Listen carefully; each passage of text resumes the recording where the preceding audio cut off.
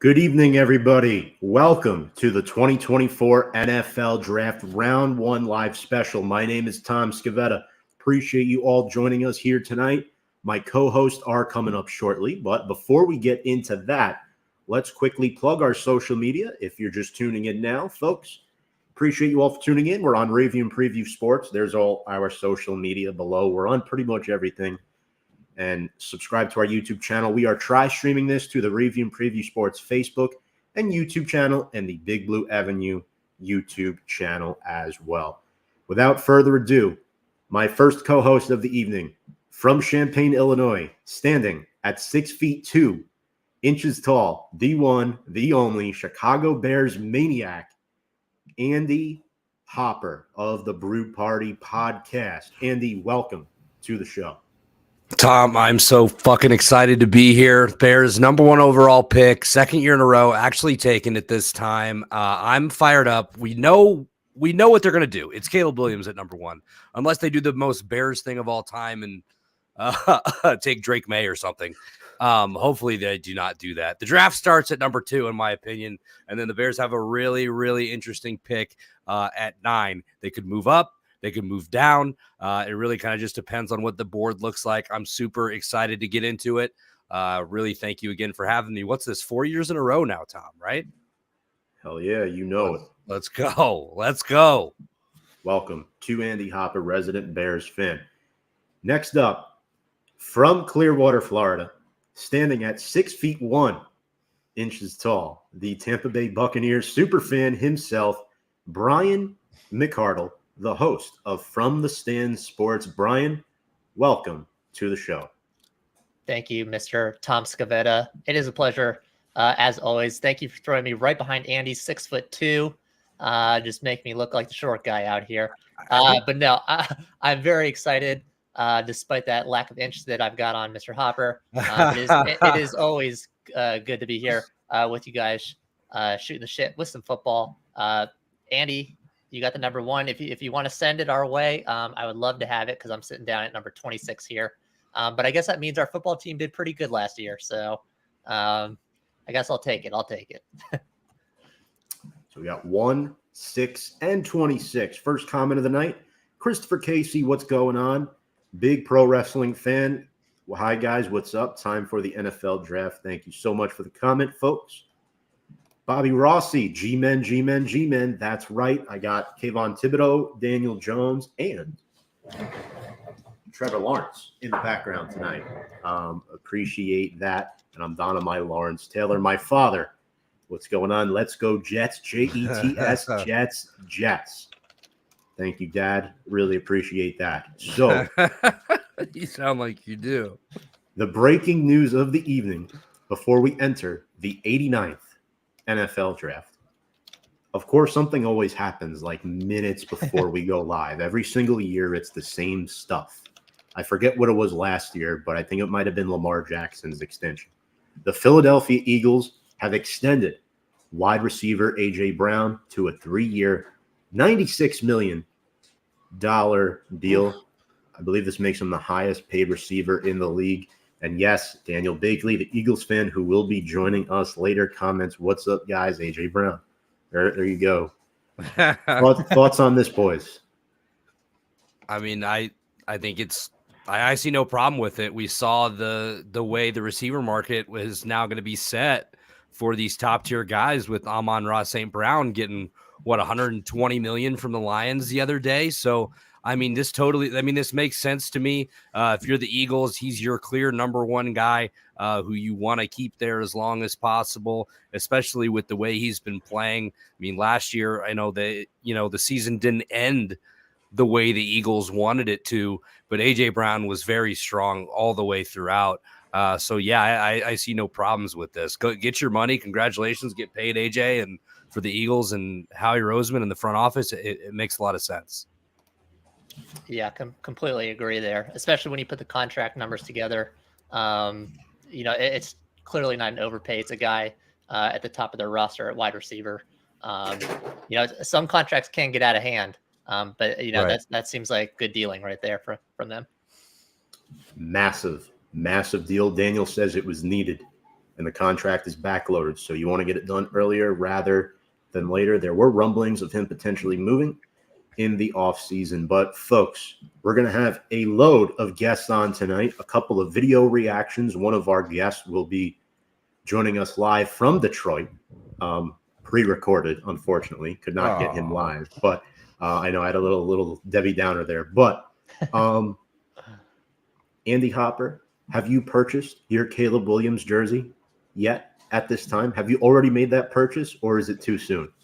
I have not made the purchase yet because there is still some speculation on what number he is going to wear.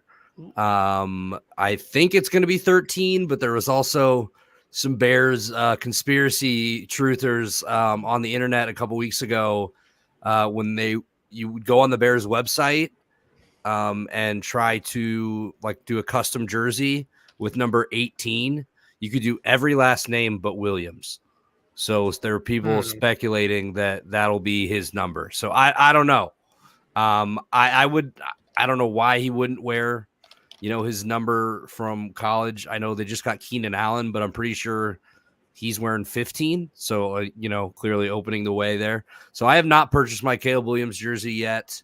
But I have a terrible track record, especially recently with Bears jerseys. My last two Bears jerseys are Mitch Trubisky and Allen Robinson, and no longer on the team, fellas. So maybe I should hold off on the jersey buying.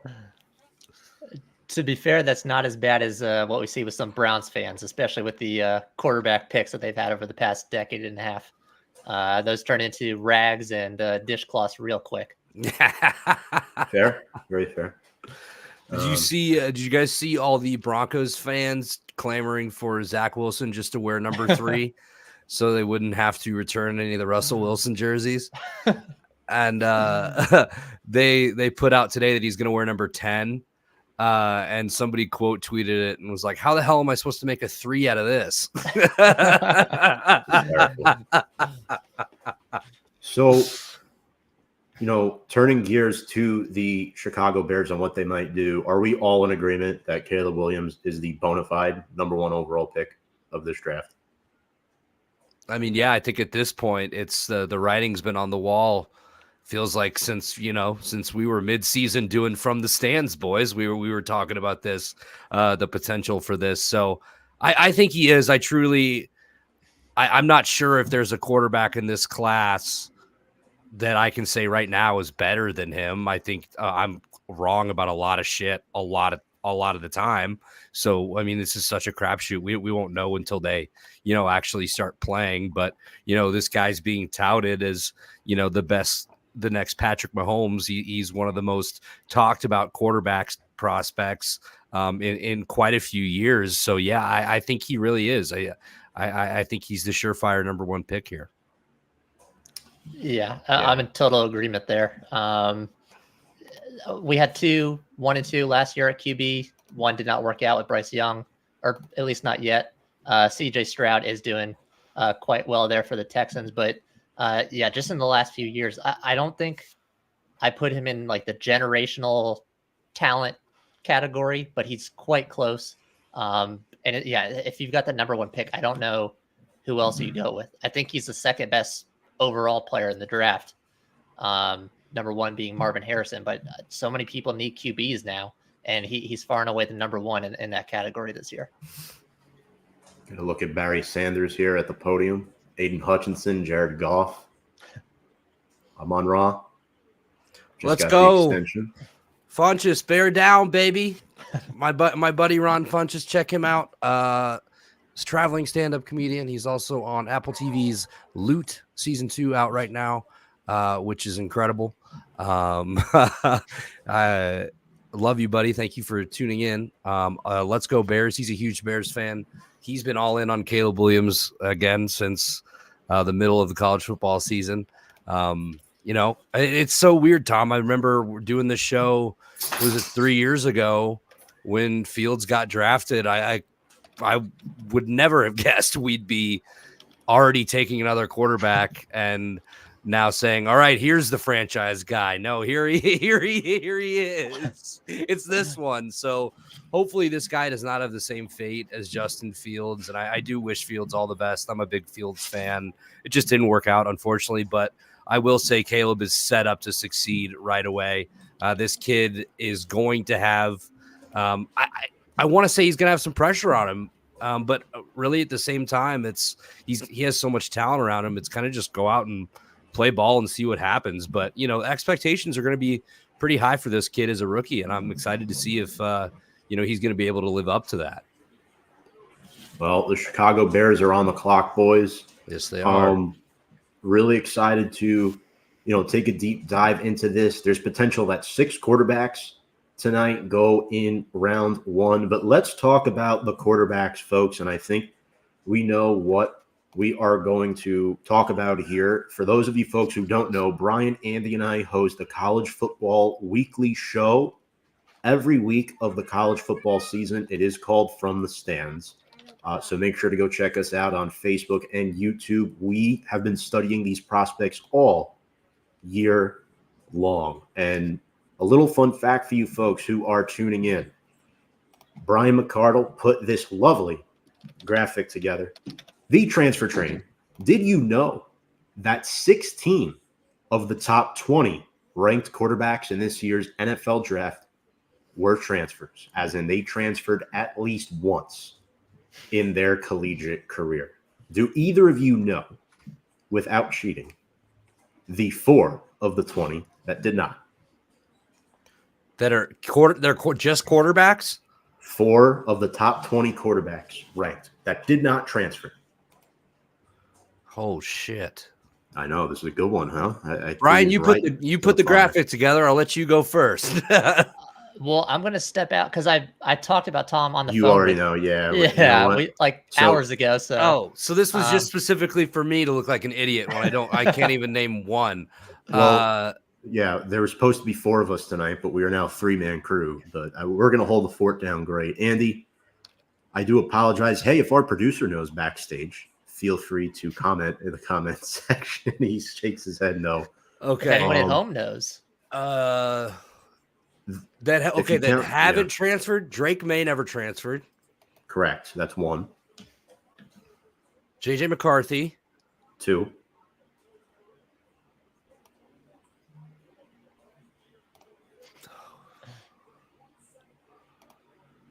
This is hard. I don't blame you if you don't get this. They're not Power 5 guys. They're not Power 5 guys? No. Oh, God. Yeah, I'll give up then because I'll give you a hint on one. He tore up UCF recently. That might narrow down the conference for you. I like that. Throwing that in there. I assume it was it. No, that guy left, and he. Oh fuck. God, I can't remember every crushing UCF loss, Brian. No, give it to me. I'm not gonna get it. All right, Michael Pratt from Tulane. God damn it! I would have. we all have I have a personal vendetta with him and Tulane. You do. And you do. Gavin Hardison from UTEP is the other one. Oh, okay. So 4 out of the top 6 ranked quarterbacks this year transferred. Caleb Williams from Oklahoma to USC. Bo Nix from Auburn to Oregon. Jaden Daniels from Arizona State to LSU. And Michael Penix Jr. from Indiana to Washington. And that, ladies and gentlemen, is your transfer train. That's the new era of college football that we live in with the NIL, the transfer portal, and it's leading to teams like, for instance, right, Michael Penix Jr., Big Ten guy, hurt, better O-line at Washington, better receivers. Pac-12, they play no defense, right? Went off. Bo Nix, Heisman finalist this year too, like Penix. Look what he did. No defense. Went off in the Pac-12. Unfortunately, we're going to shit on the Pac-12 here for a moment. Caleb Williams, same situation. Jaden Daniels went from the Pac-12 to the SEC. He has the biggest set out of the top 4 transfers here. So any final thoughts on the transfer train?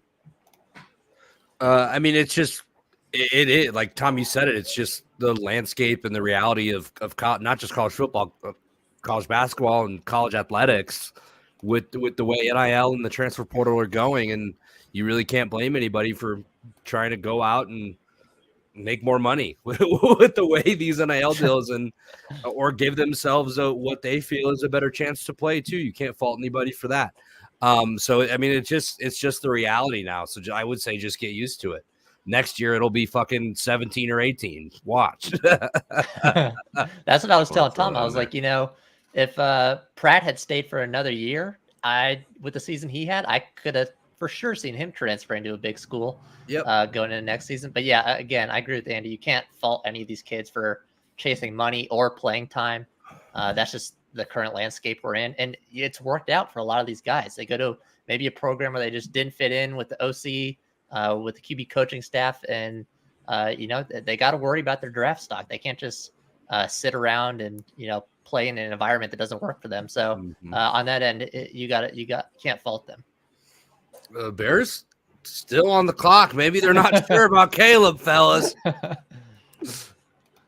Andy, question for you in the comments. Pick is in.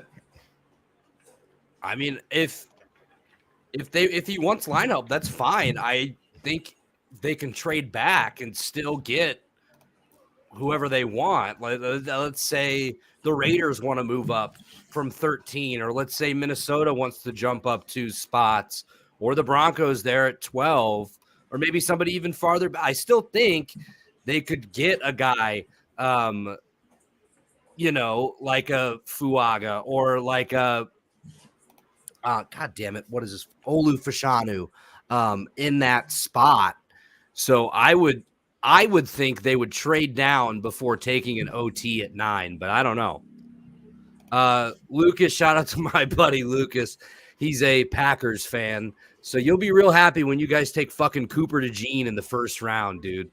I don't know. You're never scared of them, and you have never – you're right. They've never given you a reason to be scared of them. So I would say Caleb and probably a bunch more dudes for you to start to get worried, Luke. Pick is in, boys. It's going to be an awesome night. Folks, if you're watching, we really do appreciate you. Make sure to share this podcast with your friends. Make sure to like the video, give us a thumbs up, help with the algorithms, and drop some comments. We have a lot of comments. Happy to see that. We're here to entertain you guys and take any questions that you might have throughout the course of the night. So we really do love our fans. And here comes Roger Goodell. We're ready to pin this too.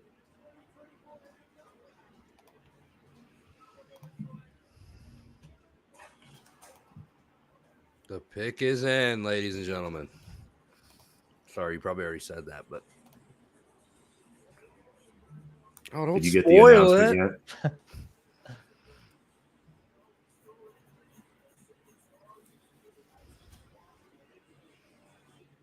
Since Andy is a Bears fan, I'll be kind here and not say anything, but we all know who it is.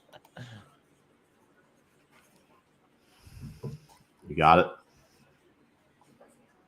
Oh, my God. Tommy DeVito, what? There he is, ladies and gentlemen. That's my new quarterback, all right? 7-5 at USC last year. Fuck the haters. Let's go. No, but in all seriousness, I mean, the way he has been so highly touted by everybody, and I would say by a lot of people that know a lot more about football than I will ever know, I'm going to go ahead and believe him.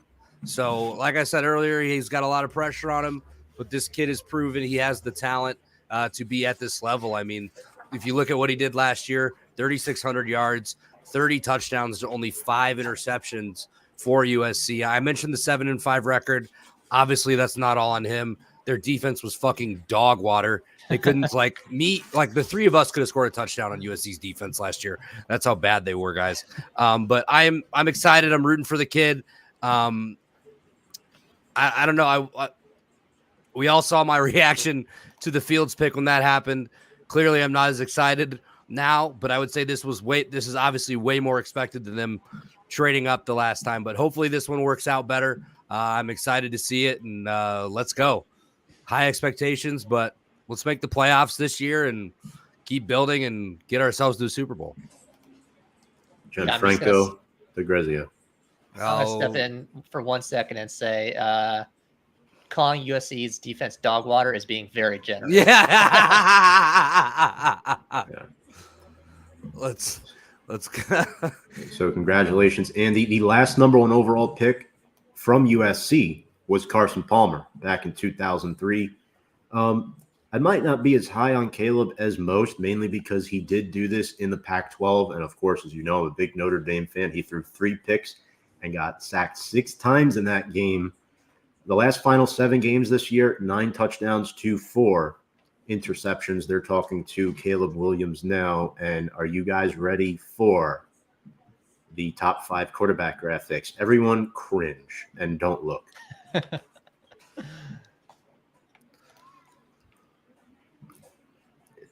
Waiting for Andy's remark on this. So my reasoning for having Caleb at number 4. I'm not basing this off of now. Oh, Jesus Christ. I'm sorry. My son just came in here because my daughter just spilled something again. And I did not realize you had him at 4. I should have known that the way you talked about him all year. Which, I mean, I get it. There's no way that JJ McCarthy is better than him, but go ahead. So he does not have pinpoint accuracy, right? And I don't like seeing quarterbacks run like 20 yards backwards and then throwing that hero ball mentality. But for me, quarterbacks should pass and scramble when the play breaks down. But I notice he passes up a lot of easy scramble yardage for more challenging throws. And I think at times this year, he had some poor self-discipline. And I think that has to change at the next level. He quit on his team, it seemed, Like, don't get me wrong, you're right. The defense was water dog. But for me, Jaden Daniels is the bona fide number 1. I like him the best because he proved he's there against the SEC. 5-year starter. McCarthy lost 1 game in all of college.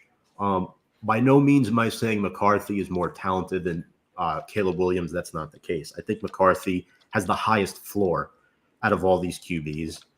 And then Drake May is a project, but I think his ceiling might be higher at the end of the day than Caleb. But right now, based off of, full career, you could argue Caleb Williams 100% is the best of these, quarterbacks. But when the career is all said and done, I think this is how it might look, in my opinion.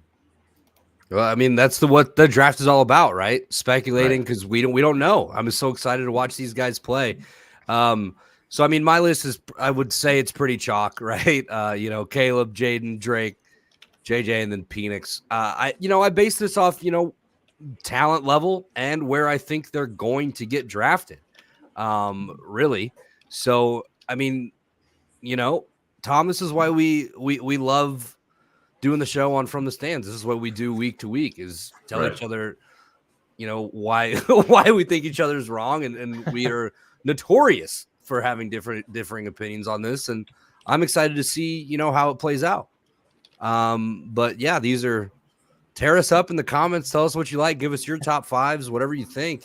But Caleb, Jaden Daniels, I think he's got an opportunity to be really good in this league. For me, it's, what he can do with his legs and how mobile he is.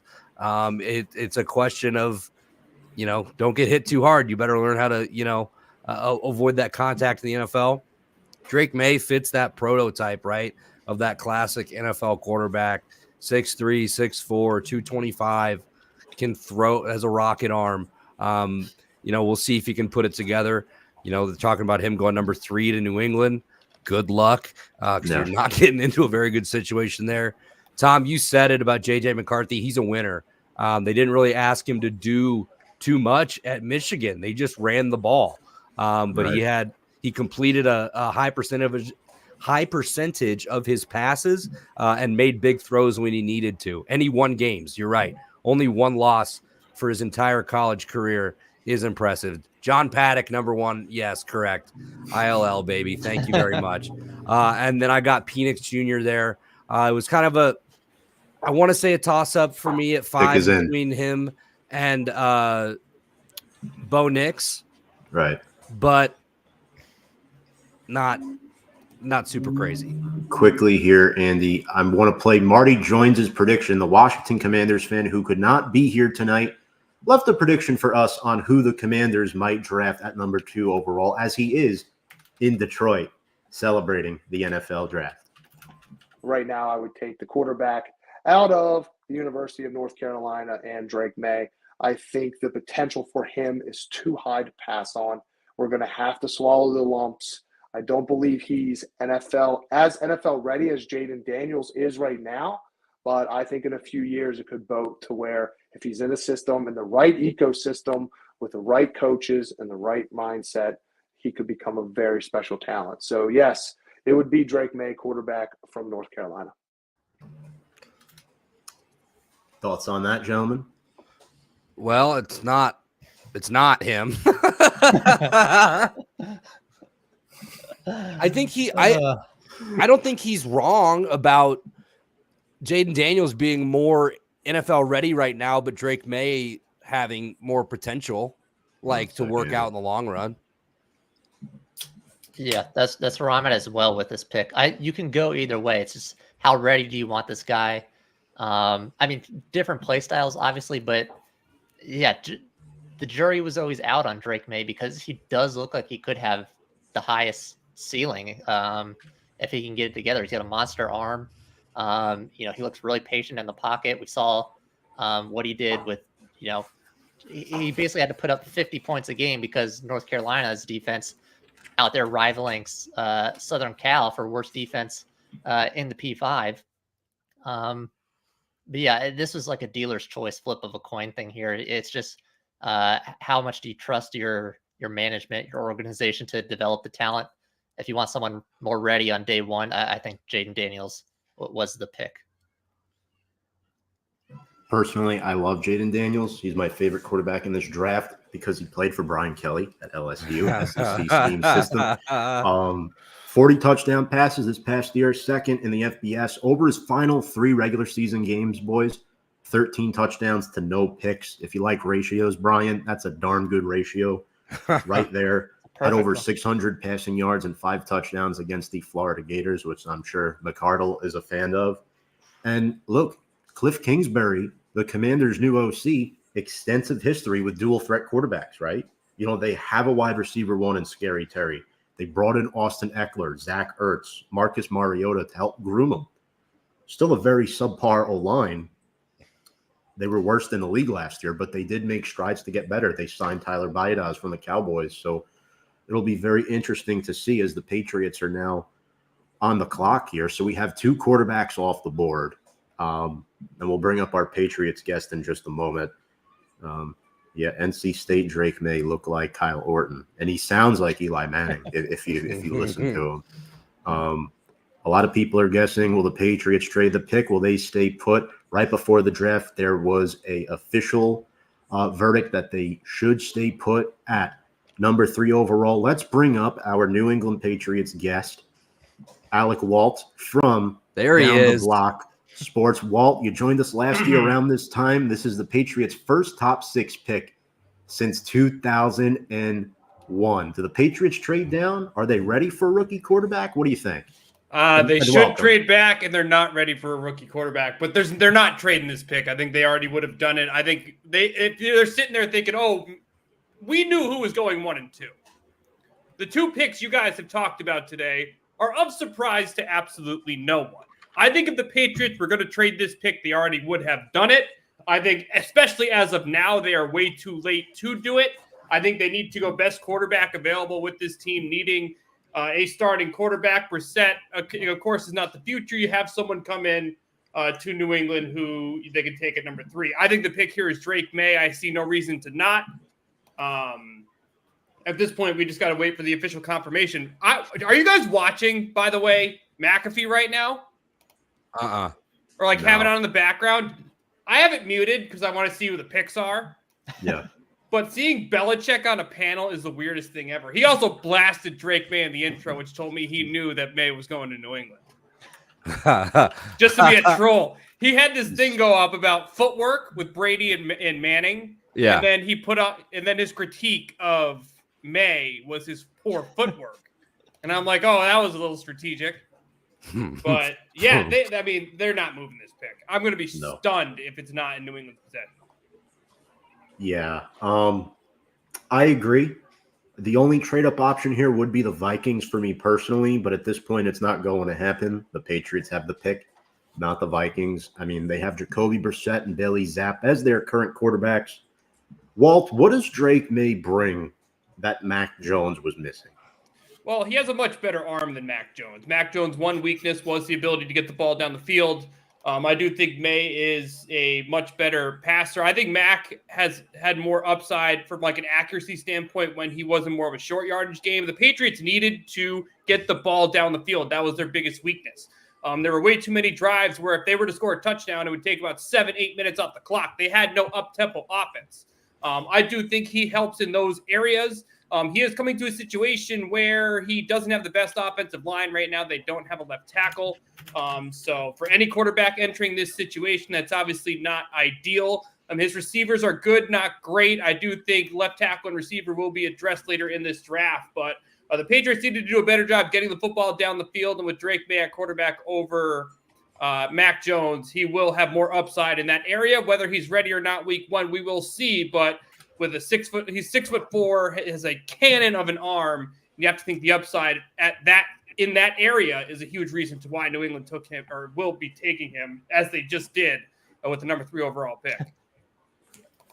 Drake May. Let's break it down, boys. Brian McCardle, I'm going to turn to you here. Your thoughts on the native of Huntersville, North Carolina, heading up to the Northeast?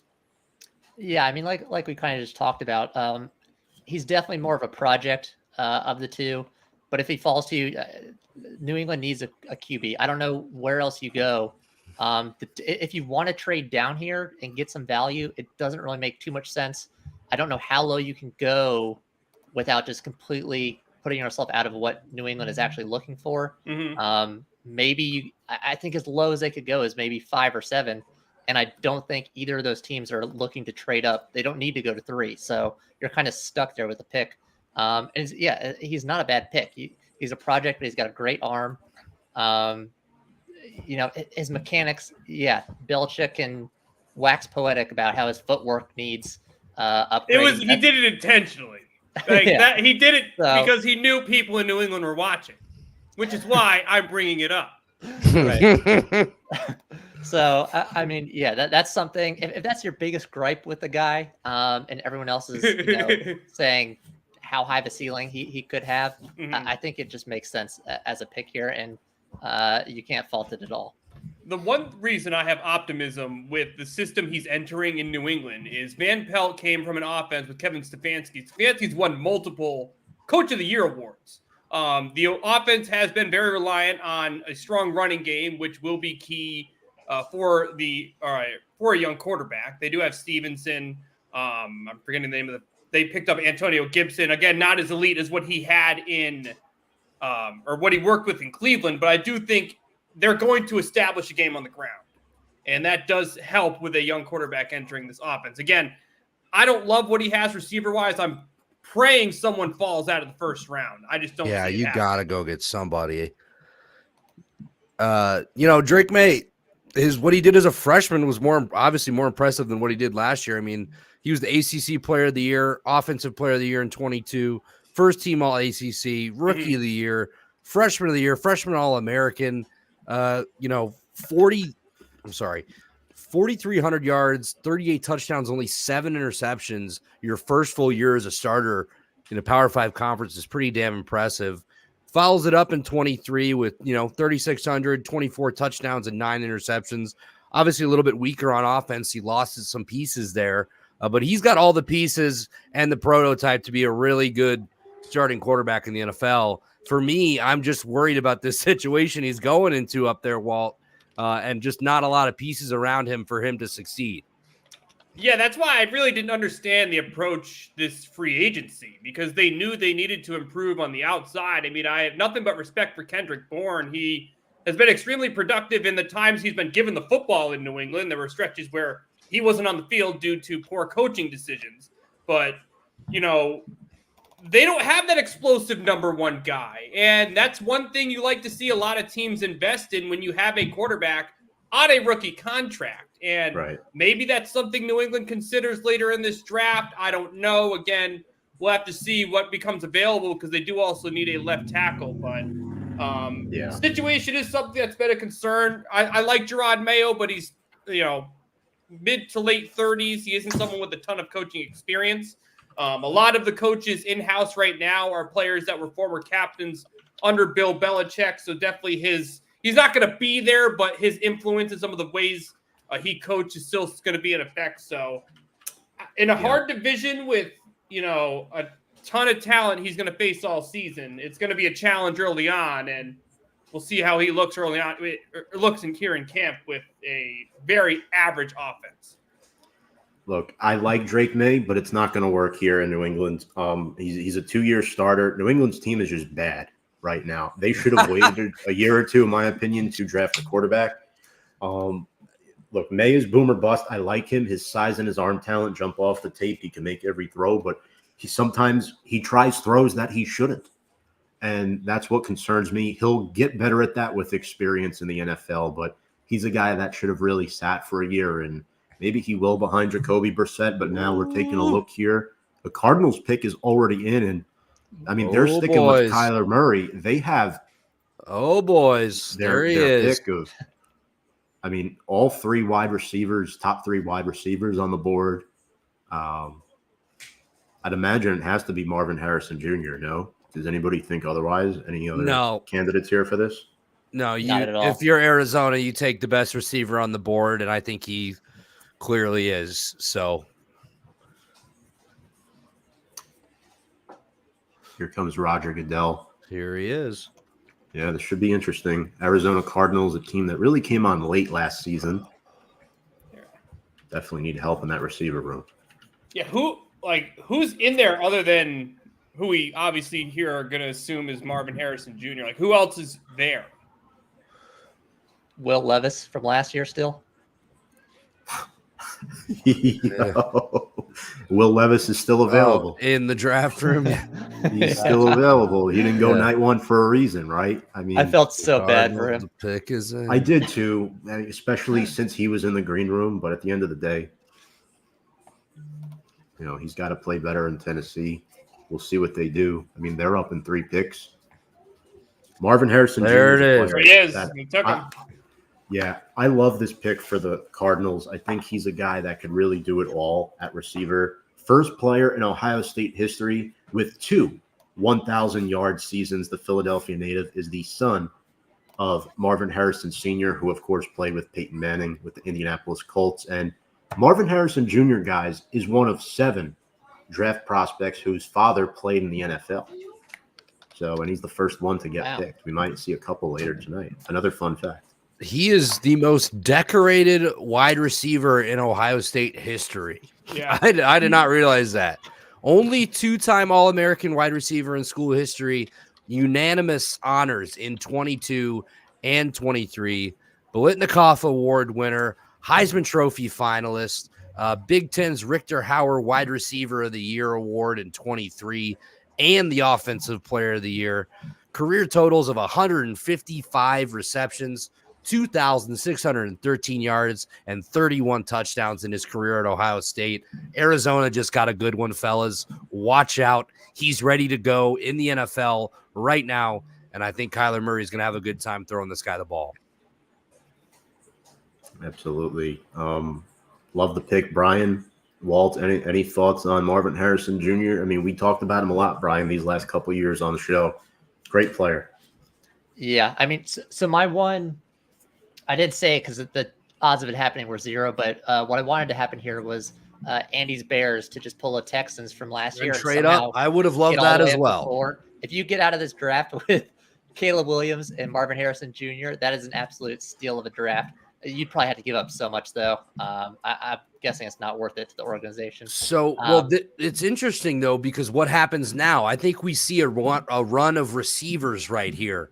We have the Chargers at 5 that you could argue that they could go ahead and scoop up Malik Neighbors, or is it a Dunze? And then from there, Tom, Do your Giants at 6, do they go receiver? I don't think so, but interesting. Like, does anybody start to move up here? This is what has been talked about with Chicago potentially moving up to take a Rome Odunze, to take a Malik Neighbors. I'm not sure. Now that the first receiver is gone, what have we seen in past drafts, guys? Once one gets taken, a run of a bunch of another position tends to go because teams start to kind of freak out. So I am very, very excited to see where the next few picks go here. Tom, tell us about your top 5 receivers. Yeah, Marvin Harrison, bona fide number 1. He can run very well, finishes catches in crowds. I have Rome Odunze at number 2. Historic numbers at Washington the last couple of years. He's big. He's a senior, AP All-American. He's quick. He led the FBS with a school record 1,640 receiving yards this past season with 13 touchdowns. So I just think he's a better player than Neighbors right now. Neighbors is very talented, but Rome Odunze brings elite ball skills to the table. Neighbors in there at number 3, very talented as well. I know he might be more of some baggage here and there. Personally, for me, Adonai Mitchell is number 4. We saw what he brought at Texas this past season, playing with Xavier Worthy. And Brian Thomas Jr., who has some medical red flags. Again, he might be higher if he wasn't playing with Malik Neighbors, but I have him at number 5 here. And Andy, it looks like we have the same 5, but just in a different order. Yeah, I think we're really close here, Tom. And I really do think the gap between 2 to really 6 in this receiver class is very close. You could argue Odunze and Neighbors are right there. Adonai Mitchell and Brian Thomas. And I think Xavier Worthy, he came at number 6 for me, but I think he's got a really good case at being one of the top 5 receivers in this class. I think receiver is the deepest position in this draft. So I think we might see some gems come later in the draft as well. But Tom, we're pretty much, I don't want to say we're lockstep in this one, but we're close. We've got some similar thoughts here, but I truly think all of these guys are really talented. And I think all of them have an opportunity to go and play in this league right away. Right. No, I agree. Folks, what do you think of our list? Who's do you agree with more? Would you add anyone here that's not on the list? Feel free to let us know. We'll leave it up there for another 30 seconds or so. Rome is too much of a body catcher. You could also argue that Rome, those are his elite ball skills. He's very good at finding the ball. I just think he's better set for the NFL than Neighbors. If I am the Giants, I saw your comment, John Franco. I want Odunze over Neighbors, in my opinion, at number 6. I think he just fits us schematically better. He's a true X wide receiver, and I think he just fits exactly what the Giants want. He's so good, in my personal opinion, but man, Jim Harbaugh is on the clock. Brian, any thoughts on receivers? Well, I mean, the list outside of Marvin Harrison being number 1, I couldn't tell you who's I like. I'm not going to pick favorites here, boys. I love you both equally.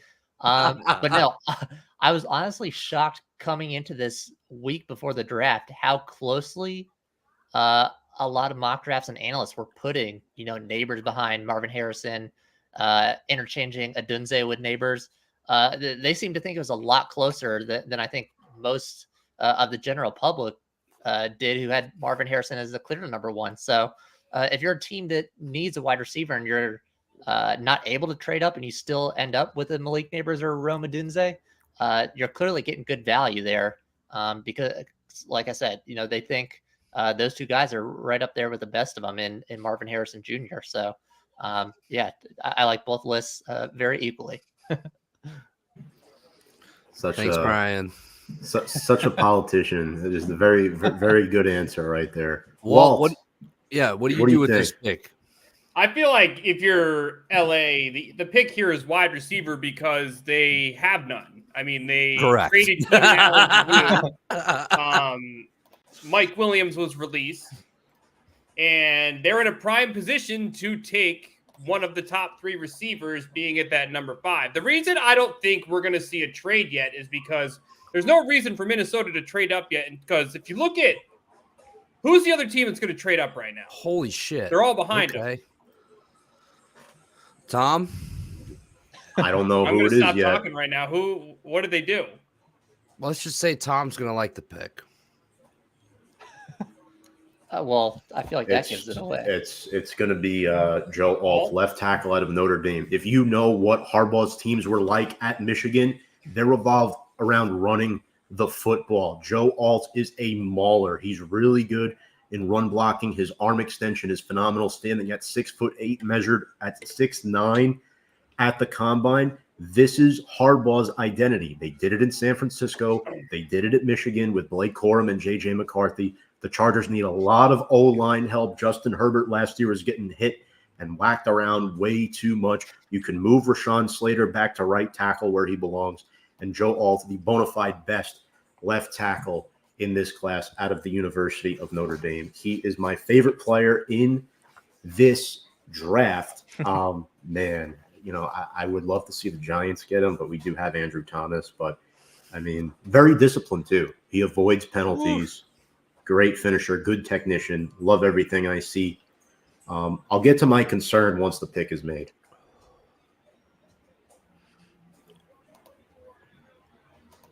Outside of the protect Herbert argument, I completely disagree with this pick. Why? Because he has no one to throw the football to. That's true. I mean, you could always draft receiver later. I mean, like, games are won in the trenches. Championships, you know, They won are, in the but trenches. can't Slater play left tackle? He can, but Trey Pipkins at right tackle isn't like if you Yeah, know but you can draft a Harbaugh. right tackle. There's a I disagree. Oh, you could get right tackles late in this draft. If You have the chance to get a number 1 target. His number 1 his receivers suck right now.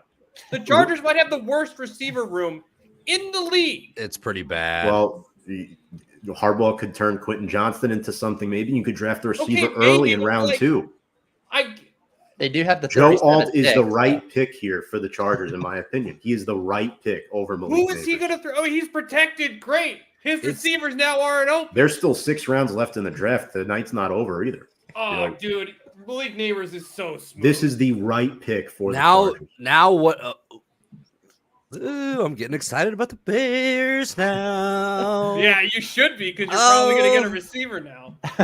Watch Neighbors fall to 9. Oh, Let's talk about Joe Alt here for a moment. With Tom, the you have Giants the now floor. on the He's clock. your guy. Yep. Starting left tackle since 2021.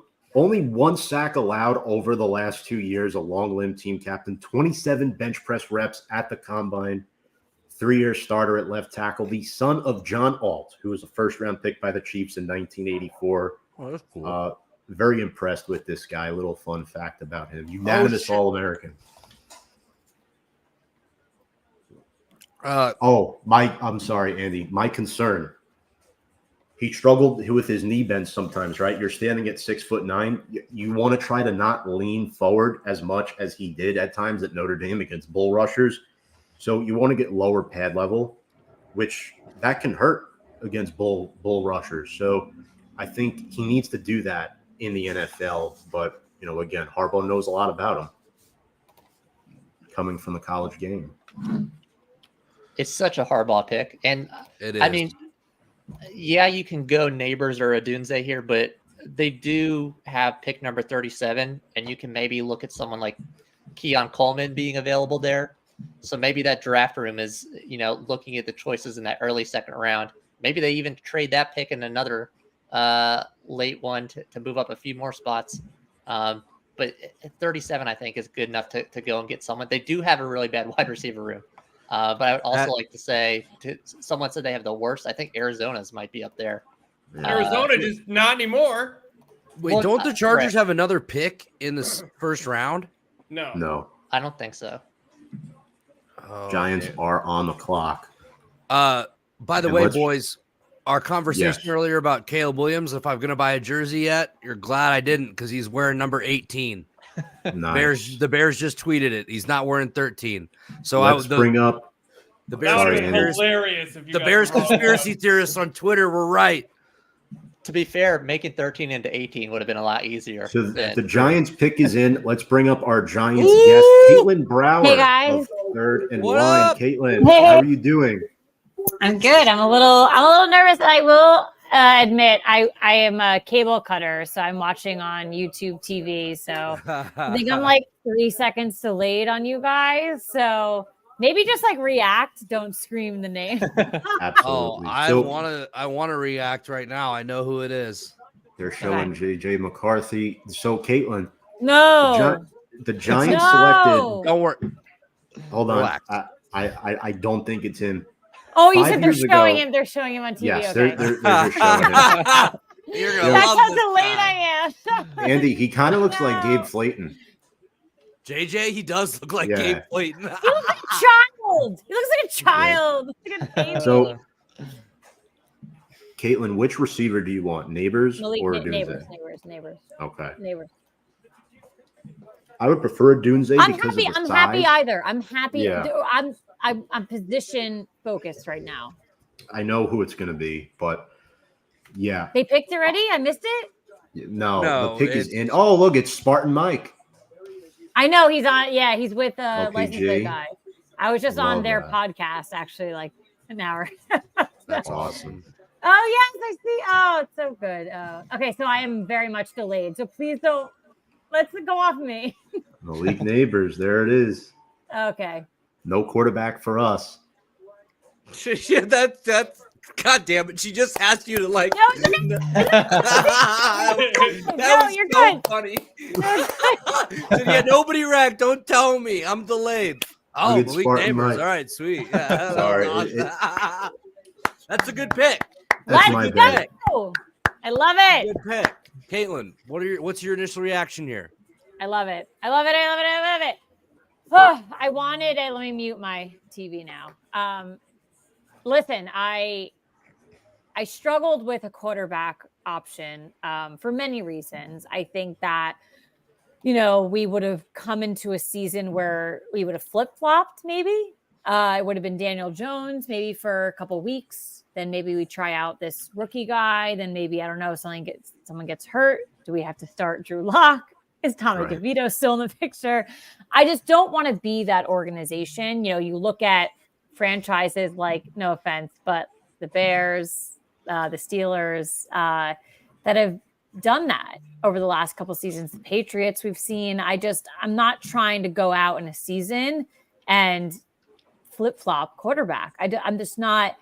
And maybe it's the bias of feeling comfortable from having Eli Manning for 16 seasons, and we're how many years now removed from Eli. I still want to feel comfortable with my quarterback, and injuries happen. So like last season, we have to move to Tyrod. We have to move to Tommy DeVito. Okay. I just don't want that to always be the case. Let's flop around for the entire season. So I thought tonight, if we went quarterback, that would have been the situation for the New York Giants. And I really didn't want that. I firmly believe, Tom, I know we were messaging before the show. Listen, the quarterback has to throw to somebody. Sure. We need some weapons. So I like this. And listen, I'm an Alabama girly, and I like this LSU pick for the Giants here. So, but yeah, I'm feeling good. I really liked Banks last season. I know you guys got my live reaction there too, and it clearly worked out for us. And I'm feeling really confident right now. You mentioned Alabama.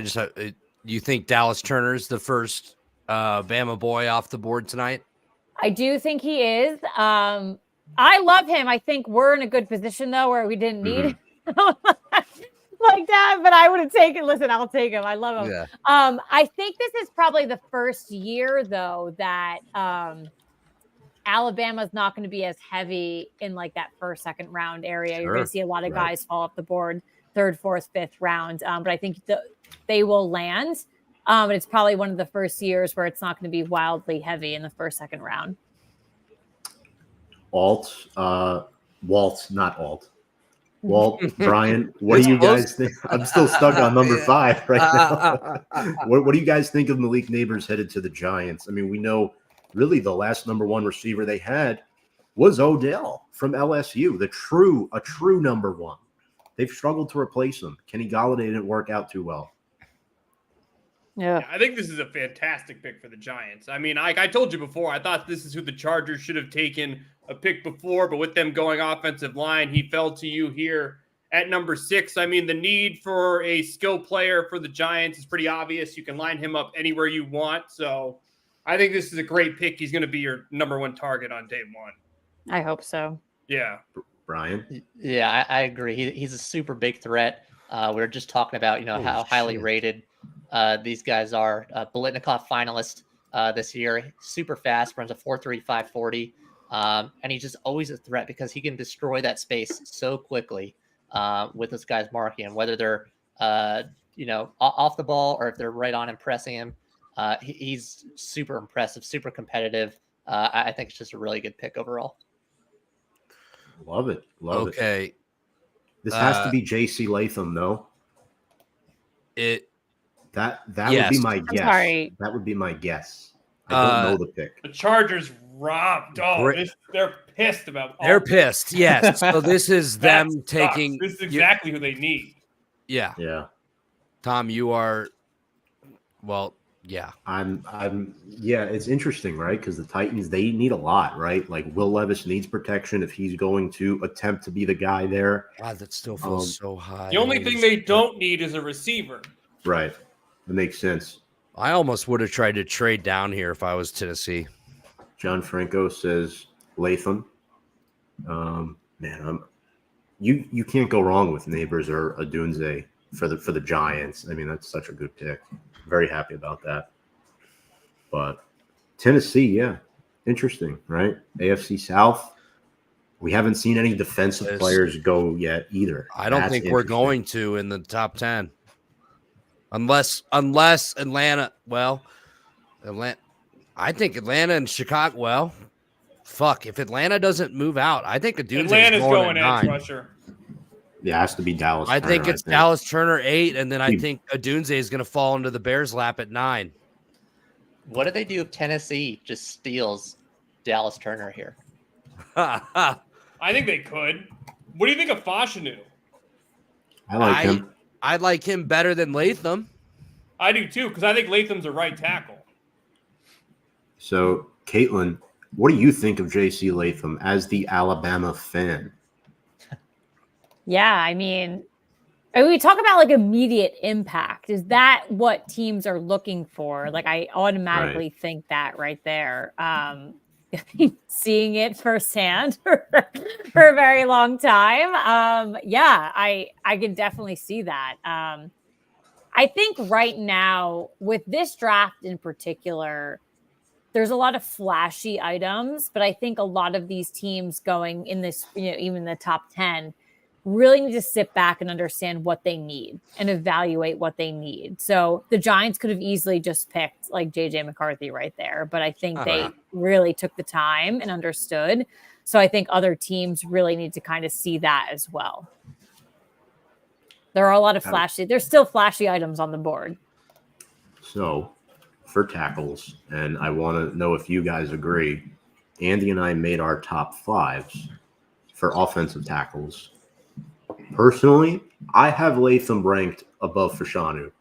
Okay. Andy has Fashanu and Latham at number 4. So I have him right behind Joe Alt. I really What like. a good crowd, though. I mean, just to say, like, what a talented crew that any team could really succeed with. I think tackle is up there with receiver as far as how deep this group is in this draft. I agree. For me, I've got a little bit of that Big Ten bias. Could be why Olu Fashanu is up there, but just watching his tape, I really like him. I think he's super talented. I think Fuaga is a guy that you can kind of plug and play a little bit. I think you could put him at guard or tackle. And then Latham is like, do you put him on the right side? Do you move him over to the left? I truly think any of these guys can go in and make an impact wherever they get drafted. So, like I said, these top fives are such a crapshoot. Walt, Brian, is it Latham here?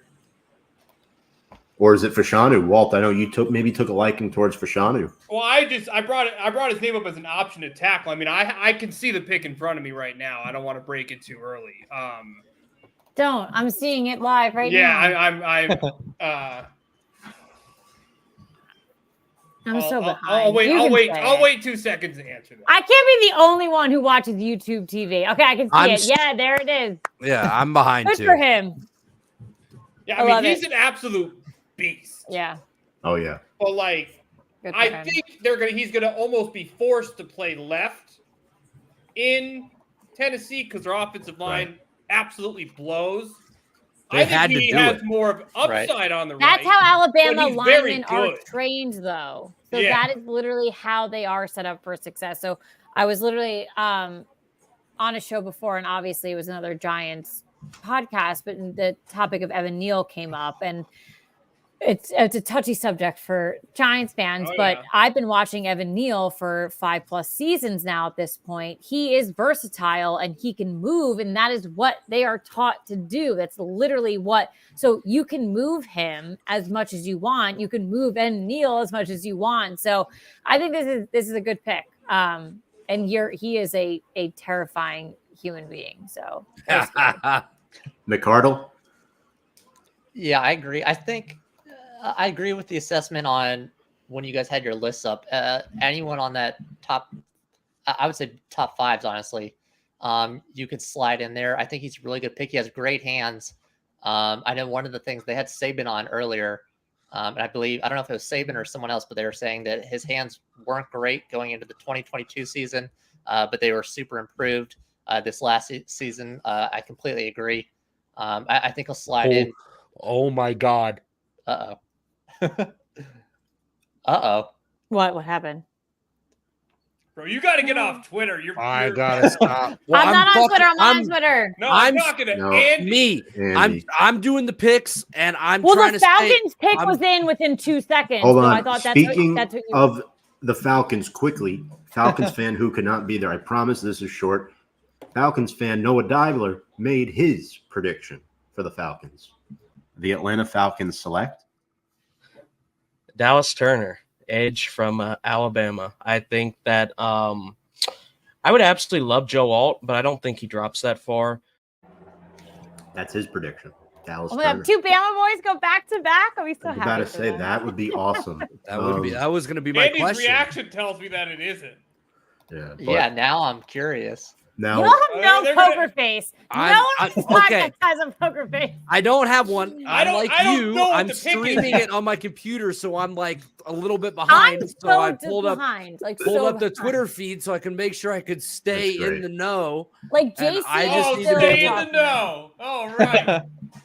that's Relax, great. Walt. But Relax. You got your wish, and Fonz wasn't able to make it tonight. I know that was your doing. Yeah. quickly on Latham for me, bulldozer with upper and lower body power. He's really good run blocker. 14 games at right tackle this year. Caitlin, you're right. Probably playing left Yeah.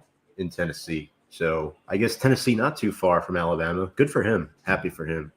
And if this pick is not defense, this will be the first time ever since at least the 90s, possibly even further. I got tired checking year by year. I couldn't come up with a full stat that no defensive player was drafted in the top 8. J.C. Hornwalt, your guy from the Gamecocks. Carolina. South We got a Carolina was the dog on lowest. TV. 2021, he went number 8. That was the lowest. The first defensive player went off the board since the new millennium. I still Andy. don't know who's taken, and I really want to know. What? It would I be had- so Atlanta to take Odunze here. Showing quarterbacks. You might be onto something there, Walt. McCarthy, Oh I- man, okay. backing Cousins. I'm telling you Ah, guys, stuck it, Interesting. Andy. If I'm that's the telling you pick, guys are going to be shocked. I had to cheat because Andy's reaction. I was looking at the board. God, I was I like, hate all you. well, they're Shut up. showing I'm gonna stop. Penix. Yeah, I'm seeing that on the TV. Yeah. There's no I haven't seen an official. Why thing, would you but- pay Holy Kirk smokes. Cousins But 100 and whatever million to take Penix? I mean, Raheem Morris is a defensive coach. You would think they might go defense, but at the end of the day, it's an offensive league now. Penix would be really- a terrible pick here. At No, eight, Terrible. spice it Yeah. up. This has I been so agree. vanilla so far. I think spice 13 it up. Do something. 13 is the highest he would This go draft to the has Raiders. sucked so far. It's too vanilla. I need something spicy. Last year, we had Houston pick 2 and trade back up to 3. We had the Cardinals trade down to 12 and then trade back up to 6. Well, then that was last year. And then 2 years ago, obviously the Giants did that wild switcheroo with getting Kayvon and Evan Neal. So, like, let's come on, give it. And then in 2021, we had this Kadarius Toney reaction. Oh, Crazy. my God. he I certainly remember lived up to the hype. I remember that. mine was literally just like, So then- who? What is I literally looked at the TV. I was like, what? Because the Eagles Brian? had fucked us 3 ways left on that Somebody- draft. And I was like, what? Wow. What the Wait, hold on. yeah. It's coming up on my screen. Yeah. Wait. Wow. No, No one I know ruined it's it. going to be big. It's I not mean, coming good. up yet. Good for him. I'm not going to reveal the player's name yet, but at 8, Yeah. good for him, though. He's Good for him. confused. He's confused. They just spilled to him. He's a very good quarterback. What but terrible pick. They were Oh, talking. and the texts are flooding in right now. Oh, everyone's texting me what just happened. Holy Oh Brian and my Card. God. I'm sorry. No, we need a live reaction of this pick. But let's not trash the player. I think No, this is Right. not. This is They could have nothing taken him to in do the with- second round. What do you guys think about this? They signed Cousins only to turn around and draft Penix. It's very odd. it is odd. It is odd. 180 million to Cousins, and then you drop your 8 on Penix. My buddy Red Rasmus, fellow Washington alum. Happy for him. Go Huskies. Go Huskies is right. Good for him going top 10 after everything this he one went here? through in My his God. career. Starting Bingo in card. Indiana, getting his job taken, all the injuries, finding his way to Washington, making it to the national championship game. Now he's What a top is 10 that pick. And he's pick? going to Atlanta. Doesn't really make sense to me, but all right. Oh my God. Okay, I'm watching on NFL Network. There are three bullet points for him: explosive arm, mentally tough, and his NFL comp is Joe Flacco. What do you guys think about that? So you wanted like 2 Kirk Cousins in the room? Well, That's what they're he'll be looking for? 24 at the start of the season. He'll be Wait, 24. what the? Wow. Why? 2018. He's been playing college since 2018. Redshirted Indiana, tore his ACL. 2019, right shoulder injury. Only had 6 starts. That was the COVID year, though. No, that was 2019, actually. 2020, He did the his COVID year. COVID year. Yeah. Yep. Second team All Big Ten, 6 starts. Tore his ACL second time in November. 2021, 4th year at Indiana. 4 touchdowns, 7 picks, and 5 starts. Separated his AC joint in his left shoulder. Transfers to Washington now. Much better here. 2022, he second team All Pac-12, second in the FBS with 4,600 passing yards. A Heisman finalist this past year in 2023. He led the FBS with 4,900 passing yards, 36 touchdowns, starting all 15 games. So since he's been to Washington, guys, he's been very, very healthy since getting to Washington. Now, he did get hurt in the national title game, Yep. but they must really like something about Penix Jr. They to gotta take him be. this high. He even looked confused. Like when they put the video camera on him, like he looked confused. Do we Why think did he they- even answered his phone? Like, there's no way he's sitting there thinking he's getting We're like picked number Georgia 8. area code. Yeah. Yeah, who the fuck do I know in Atlanta? Ma'am, Blocked. So, I'm not answering. Sorry, Guys, let me just me ask you ignore this. that. Walt, We- I want to let you go here. I know you have to run. Any final thoughts on this pick in the draft so far before we let you go? Well, one, I think this was taken way too early. But when you do look at the fact that the pick has been made, I think this is the I mean, from a skill perspective standpoint, you'd think, oh, this is a great offense to enter, outside of the fact that Kirk Cousins is there. So I don't really know what the plan is. If you sign Kirk Cousins for 4 years, why would you assume that he could be replaced by someone? I don't understand why they're doing this, but I mean, if he plays, great offense for a young quarterback. It's just they made a decision before the draft on a quarterback, and I don't know why you would spend this early of a pick on a player you don't expect to play day one. I agree. And you have no pass rush defensively. They needed help at corner. They needed help all over the field. And they took a player at a position they spent $160 or $80 million at in free agency. So Atlanta's going to Atlanta. I mean, they love to be in the headlines. So I don't think this pick makes sense at all. But you know, he just drops Odunze into your lap if this is the direction the Bears go here with this pick. And Yeah, But Andy's it got has to be to loving be. that. They have to be. I'm ecstatic, guys. This is exactly how I wanted this to go. I wasn't sure that this is what it's going to be, but we're setting ourselves up for back-to-back Washington Huskies off the board in the top 10. And Caleb has got another weapon in Chicago. I don't know about you, but I really like the sound of Moore, Allen, and Odunze in Chicago, ladies and gentlemen. Let's fucking go! Let's go! I'm fired up! Let's fucking go!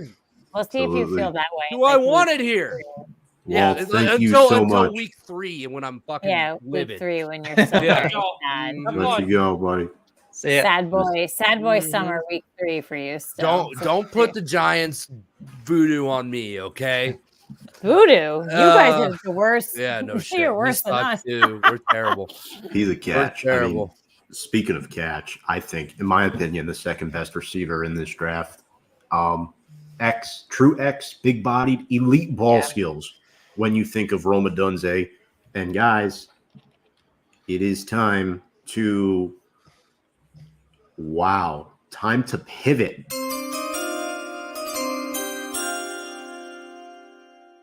The Minnesota Vikings are now on the clock at number 10. JJ. Oh, this has to be. It has to be. It's got to be. Holy He would have been on the clock at 11, though. Do you think? No? The Jets Maybe the weren't Jets. taking him. No. Yeah. Maybe The it Jets was were just not out taking a of fucking fear. quarterback. The Jets weren't taking a fucking quarterback. Yeah, but it could have been out of fear of possibly Vegas or Denver on the Somebody phone. moving too. up. Yeah, that's what I think. Vegas was, people were Wow, saying looking at guys. it. So That was the wildest thing I heard this week was Vegas, like, kind of swoop in for a quarterback. I don't know. That was, like, I think the weirdest, like, theory I saw this week. I We're think a so lot back. of it. Yes, we are, Matt. We're so back. So let's get Are the you? Vikings on the clock here. Thank you, Andy. It has to be Jaden Hurd. And I can't stop saying how much he looks like a child, He does. He's a little boy. like a little Wow. bitch. I mean, if you're the Vikings here and that was your plan for the night, and they were considering moving up to 4 to get him, this has worked out perfectly. It's fallen right into their lap. Did they really? Yeah. I guess it's the outside threat that you guys were saying, like another team coming in. I mean, I doubt they gave up anywhere near what they would have had to trade up into One the top 5. So this, though, yeah. Rome there must be Odunze, so rumblings good, that Andy. Vegas was trying to make a move. Yeah. I feel like. Yeah. Yeah, it's fair. McCarthy. All right, Andy is stepping away for a moment. Yeah, I mean the Vikings really gotta need be. a quarterback. Yeah. Sam Darnold's there, but he's not the long-term answer. I was saying that my ideal scenario prior to what we did was the Vikings coming to 6 and giving us everything they fucking had for that 6th pick. Absolutely. So like everyone was like, I want a quarterback, I want a wide receiver. I was like, no, I want the Vikings to give us everything. That is what I wanted. No, and I know I'm very, very happy with Neighbors. I'm very happy with that pick. I still to this day wanted someone to come in and give us everything. I hear you. Wow. Let's go back to our top 5 QBs, Andy. I don't think either of us thought JJ McCarthy would still be on the board with What four is- I did. quarterbacks. I did. What is Taking up ahead with of him. this trade? No, I knew he was going to fall. Really? Do you guys see the trade? Not What? yet. I don't know. Minnesota receives the 10th overall pick in a 6th round, and it was with the Jets. Obviously, the Jets get 11 Right. and a 4th and a 6th. I think. They don't get 23. No, Yeah, It's the just- Jets- They don't get anything in the first round. That Well, no, doesn't make they'll- let me they'll get- let they'll me get double 11. let me They get double sense. Oh, check. 11. no, sorry. Yeah, sorry. Vikings, but they're not getting Vikings 23. No, Vikings get pick 10 and 203. Jets get 11, 129, and 157. So they moved up one. Oh my goodness. That seems like a robbery. What the fuck?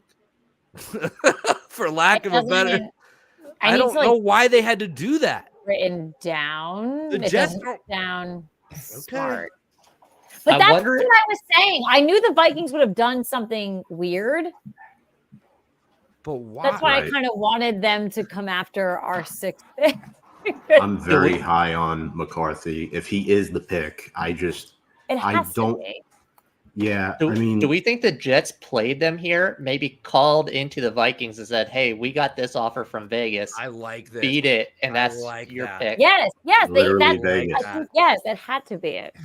Because what? Like if Even it if is Vegas- if it is McCarthy, what did the Jets weren't going to take him here? Right. No. There's no way. Yeah, they Someone else definitely would. used something as bait. They was definitely like a bait and switch type Yeah. situation here. Like, great point, Brian. I love that. Yeah. You got to think dirty sometimes. That's So what the then, fucking business is. yeah, 100%. So we have, Ruthless out there. we don't know, but we're assuming they go quarterback. Jets go Bowers at 11. They obviously have a guy that I like that. they know they could get at 11. I don't him know or who they take Fuaga, it as- one of I don't know them. who they take as 11. They should take a tackle, in my opinion, but they'll probably take Bowers. The Jets, that is.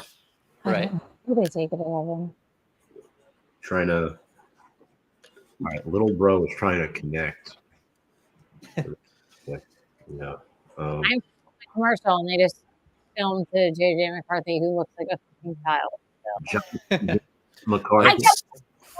They all look young. He looks like an actual, like he looks like my 10-year-old. So, guys, He Right. was literally like 10, 11 years old. if this is McCarthy, that's 0 defensive players in the top 10. And that'll be since at least 2000, at least one defensive player has gone top 8. Yeah, So this is the yeah, lowest ever, yeah. the longest ever a defensive player has not gone. It So- further proves that the NFL is a Offensive. passing league, offensive Yeah. league, everything like that. My it buddy at work that sits right next to me, my buddy Aaron, shout out to my buddy Aaron. He is a big Vikings fan.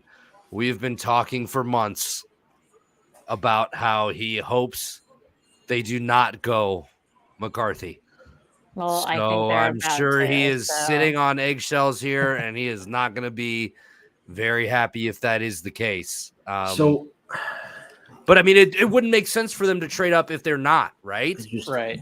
Who he the hell has- are they going to take? They wouldn't have. my opinion, he's got the highest floor out of any of these quarterbacks because he's good. He doesn't lose games, and I think the Vikings are a Yeah, great but he doesn't situation. lose games because of the people around him. Right, but I also think he's a smart. I mean, he ramps up focus late in games. We saw him in the college football playoff this year. But I We do did. agree with your point. He needs to prove in the NFL that he could throw the ball more than 15 to 20 times a game. I think for he's sure. too reliant on the people around him. So do you really trust Okay. the Vikings surroundings that he'll actually show up there? So that's my biggest thing. It's with possible, yeah, McCarthy. very That's my possible. biggest thing with McCarthy. He's a playmaker with those that surround him. And if he gets put into a situation where no one's around him, I don't think he Right. can do it. Well, he's definitely got some weapons here. They locked Justin Jefferson up. He'll be pretty happy about that. And TJ Yeah. Hawkinson, you get him healthy. But I mean, Jordan Jordan Addison as well. So he's got some people to throw to. But Caitlin, I think your point's valid. Like, It is. He had a lot of talent around him, and he was not asked to do For very a much long time. when Nope. he was at Michigan. Fair. I heard No a no one asked him to win games. They just say you're cool. Everyone else around him is asked to win the game. I heard a great story about him watching tape with it was a scout or an NFL GM, and they got inside the 20. Michigan got inside the 20. They were rewatching a game, and he said, "You can go ahead and turn it off now." And he's like, "What? Yeah. I mean, I want to see you like what you do inside the 20." And he goes, "I mean, this is Right. Michigan football. I'm just gonna hand it off." Love that. Love that. Caitlin, we'll have you through the pick here if that's all right with Yeah. you. Of course. Oh, this is very I cool. say you guys can ruin it if you want to. No, I It's still coming up on the family is coming on speaking right now. for promise me. I won't because I still feel bad low key about the Giants pick. So No, don't worry. was you're so lucky. funny. No, you're lucky that you said Malik Neighbors. Because if you said someone else, I probably would have like punched my. So Caitlin, I see it's JJ. final I see thoughts it. here on JJ McCarthy and the draft so far. Draft so far, super vanilla. I'm not really happy about it. I think, I mean, the Vikings trading up one is like Oh, great. he's not at but the draft. Wow. No, Sorry he's to at cut you home. off. He's not. No, they No, just he's showed at him. home. He's at Oh, home. I thought where they were filming him was. That's That's such a weird, too. Michigan football thing to do. There has been a lot of players I feel like aren't there live, so I'd love to dissect that in a future episode. I'd love to find out why. I feel like a lot of players tonight like aren't there, so I'd love to wonder, really wonder why. My takeaways here are what I just said to you. I do think that he is a player of those around him. So I'd love to see how he adapts within Minnesota for that factor. I that's really all I have to say on that pick. I knew he was going to drop. I had been saying that for weeks. I actually thought he was going to drop further than that. And wildly enough, the Jets pick is already in. So I'm curious who they pick. So but they knew who they wanted. clearly, but the draft so far, I'm looking for. I don't think it's going to get any spicier. We're already 11 picks in, so I was wanting a way spicier first 10 rounds. I was to be kind of honest. hoping for some Yeah. more chaos myself. It's all good. Caitlin, Yeah, thank you so too much. vanilla.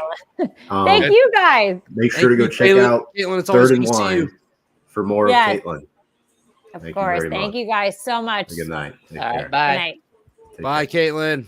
I think All now So- the chaos is when does the first defensive player come off the board, right, All fellas? right. So, Brian, your thoughts on McCarthy here, and we're going to bring up my little brother Jack from St. Augustine, Florida, a man in Florida, like you, Brian. Florida man. Florida man. Hello, little bro.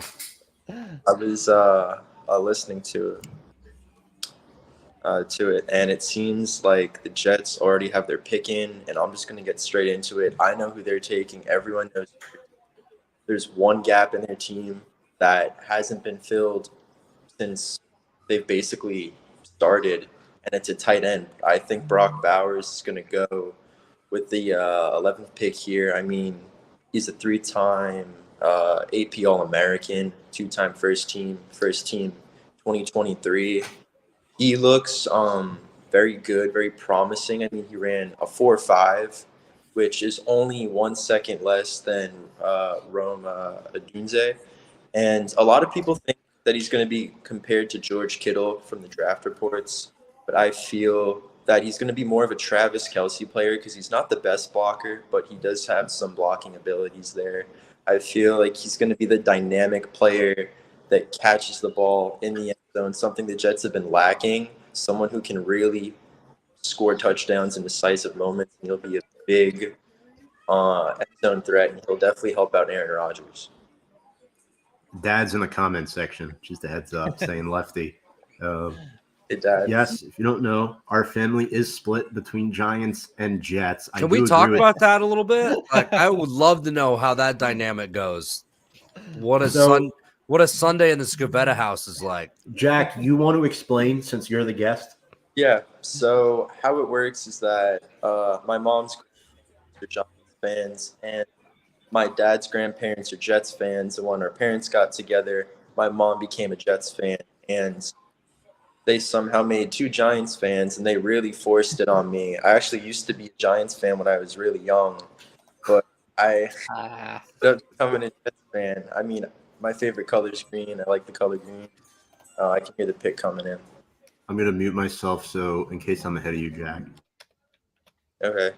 Well, yeah, that's really all there is to it. I'm a Jets fan. Yeah. So mom likes the color green, right? And I thought mom thought, and again, our mother's blonde, so you could pick this how you would like. She thought her side of the family was Jets fans growing up, but they weren't. They were actually Giants fans. So I thought this came before Dad got into the picture. And oh my gosh, the Jets made the smart pick. Wow. The smarter pick. Jack, it's And not. What do you think, buddy? I think they're going to regret that decision. They put all this money into getting a better O-line. You saw guys like John Simpson, Morgan Moses, Tyron Smith. I mean, I don't know why you would do that. Like, the tackle is the one position the Jets should not be looking at right now. That might be controversial because they've had O-line troubles, but how do you pass up on a tight end like that? That guy is fast, end zone. And I get it, picked up Mike Williams, but can you name the last Jets tight ends that's like ever been good? I can. Jay Samara. And that guy is like a backup at best. Jeff Cumberland. I don't know what. Yo. deep cut right there, ladies and gentlemen. Passed up on a really good player, and I'm pretty upset with that. But Jets have been struggling with the O-line, so I do understand where they're coming from, but I just don't think it's the right move. But we'll see this season if they protect Aaron Rodgers a little better so he doesn't tear his Achilles again. Yeah, protect him for one extra play. Yeah. Before we get to Andy, since he's a Big Ten guy, Brian, just quickly, a brief statement on McCarthy at 10 and then Fashanu at 11 here. Sure. So just keep it quick with McCarthy. We covered him pretty well. Guy's accurate. He's got a good enough arm, and he's got decent mobility, at least enough to escape the pocket when he's under pressure. Tom, we talked about this when you're talking about your hot takes for QB. I didn't think he was worth the top 5 pick. Vikings still ended up getting him without needing to move that high. So I guess that's considered a win for them. I'm still not that high on him, but I guess with that receiver core, it kind of makes sense. You've got 2 guys who can do a lot of the work for him. So if he can transition what he did at Michigan to Minnesota, and that's being efficient, being accurate, if that's all he needs to do, he's got a team of weapons to do it with. And it kind of makes sense that fit that they have there. So yeah, again, not super high on McCarthy. I never was, but yeah. I guess it makes sense. Yeah. It's interesting because they just showed Bo Nix. Oh God. And I'm starting to wonder, maybe the Falcons Denver were right now. concerned that the Broncos would take Penix. And now the Raiders, guys, the Broncos or the Raiders, one of those teams is not getting a top 6 first-round value quarterback. So I'm looking at the teams. Zach Wilson, Jack, who your former quarterback, who was just traded to Denver, might be the week 1 starter. And He will be. unless they take Nix here.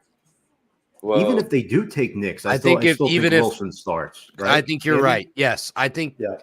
even if they take a quarterback, you see what you have in Wilson. They have so little invested in him. It's kind of like throw him out there and see if anything sticks, in my opinion. But I think he's more of a bridge guy to your to if you decide to take a quarterback here. Absolutely. But quickly on Fashanu, this guy's a fucking brick shithouse. 6'6", 315, consensus All-American, first Penn State offensive lineman to earn multiple first-team All-American nods since A.Q. Shipley in 2008. Shout out A.Q. Shipley, played in the league for quite a long time Remington Pace, Offensive Lineman of the Year, first team All Big Ten honors. Like I said, consensus All-American. He has all the tools to step in and play right away on the offensive line. 0 sacks allowed in 2022. Probably would have been a first-round pick if he had left last year, Tom. Do you agree? Right. I do agree. And before the start of this year, he was ranked higher than Alt. But Alt just really shined this year. So did Fashanu. But the fact that Latham went before Fashanu is also very interesting. Pretty surprising to me, to be honest with you. So, If Brian, if you're the Broncos here, is it a quarterback? Do you address offensive line? Do you address another a need here? What do you do? I mean, looking at Bo who's Nix. available, Bo- that seems to be who everyone's putting there. Now that Penix is off the board at 8, this Andy's right. This is going to force somebody's hand. Like the Broncos, almost out of being forced into it, are probably going to have to go with him here if they want a QB in this draft that they think can be a day one competitor for the starting job. Yeah, I'm looking at the best available. I don't know what else you do at this point. Yeah. I want to say one thing about the Fashanu pick, Jack. I like the pick. I think Aaron Rodgers does have some sort of influence in the front office. Bowers is the sexy pick that everybody wants. The Jets wouldn't have traded back. The more that I think about it, following all our knee-jerk reactions, they wouldn't have traded back for Bowers, right? It wouldn't make sense to trade one spot back for Bowers. It's just the Vikings really wanted a quarterback, and, you know, they didn't want to risk it. So I get it. You want Brock Bowers, but at the end of the day, how are you going to keep Aaron Rodgers upright with a bona fide left tackle? But unfortunately, the Mekhi Becton experiment has failed thus far. And I'm not saying I disagree with what you're saying, but just to play a little devil's advocate here, you know where I'm coming from? Mhm. Sure. So I like Bowers, though. I love Bowers. I saw him live. Well, actually, he was out. But So, are you saying that Aaron Rodgers might have more sway in the front office than we thought he did? it's possible. I'm just saying, Jack, 4 plays in last year, he was down. I know it was non-contact, but geez, like, But If So you're the Bad- Jets, bad. though, you're Yeah. moving down one pick with so basically impunity. Like you know your guy isn't going to get picked by the team you just swapped picks with. They got some free better picks to move down. They still have the option to do what they wanted there.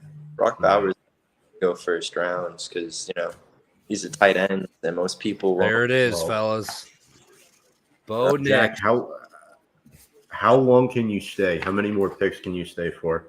I can stay till whenever. All right. So quickly here, before we get Andy's analysis, let's bring up the man who led me to believe that Bo Nix would get pick number 12 when I had my doubts. A coworker of mine, Eddie Atkinson from Montclair, New Jersey. Eddie, welcome to the show, my man. Thank you so much for jumping on. I think Mike's muted, maybe. Hey, what's going on, fellas? How we doing? I hear What's ya. up, man? How's it going? Hear you now. What's going on? Not much. This has been a crazy draft so far. But yeah, me and Tom made a mock draft about a week ago, and we called that pick. It was good to see that come true. We actually called McCarthy to the Vikings too. So it's been pretty accurate so far. It's been fun to watch. Andy, your Yeah. thoughts on Bo Nix?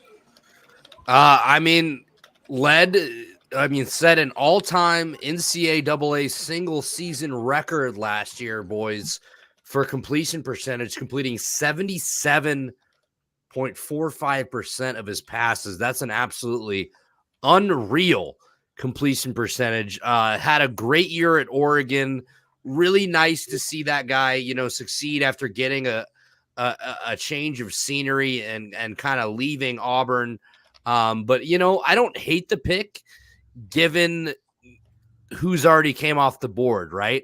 If they were going to take a quarterback, they didn't really have too many more options to go with. So if you're going to take a quarterback in this draft at this point with the guys that have already came off the board, it kind of had to be Bo Nix here, or who was it going to be later in the draft? Somebody that's probably not going to make too much of an impact.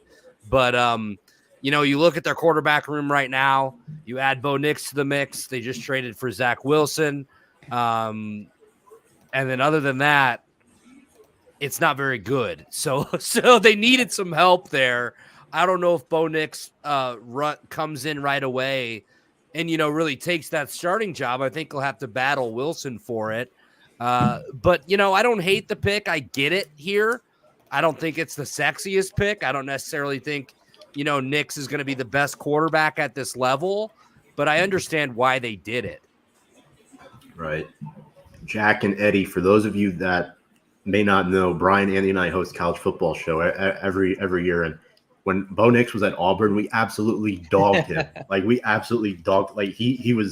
did not like him at all. We did not approve, but he was a Heisman finalist this year. Part of the reason why, though, playing in the Pac-12, right? I mean, he's accurate. 30% of his passes did not travel more than 5 yards this year. So it's something to think about. He's kind of like a check down king, but he's very accurate. He's like a very poor man's Drew Brees right now, but I don't know.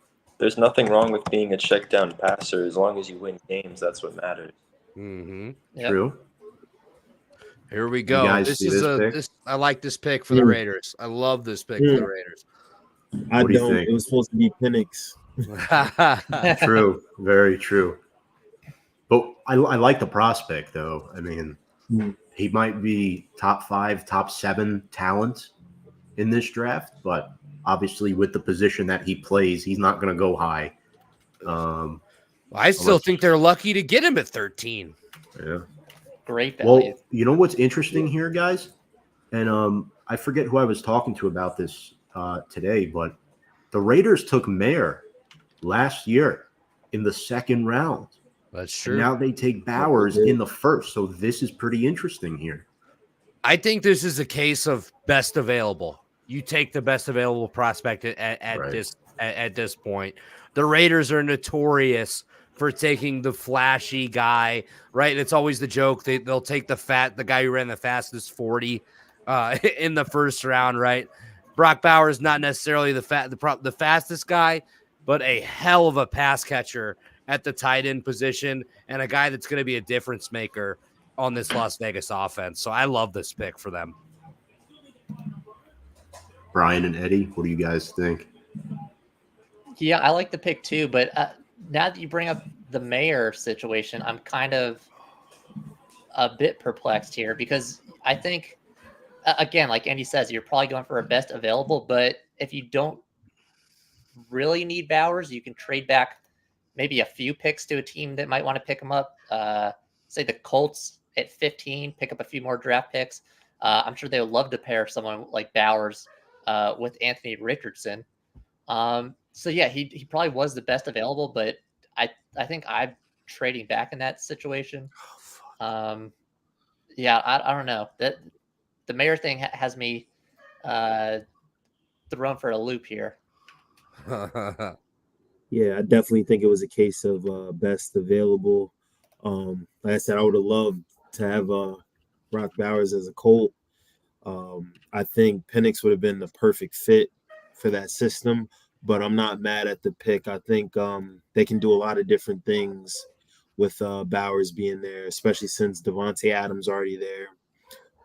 They don't have the best O-line, but it'll get the job done. And plus, with him in the mix, he's a decent run blocker too, so they won't know if he's going out for a route or blocking. So that should open up the play action game for them as well. So it's a solid pick for them.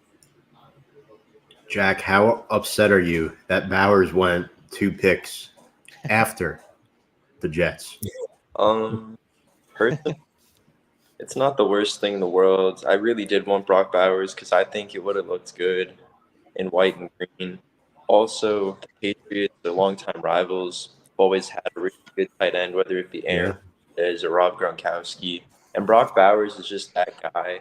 He's that big, versatile threat. I mean, he's very fast for a tight end, and that's not common. He definitely reminds me of Travis Kelce, like I said before. A lot of passing ability, not the best, run or pass blocker, but he can definitely get. And I mean, I'm satisfied with going for an offensive tackle, but I think it's kind of pointless when you picked up Morgan Moses and Tyron Smith. And they're banking on the age of the guys to replace them after his learn. Right. Do that. But I feel like they're at a point now where they've acquired so many different pieces on the offensive line that they've almost overcompensated glaring. And I think they really neglect the sore spot of the team for a while. Why we put that on the Brock Bowers. So Andy and I both got Bowers as our top tight end. And Jack, I do see your point. Fun fact, Brian, I don't know if you knew this. The University of Notre Dame, or if anybody knew this, the University of Notre Dame tried to recruit Brock Bowers as a linebacker back in the day. Wow. Fun fact. That would have been wild. How do you like that? I mean, that's pretty interesting. I think the secret sauce to Bowers' game, guys, is the ability to rip through tackles and pile on yardage after the catch. He's like a yak king. I mean, you break down his film, he's an awesome, awesome receiver. He can play in the slot. His route running is phenomenal. I think holding run blocks in space are a little inconsistent for him. Just sharpening up his blocking at the next level for me with Brock Bowers.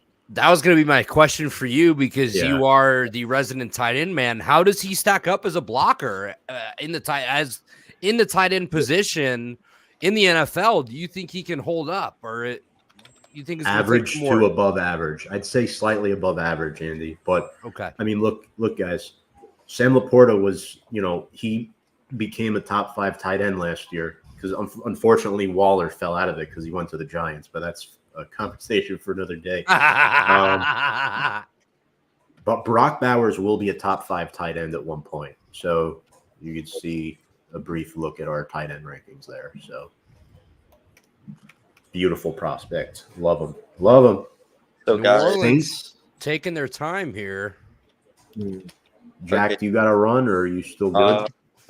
I got to run, but I do have one more thing to say. Sure. Yards after catch, the yak. I believe that'll definitely help the Raiders, considering their O-line is not that high quality. That's something you definitely value in a tight end that can pick up those yards after the catch with the quarterback being under a lot of pressure. That'll definitely be really important for them. And you just got to give them time to develop, Like, no pick in the draft is set in stone good. It has a lot to do with the environment, the coaching, the players you're surrounding them with. No pick is going to be a good pick until you get them on the field. It's a completely different ball game in the NFL, college, and a lot of players can't make that step up. So you just got to wait and see. Absolutely. Well, Great Jack, point. I love that point. Thank you for coming on. Enjoy that Florida sunshine along with Brian up here. Maybe you two guys will meet up for a cup of coffee one day soon, but try not to have too many drinks at the Cava bar tonight, okay? Yeah, actually, I'm gonna go run and take a final. But yeah, Oh, heading to your final at what, 10 o'clock at night? So I'm taking it online. Oh, absolutely. Good luck, Right. my friend. Yeah, Good luck. so much for having me Definitely on. good luck. No problem. Great to meet you, man. See ya. But we look exactly alike, It- no, not at all. It's like Night and day. You're like, Tom, when I think of you, I think of like old school, like meat and potatoes. You know what I Right. mean? And yeah, that's I not guess. the vibes I got from your brother at all. So, but it's awesome to see another side of the Scavetta family, though. We're getting a look into Tom's life, and I for one am glad to have a front row seat at the moment. Eddie, what do you think the Saints do here with this pick? I think for me, it's got to be offensive line. No. Oh, it's frozen.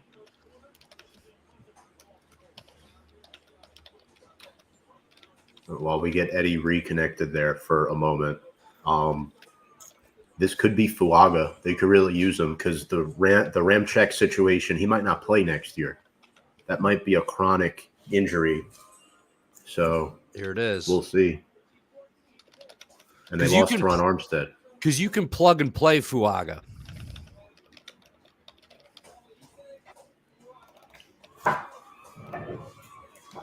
There you go, Tommy.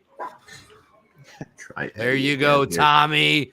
Don't let Tommy get hot. Oh, yeah. Boys, I just got to say, we are an hour and 46 minutes in. I'm having a ball. This is a blast. There's nothing like the NFL draft. I know it's been kind of chalky, but we are now 14 picks in. No defensive players off the What the hell? board. Could we have seen this coming going into this? There's no fucking way I would have predicted no defensive guys at this point. Well, look, Derek Carr needs a lot of time to decide, and now Derek Carr gets more time to decide with Sean Militello. What do you think of that pick, buddy? Johnny boy. At least Fuaga. Can y'all hear me? Can y'all hear me? Yeah, we Yes, can hear sir. it. Man, I love it. I love it. I like the pick. We obviously needed a tackle. He's probably one of the best run blockers in the draft. So that's a big improvement.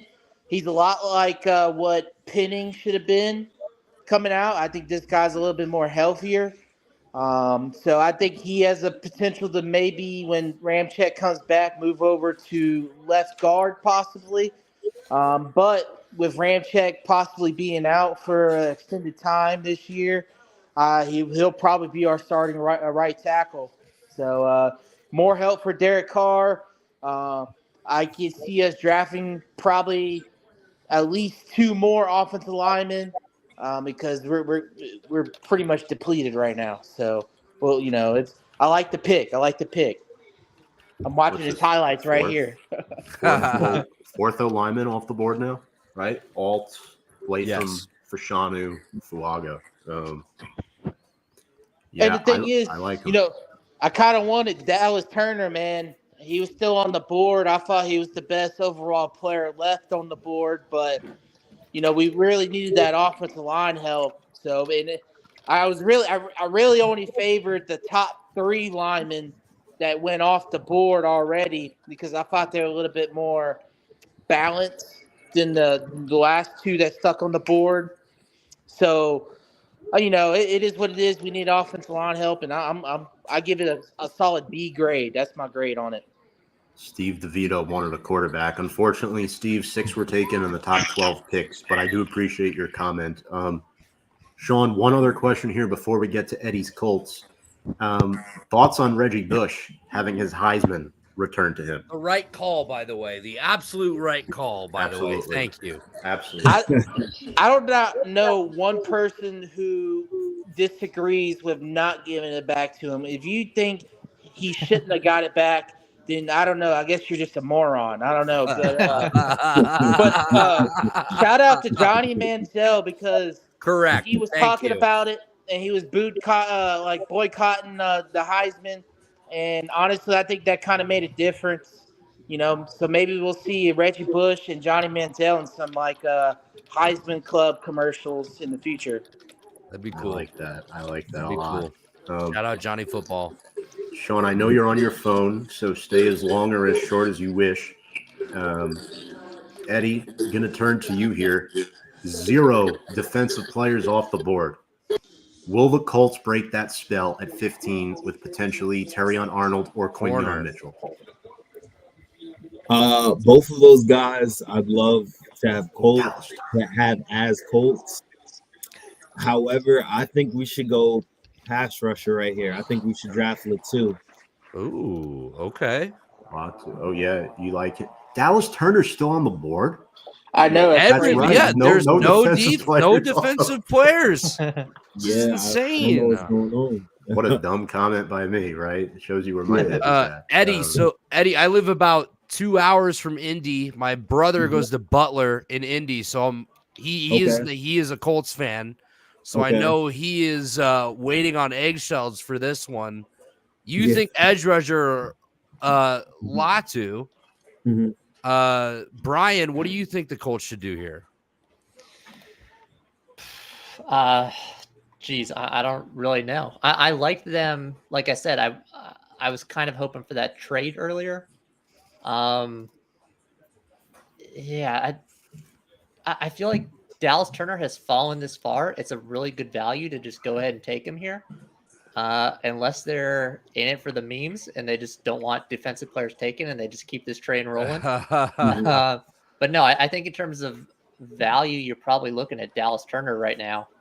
They do need cornerbacks, so man, I don't know. Quinion Mitchell has been kind of thrown in there ahead of Terry and Arnold a lot more these past 2 weeks, especially. So maybe they go with Mitchell, but Dallas Turner outside of the top 10 at this point, I think you just take him. Yeah, I'd be happy with any of those picks, to be honest with you. Also, a dark horse pick that I think would also be good is Nate Wiggins. Okay. Clemson.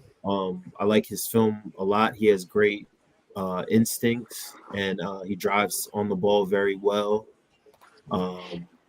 I am worried if we do take him, he tends to get a bit handsy, and that might, generate some PI calls at the next level. But any of those guys, if we pick any of those choices right here, I'll be happy with that, because I think we need a lot more help on defense rather than offense. So let me ask you this. Let's say they go Latu. Mhm. Are you concerned with his injury history at all? I think you have to be, given the fact that he had an injury that was career threatening. You have to take that into consideration. But on the flip side of that, I do think he is a generational talent.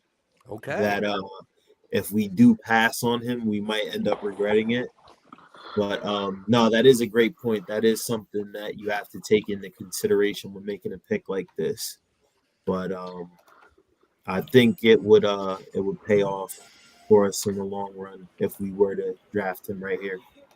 Well said. Dave Kenny, to answer your comment, Minnesota got J.J. McCarthy at number 10. They traded up one spot from 11. Eddie, I won't say a thing until you know. But oh wow, you're an intelligent man. I got my phone up right now because I don't have the okay. The draft So on. nobody say it yet, unless you know, Eddie. Do you know the pick? No, not yet. All right, so we'll keep know it on the about Can I say who I think they should have picked? And this may be a reach, but I think a guy I would have There loved you go. the Colts. There you go. You called it. I love the pick. I love the pick. I saw it What's like up? 30 seconds after you called it, and I was like trying not to react like called it, super yep. hard. I didn't want to blow it, but Sean, before we get back to Eddie, sorry, Andy, one no, sec. go ahead. I'm sorry. Who do you think they should have taken? And it may if you be were a there, reach, Sean.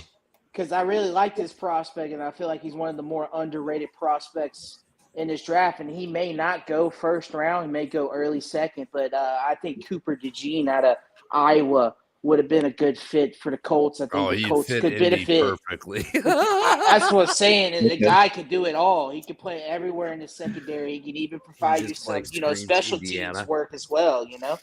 So Eddie, wait. So you live in New York? I actually live in Jersey. Oh, you live in Jersey? So how do you? Where's the Colts fandom come from? Just growing up watching football, I was within the era of the time when Peyton was playing for us. Okay. And it was funny enough, when I had first started playing Madden as a kid, that was just a team I gravitated towards for whatever reason. I love that. Yeah. And a lot of the younger viewers may not know, but I forgot which Madden in particular it was. But the quarterbacks used to have this cone sight. Oh yeah. Yeah. The cone. How can you forget? And Peyton's was like the whole field. The whole field. Yeah. Yeah. Wow, Yeah. that's incredible. I mean, Shout out the Manning or the Peyton, Love that. the Madden Yeah. passing cone. Jesus Christ. Top 5 quarterback of all time. I love did that. you know, guys, that Latu was also a transfer? Started his career at Washington. Washington, yeah.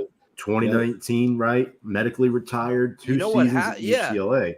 I mean, Mhm. he owned the combine. That's why he's the first edge rusher off the board. He owned the combine. He's phenomenal. And quite frankly, he might be the best edge rusher in this draft. 21.5 tackles for loss. That led the FBS guys with those 13 sacks too. And he had 2 picks from the position. So, Brian, want to hear from you quickly here. Wow. 15. Finally, a defensive guy is off. It took us a while, but we're setting records out here. Yeah, I like the pick. Obviously, you got to be concerned about injury, but he's a super dangerous pass rusher, super athletic, super strong. Again, yeah, he probably did fall a little bit because of those injuries, but these guys have the best doctors in the world. I'm sure they've taken a good look at him. They know he's going to be fine. No concerns there. They were saying before the draft a couple days ago, so many teams had already cleared him that it wasn't an issue. Again, another transfer, like you said, he goes to UCLA, which is not known for their defense, and he has a great last year there. 28 solo tackles, 2 passes deflected, 13 sacks, 2 forced fumbles, and 2 interceptions. So he's all over the field, an absolute animal. So, definitely deserving. I know you could throw some other defensive players in there to be the first off the board, but he's certainly in that mix. So it's a good pick there. Awesome. Well, Latu is off the board. The senior from UCLA. The Seahawks are on the clock. I think this is Troy Fautanu here. To be honest, I think they need line help, and he's, in my opinion, the best one left on the board. I don't know what you guys think. Do you agree, Andy, that the Seahawks should go line here? Because obviously, Abe Lucas has a lot of health issues, a lot, and it's very, very concerning to see if Geno's going to be their guy for another year or two. I think they need to protect him and start right here. Oh yeah, I totally agree, Tom. My question back at you is: it your guy Amarius Mims or is it Fautanu? You're high on Mims. I am high on Mims. I think it might be Fautanu because I think he fits them better and their needs, and plus he's from Washington and he's been linked to them. I'm not saying that's what I would go. I would love to get Mims here, but remember, they got Charles Cross 2 years ago, who is a pure left tackle. I think Fautanu fits the positional need better, and the gap between Mims and Fautanu is not huge. I think 4 through 6 in my offensive tackles are just all very, very stacked. As Brian's going to go take his water break. So, Brian, we'll let you go there for a minute. But, yeah, no, that's where I'm at with that, Andy. Cool. I mean, where else do they go if they don't go O-line? I want to get this comment up from my buddy Red, Dave. He says, Hawks need line help badly. He is a Seattle local, born and raised, die-hard Hawks fan. He knows what they need. Wouldn't be surprised if they go another direction in this round. What other direction could that be? Maybe Dallas Turner. Do they go edge? It could be Dallas Turner if they want You to just go go best available. But they got to go O-line. I agree. They need the O-line help. And you got Sam Howell, which he's probably the future there. And you got to set that line, Yeah. Do I they think go? That's the way. Do they go edge rusher or do they go interior? If they're gonna go defense line, they gotta go edge because there's too much talent left on the edge. Okay. I could see it. According to JPA football, guys, check this out. Kirk Cousins was not given a heads up by the Falcons that saw they were that. selecting or even considering Michael Penix Wow. Jr. Crazy. Does he really care though? He shouldn't. He's I getting mean, paid. Yeah, they're gonna throw him into that mentor. He's role. not. Penix is not going to come in and take his spot. no, I mean, Not right away. It could be a No. Jordan Love deal, but he's at got to 8, realize he's coming off an ACL injury too. So it's just like, true insurance. Insurance. you could get hurt, dude. Like, we need somebody, to step in. Right. Dallas Turner or So, Dallas. Holy Red, smokes. to talk about your new coach there in Seattle, he is a defensive guy. It's McDonald. He was the defensive coordinator for the Ravens, so maybe they do go that way. He picks his first guy that he's gonna, add to the roster. It could go that way. So it's possible. It's certainly possible. I think we're gonna be Sure. surprised with this one. I think we're going to be surprised too. It could be somebody that we don't think it could be. They took Witherspoon last year, so I don't think they're going corner here. That was a great. It could be Newton. It could be Mhm. Newton if It they're could- going to go. Andy's an inside. Illinois fan. Fun I'm fact. a big Oh. line. I'd love it. I would love if it was. Tom, what did I say about Witherspoon Well, last year? He just said it, Sean. Yeah. He had him back. That was definitely the best corner by far out of last year's class. Just unbelievable to Witherspoon, watch, yeah. man. One of my He's favorite great. stories. 0-star recruit to fucking top 5 pick in the NFL draft. It just does not happen every day. I love Devin Witherspoon, and I love Newton too. I think hopefully I'm hoping he goes tonight. I think he's gonna go tonight. I think whoever gets him is getting a steal. I think he's the best defensive tackle in this draft. I agree. But we'll see. We'll see what happens here. The pick is in for Seattle. It's just a matter of getting Roger to the stage there in Detroit. Agreed. Oh, very cool. United You know what States service position that's members. not really getting talked about this year? Linebackers. Yeah, linebackers. I feel like linebackers are on the same level as running backs. Yeah, you won't see one until tomorrow. Like Peyton Wilson and Edrin Cooper are probably the best two, right? True. It's possible. Andy's going to be mad that I'm going to say this. I only made the graphics for linebackers. Almost one actually gets picked. Otherwise, they're not getting used. It's all good. I don't care, man. Just a heads up. But, This is your ship. I am just riding along with it, my friend. You know, I'm just happy to be here with you. I mean, Jared Verse could be an option here too. God, I can't I believe can I see had that him as at well. 9 in our mock draft. That was fucking ridiculous. I'm so happy they got Rome at 9. That's unbelievable. Here we go. Seattle, Operation Draft Pick. This is fucking cool.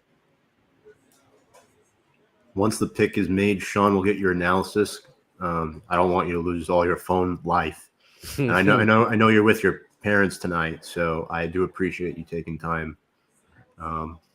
Let's see who they It's take. all good. We're just laying back, chilling, watching the draft, having a few brewskis, and What are you sipping on over there, my friend? Don't judge me. It's just the Coors Light. That's all we Okay. had. Coors Light sucks, but at least you're drinking something. Sean Yeah, I was mean- right about the position. Well, no, I Wow. said edge. I think you were.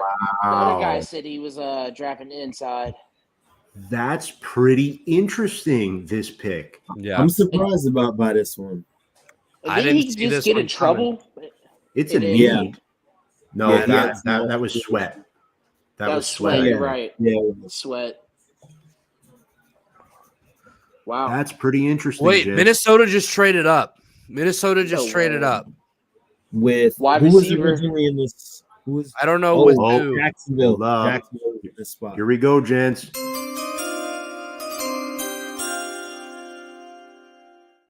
Minnesota at Minnesota 17. Yeah, Jacksonville was at this spot. You know who this is for. Actually, I don't know. it's got to be either Dallas Turner or Terrion Arnold. It has to be one of those two. It's got to be I Dallas Turner. I think it'll be Arnold. I think it'll be Hey. Arnold. Yeah. Trying to see who their corners are. They took Booth like last year, and it hasn't worked out thus because far. they don't have Hunter anymore. No Yeah. more Hunter. They need Patrick another pass Peterson. rusher. Struggled last season. a It lot. could be Arnold or Quinyon Mitchell even. Yeah. Byron Murphy the second. Vikings Wow. traded 23, 167, and a 2025 third and fourth Wow. to come up to Yeah. 17 with the Jaguars. Oh, boys. Wow. So Good for the Andy, Jaguars. that's the second time they've traded up tonight Correct. in the Tom. first round. So Correct. loaded question here. How many picks do they have left after this for the draft? I mean, They that's may have 2. And they're real late. Probably I'm talking like 5th, So- 6th round. Eddie, you're a Texas fan. Mhm. Why don't you break this one down for us? Byron Murphy the second, going before Andy's Johnny Newton. Oh man, well, Byron Murphy, he's definitely a guy that I'm gonna miss this upcoming season, especially since we're moving into the SEC. He did a lot of great things for us. He's definitely a run stuffer in the middle. I'm interested to see how Seattle will utilize him, especially now that Pete Carroll's not there anymore. And yeah, he's that's a great addition to their team. He usually played as a one tech at Texas, but who knows? He could be a nose in the league. They could do a bunch of different things with him. As a good comparison, I could kind of see underdeveloped Vince Here we Wilfork go. with him. I like that comparison actually for Byron Yeah. Murphy the second. And the Vikings just took Dallas Turner. Yep. Great Dallas pick for Turner. Excellent. Him falling to 17 is pretty shocking, to be I'm honest. with sorry, you. like say what you Yes. want about JJ McCarthy, but this is a home run night for the Vikings because you got McCarthy at 10 without moving love- into the top 10. I love Mhm. McCarthy. That's a good fit with McConnell. And then now you get possibly the number one edge rusher. You know, you could argue Latu You as could well. I argue think those guys 100%. are interchangeable. Yeah, but Turner fits in the 4S defense so much better. You know, this guy, he can kind of roam around and be more versatile. I think Latu, Brian even though he Flores, could yeah. be a 3-4 edge rusher, I think he would benefit if he was more 4-3, edge. They just gave up 4 picks to get him, so they obviously think very highly of him. I mean, it's pretty shocking he fell all the way to 17. I mean, a lot of mocks had him going as high as number 8 to Atlanta. Obviously, that's not what happened. They took Phoenix, but he ends up in Minnesota, and I think he's going to fill a big need for the Vikings. For sure. Agreed. Speaking of edge rushers, let's Go to talk about Cincinnati. where we had them ranked as the Bengals are now on the clock. So, Andy, you and I were in lockstep on this one. Mhm. We had Dallas Turner ranked as our number one edge rusher, followed by I had Latu at 2, you had Verse, I had Verse at 3, and then Chop we each had at 4. So, yeah, I mean, Latu went before Turner. So, good job by the Colts. And honestly, a good job here, too, by the Vikings getting Dallas Turner. I mean, this pick really impresses me. 34.5-inch arms, former 5-star prospect. I mean, first team AP All-American this year, and also the SEC Defensive Player of the Year. So you can't go wrong with that. You play defense in the SEC and get those numbers. I mean, you deserve to be picked in the first round. 14.5 tackles, 10 sacks. That was tied 8th in the FBS this year. Long and athletic and a great first step. I think for him, his hand placement needs to get a little better, but since coming to Alabama, 20 pounds he's added. 20 pounds. So he now weighs 247. He was 225 when he got to Alabama. And this man ran a 4.46, just for the record's sake. Just think of a smaller, faster Will Anderson, and that's what you're getting.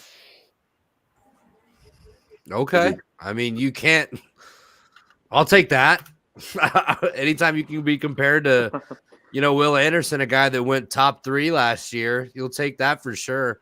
And he also knocked out Jaden Daniels. If that wouldn't have happened, LSU probably would have beat Alabama. But, I'm just a little salty about that, You're talking about a guy that lives in the backfield in Dallas Turner, right? 10 plus tackles for loss in 2 of his 3 seasons at Alabama, 22.5 sacks for his career with the Crimson Tide.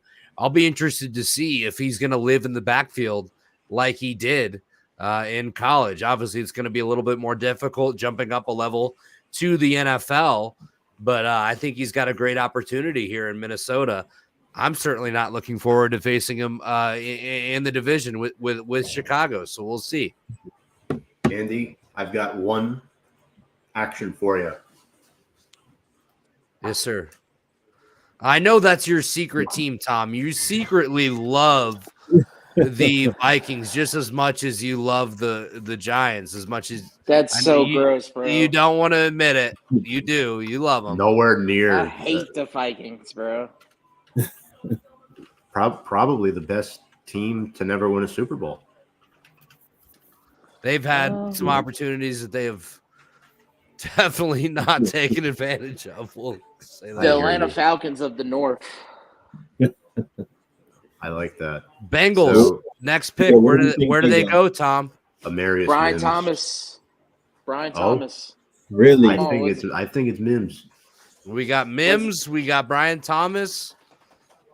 Eddie, what do you think? I could see, given the fact that T. Higgins is asking to be traded, I could see Adonai Mitchell. Ooh, I like that thrown in there. I do like Mitchell, but I don't think he's better than Thomas. Hendrickson also requesting a trade.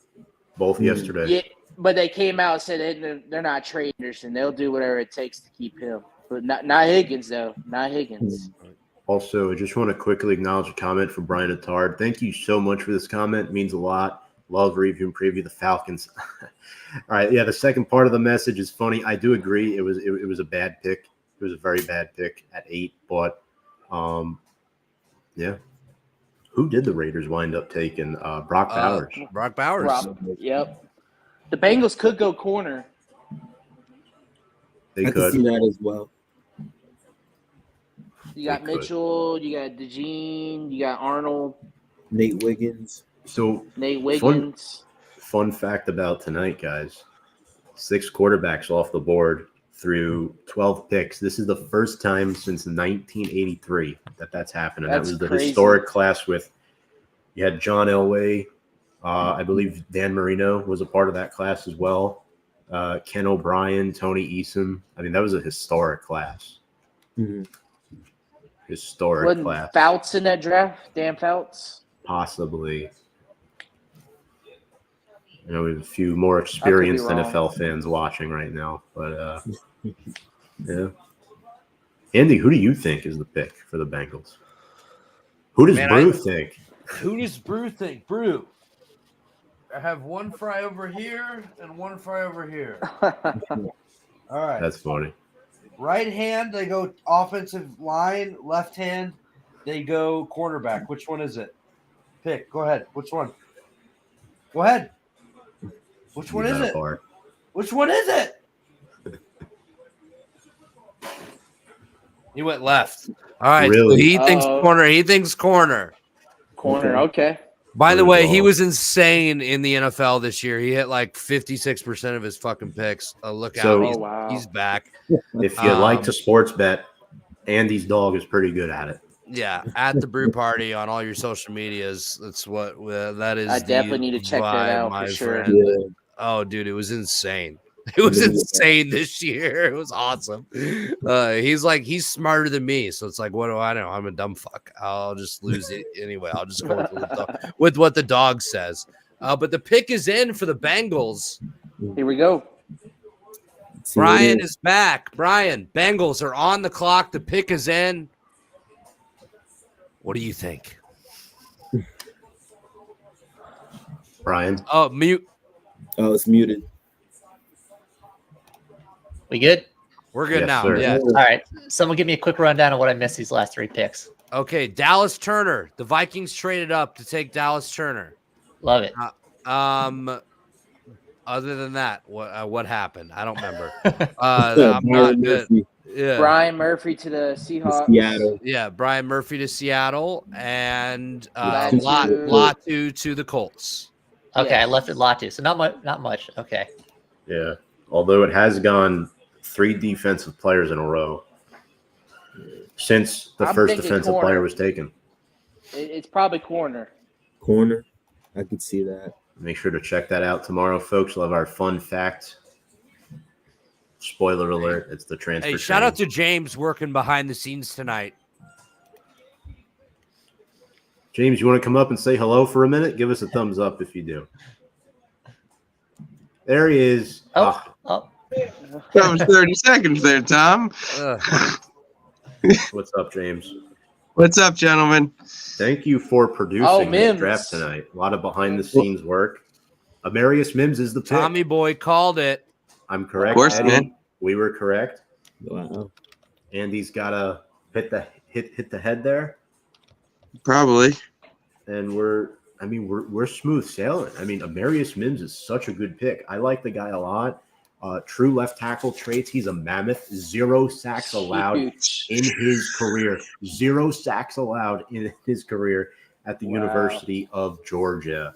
774 6'7"? snaps. Wow. 6'7". 340. Drive blocks are dominant blocks. My only concern for him, though, is his health. He's had trouble staying healthy, and he needs to improve his 2-hand punch so he doesn't lunge forward, similar to Joe Alt. Brian? Yes, sir. Amarius Mims, UGA prospect. Did you expect him to be the 5th, now 6th, actually, offensive lineman off the board? It is a lot. I mean, we talked about it before the show, and he was kind of bringing up the runs 5th, pardon. that we went on. So that's still a lot of them. Still a lot of big boys. Right. And he was talking about the run that we went on, especially 2 years ago. And I believe tackle was one of those positions where just they started going and 5 or 6 flew off the board. Yeah, you got a really strong guy here. Clean bill of health. We've talked about injury issues for the last few picks with some guys. He's got good speed. He was a 5.07 in the 40, super strong. And he's a big boy at 340. So I'm not too tuned in on what the Bengals have in terms of line, but in terms of the pick here, I really like it. Absolutely. I like the pick as well. Eddie, do you like the pick? I think this is a solid pick for them, given the fact that their franchise QB is coming back fully healthy, assuming this year. So, they're going to need to keep him upright if they're going to get back to the AFC title game. So I like this pick. Absolutely. Sean, want to get your thoughts on the pick here, and then we'll let you go. Amarius Mims, SEC guy, tough for LSU pass rushers to get around them, huh? For sure. Dude is a man. He is huge. I mean, seems like what are people drinking in the state of Georgia to make him so huge, So, but, 6'7", 340, dude.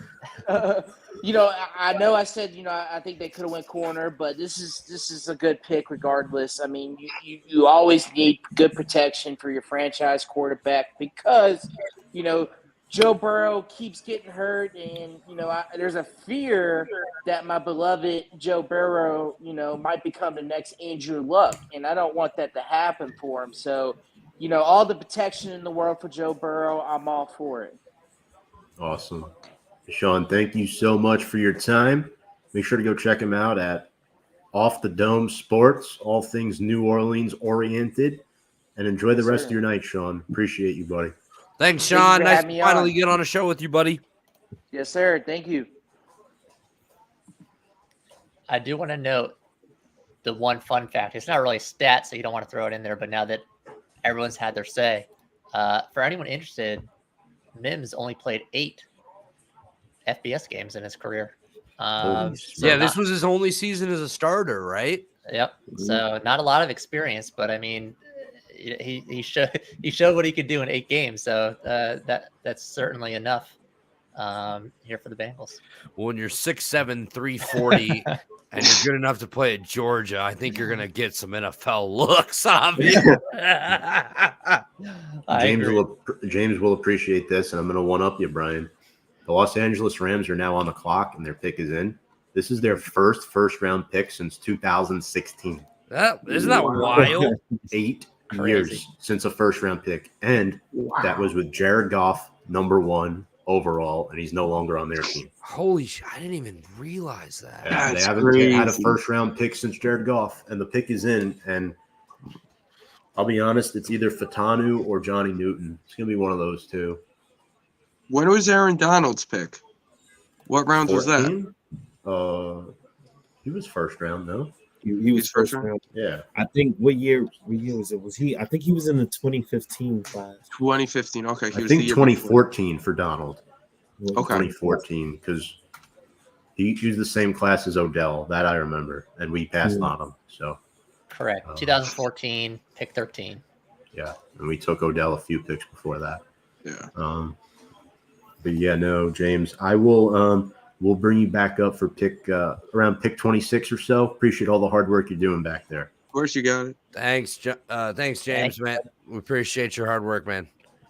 They're on the broadcast here on NFL Network. They have said Johnny Newton about 20 times in the last 2 minutes. Yeah, could be a great replacement for Aaron Donald. Mm-hmm. It could There's be. also a lot of edge rushers that are available right now too that are really good too. So, God, I want to see Johnny off the board though. He's so deserving of first round pick in my opinion. So I'm hoping he hears his name called. Pick is in. It's not. Mm. This is where we need Fonz with a soundboard.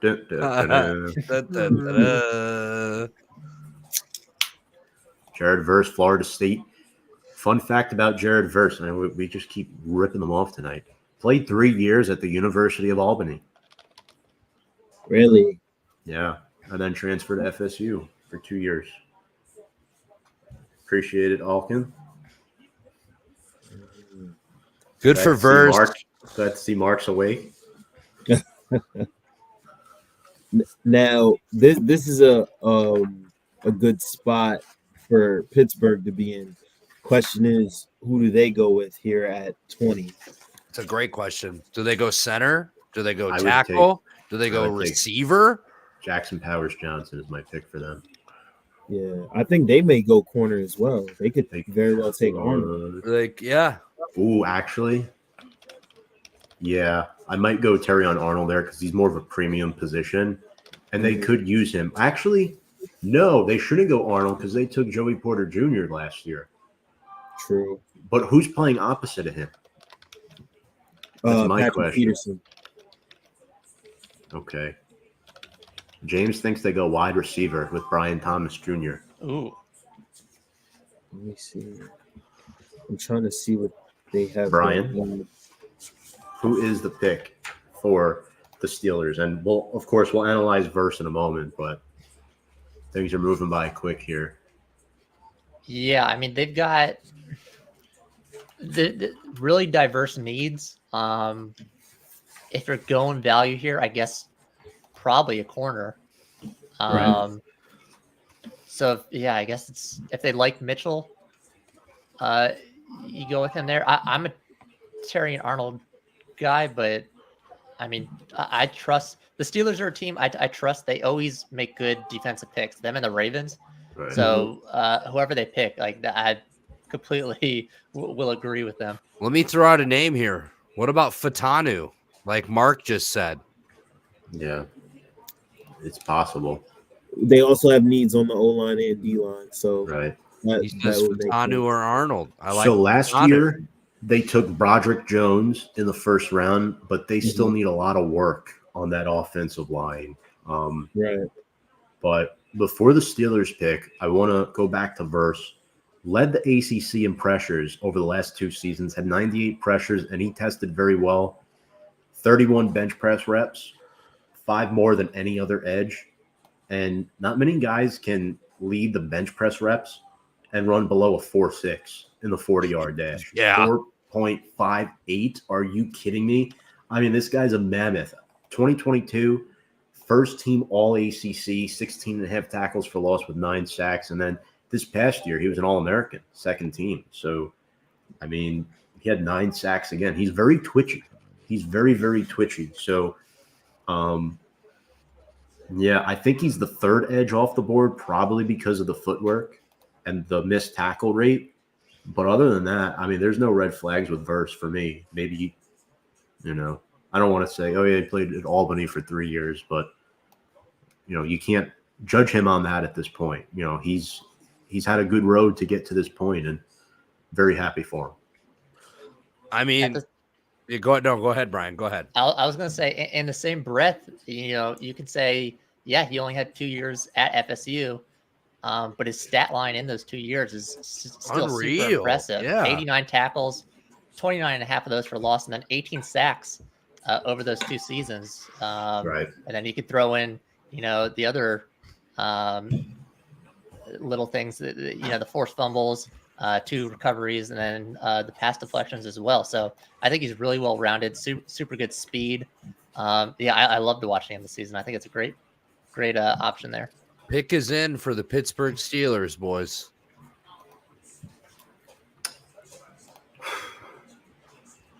I'm going to go Jackson Powers Johnson, but I won't be shocked if it's Brian Thomas Jr. because they need help. I mean, outside of George Pickens, who the heck is there? Who is there? Deontay Johnson's gone, right? So Good point. They do need a receiver. Do they go Brian Thomas Jr.? I think. Do they still have Chase Claypool? No, they don't have Chase Claypool. No. I would go. Is he in Miami? Adonai Mitchell's better. Dude, but he'll be in the fucking Canadian Football League this I year. can't He keep up with sucks. him. Yeah, I Easy. cannot Steelers are- believe the Bears ever fucking gave up anything for him. Take it easy, Andy. Oh, he's your Notre Dame guy. I get it. I'm No, sorry, JJ Tom. is trash. He will be a second-round pick. Well, that's not true. He already got bit. He already got bit. McCarthy. If it's he might be talking about Jackson Powers Johnson. Jackson Johnson. Yeah, I mean, we'll see. Oh, and the dog is awake. All righty. Yeah, I know Steelers the pick is in. Excited to see too what the Eagles do because they're coming up on the clock. They'll be picking. at Dolphins 22. interesting as well for me. Another potential then- landing spot for Newton, and he's a Florida guy. That'd Yeah. be cool to see him go to Miami. Mhm. You got the Jaguars at 23. Who So traded back with Minnesota? Why do you guys think they did that? I would assume they think they could get that same guy at 23 that they were looking at, or at least that same position, similar talent level at 23 that they could get at 17. Plus, Right. you poached 3 extra picks out of the Vikings or whatever it was, right. because they gave up 23, 107 or something like that, and then it was like a third and a fourth in 25, I think. So. Right. Or at least one future pick. So, I mean, I think if you're Jacksonville there, because what's Jacksonville's biggest need? Probably corner or receiver. Corner, and they'll get I'm Arnold sure or it's- Mitchell Yeah. Right. at the same spot they were at. What was it? 17. Yeah. That's where correct. that's what they Oh, would have yeah. gotten. You're right, Tom. I could also see them going receiver because a lot of people are forgetting they just let Calvin Ridley go to Tennessee. Right. Oh, that's true. So I think receiver is also a way they could go. But I think they might go corner. Interesting. I'm surprised Arnold's still on the board. Me too. And maybe that is why, Eddie, to answer your question, why Jacksonville traded back, because no corner has gone off yet. So it's interesting. And if their board doesn't have one guy, steeply higher than the other in terms of value, Well, they got they Cam, got Cam Hayward announcing the pick. Oh, nice. Let's see how this goes. Man, he looks old. He is old. No, that sounded bad, but Just announce the pick, Roger. my final answer is JPJ.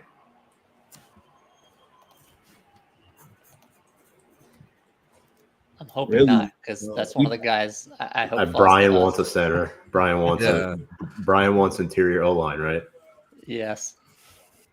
I think they go OL, but not center. Guard. I think Fatanu's really hard to pass up. Yeah, because Andy probably saw the pick already. You're right. I did. Yeah.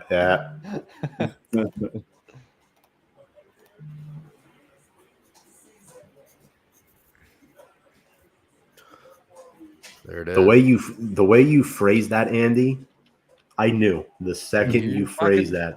I knew. Tom, I could read you like an open book. We've been friends for like what, 5 years now? I know. You want to know why? You're a professional. That's why. You have too much integrity. I don't have any. I mean, it's a good pick. It's a very good pick, right? Yeah, I mean, I like it. Russell Wilson is getting older now. Justin Fields is there. Sorry, Andy. It's a good pick. And oh man, that's the surreal feeling of getting drafted to the NFL. I mean, hits home when you see, videos like this of, guys getting emotional. It really hits home, like what players are working to get to. And Fatanu's had a rough road, and he's where he wants to be now.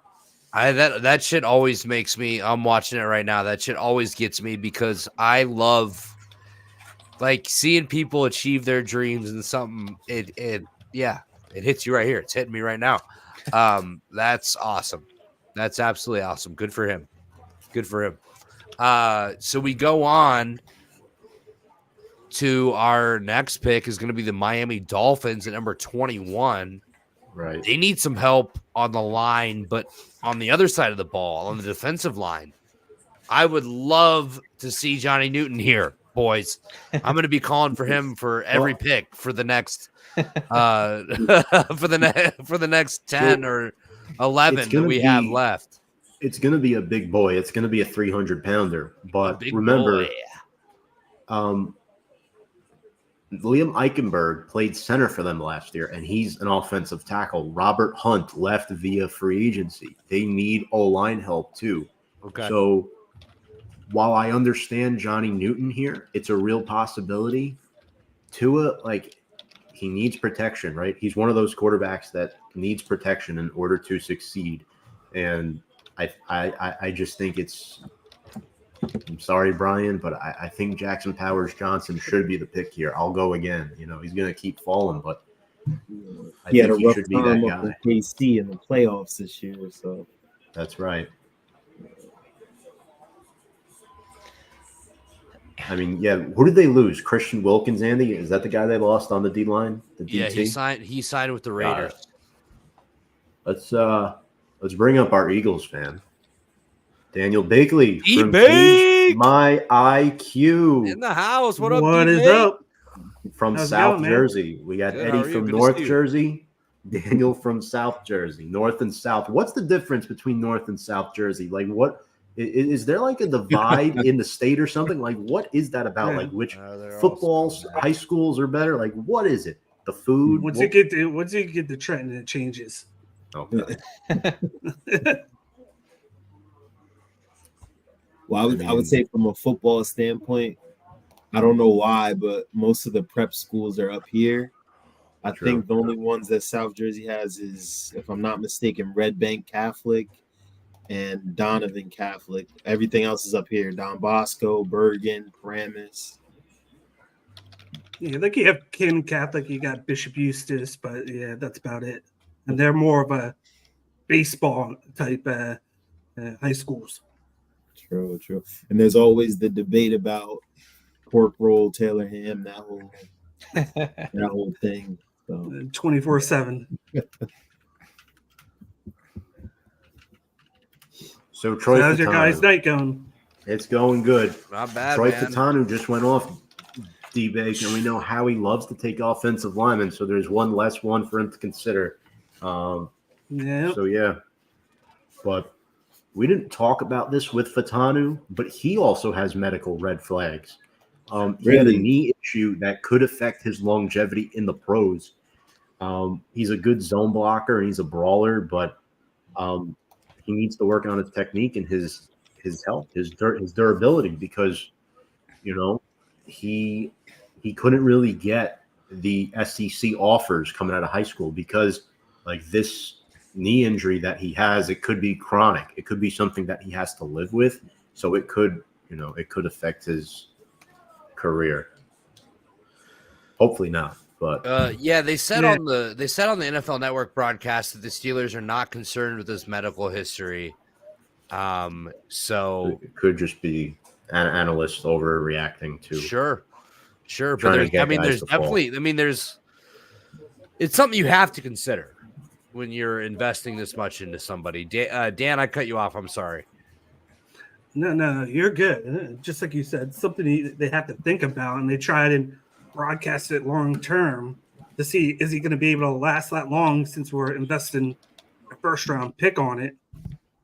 And with that type of player, you got to do your homework. And obviously, if they're going to pick him, they think that he's going to be fine. They're not going to take him here with the off chance that, man, this guy doesn't look like he's going to be able to cut it for 6 to 10 years. That's what they want out of that position. They want them to last long. They're there to protect your number one player, which is usually your quarterback. And we all know that Pittsburgh has struggled to do that. They started to do it a little bit better last year, but with a team like Pitt, they want to very damn well make sure that this is almost a lock, especially where they're at now, where they really are trying to test out who their quarterback's going to be. They get of course, Russell Wilson on a cheap deal. They trade for Justin Fields, who, if Wilson doesn't cut it, they can check out Justin Fields. Fields starting by week 5. Yeah. I'm very biased about that, though. I will always have in my back pocket. I saw Justin Fields last start as a Chicago Bear at Soldier Field in person. I was at that game against Atlanta. He tore them the fuck up. Was a part of the "We Want Justin" chant at the end of the game. Yeah. The front office did not listen to said chant, but we're on to Caleb Williams. Okay. The Dolphins, they are picking right now. The pick is in. They're showing the GM and McDaniel in the background. He looks pretty fired up, pretty loose on the I'm watching the NFL Network broadcast. I don't know if anybody's on ESPN or whatever. I got ESPN on. ESPN. So Yeah. I mean, Miami can go a couple different ways here. What do you guys think? Who's the most likely pick here at 21 for the Dolphins? Brian, you are a Florida guy, so I will start with you. I know you're a Tampa, but Miami, you're close enough. God damn it. I take great offense to that, actually. I've struck a nerve, ladies and gentlemen. I have struck a nerve. It took 2.5 hours, but I've done it. Yeah. I almost want to say, before you've just offended all of Tampa. What did I miss? Holy smokes. I said, I asked for his opinion because it's Miami and he's a Florida guy. I said, you're Tampa, but it's close enough. And that is not okay. They're a different breed of Florida men over there. Oh, how about this pick, fellas? I'm shocked. I didn't think they would go that direction. Wow. Well, I guess we'll need a Are you a Penn State fan? I like Penn State. Chop is gone. For the team there. D-Bake, Wilkins. We know you're a Gators fan. Don't hide it. Yeah. No, Okay. I am. Gators guy. I okay. But I'm surrounded by Nittany Lions fans, so I'm sure I you gotta are. root for them every now and then. But with Wilkins gone, they got to fill that hole. He was one of their best players on the defensive side of things. So with the guys that they have in the secondary, you kind of have to make sure you keep that pass rush going. And they lost a lot of people on that side of the ball. Absolutely. First of all, incredible name. That's what I'll say. Chop is incredible. So my nickname growing up was A-Hop, obviously Andy Hopper. My son's name is Carson. So I call him Chop from time to time. Not often, but like that was always a nickname that I kind of thought of when when my girlfriend was pregnant. But so I love this name, Chop Robinson. 92.3 PFF grade for him last season. 5.5 sacks, 10.5 tackles for loss in 22. Very, very solid guy. Great athlete. Tom, what do you think about this pick for Miami? Well, folks, 4.48 40-yard dash. He played 2021 at the University of Maryland. Fun fact about him, he started just one game there. Oh, I didn't know that. Yeah, last year. Well, he played 2 years at Maryland, actually. Honorable mention, or I'm sorry, just one. 2022, he transferred to Penn State. That's when it was. I got my years mixed up for a moment. Honorable mention, all Big Ten. This past year, third-team All-American. He did miss 2 games with injury, but he's really, really impressive. He reminds me a lot of OCU Manura, guys like that. So how he got the nickname Chop, he was nicknamed Pork Chop by his grandmother due to the size at birth of 11 pounds. So fun fact about him. That's a big fucking baby. Holy yeah. shit. I mean, that's elite athleticism too. I mean, Chop. That's pretty sick. That's our little What's Howie cooking up? That's what I want to know, D-Bag. Yeah, so it's crazy, D-Bag, because we thought the Eagles might trade up. They didn't. Yeah. Does he continue the trend of taking only one of 4 positions in the first round, quarterback, receiver, or either side of the line? Who is the best available player from Georgia? I was just Bullard. It's Javon Bullard. That is the pick. Yeah, but you also consider Alabama too, since we have Alabama players in the first 2 rounds. And the guy that I like here is Terrion Arnold from Alabama. We've been plucking away from those 2 schools a lot lately. The guys that are playing elite competition. I do like Mitchell, but he played at Toledo. I see those guys as 1A, 1B in this spot, but I want the guy that's played elite competition. He has the skills. He's good in coverage. He has pretty good speed. He's 6 foot. And knowing that at the end of 2025, we're losing both Slay and Bradbury, and the only other guys on the roster now are Rodgers, who missed all last year being suspended. He just got reinstated the other day. And then you got Kaylee Ringo. He flashed good skills last year, but I don't know how much he's going to play with the new defensive coordinator there. I know we're switching from 4-3 to 3-4 this year, so it's going to be a different look. Personally, I wanted pass rush, but all of them are taken now, so you go for the best player available, and it's either Arnold or Mitchell, and I like Arnold. I like the guy from Alabama. Yeah, I agree. Terrion Arnold. It's a good I just pick. want to say in pre-show, if anyone was watching that, they had Nick Saban on.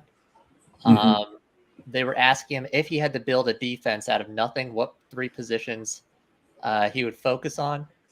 He went into a lengthy rant about how cornerback was one of the most important of the entire team. And we're now sitting here with 5 of the best available players on the big board being cornerbacks.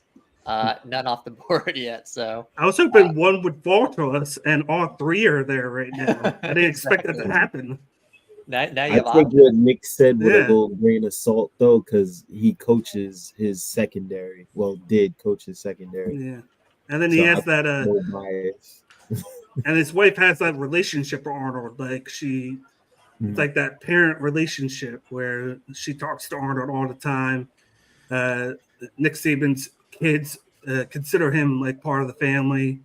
So it's that really cool relationship. So, and they continue it now, even though he's not there anymore. Yeah, I mean, I don't know. I think Arnold is the ideal pick. There's been no corners taken yet. Daniel, what's the state of the Eagles secondary? I mean, you got old heads with Darius Slay, James Bradbury. You brought Chauncey Gardner-Johnson back. Reed Blankenship is sort of a mess. Maddox. Could it be Cooper DeJean? We didn't even mention him. I would like that because he can play all around the secondary, and then he also does return game as well. So he offers you a lot of options, even early on in his career. If he's not going to start right away, I do like him. Here it it's is. just that if you're going to pinpoint one guy, I'd focus on Terry. Yeah, I mean, it's interesting. Cooper Arnold are my final guesses. Watch Also, it be Jackson. What a situation for Jacksonville trading back, and now they have only one cornerback can go in this upcoming pick, so they're going to have options as well in the 23rd. And you gain extra picks because of it. Right? Yeah. Just fucking make the pick, Roger. We don't need these announcements. We don't need these announcements in the middle of picks. That's ridiculous. Yeah, they're playing in Brazil. You announced that fucking months ago. Nobody gives a fuck. Can I tell you how much I hate that, considering that where they're playing at, the team that there hates the color green because that's their rival team's color. So I did see that. Yeah. It has to be a lineman if they're having Mailata read it. No. Good pick.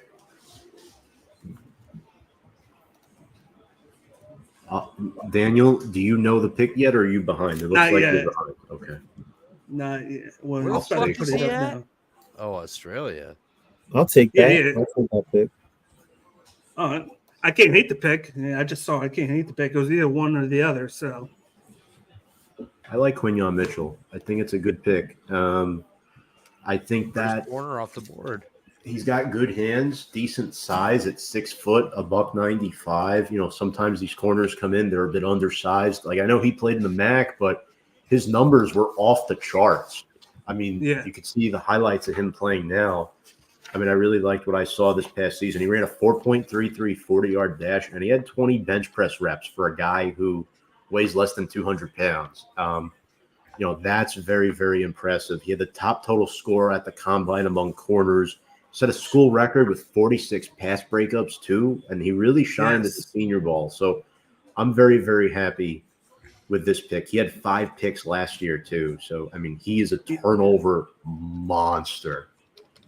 and that's something that we need because the corners that we've had the last couple of years have done a bad job at turning the ball over. We were in the bottom half most of last year because of it. A lot of our guys got burnt. We're giving up big plays, and this is a guy that's going to chase down with you. He's good in the press, and he just stays with you stride for stride. And with that 50-50 game, that's what you want from a guy like that, especially on a team like that that's going to try and compete for the playoffs. Andy, you had Mitchell at number 1 for your corners. What made you put him there? Toledo's all-time leader in pass breakups, 46 total pass breakups for his career in college football, an absolute ball hawk. You know, that's what really set the difference for me. You know, there's not a lot of you know, NFL prospects coming out of Toledo, so when you get this much buzz out of one, you pay attention. 6 foot, 196. You know, that doesn't really jump out at you, but it's pretty good size for you know, a cornerback in the NFL. First team All-American this year. If you go ahead and you look at his stats for his career, 6 total interceptions, proven that he can turn the ball over. 5 total in 2022. Only one this past season, but I love the pick. I think he's the best corner in this draft, and I think the Eagles got a good one. I had him in number 2, and the Jaguars pick is already in. Jeez. We had a lot of time to think about it. You think it's Arnold now? You would think it would be. Once one goes, you see a trend, right? They lost Darius Williams via the free agency to the Rams. So I could definitely see Terrion Arnold being the pick here. They've been linked to him, top 30 visit. I think it makes the most sense. But hey, Daniel, congrats. Thanks. And they're known for taking corner in the first round, the Jags. Right. I mean, they took Tyson Campbell in the second 1 year. Who'd they take last year in the first round? I think we traded in front of the Jaguars last year. Oh, they took the lineman from NC State. I forgot his name. Yeah. I forgot his name. They went line. They went O-line.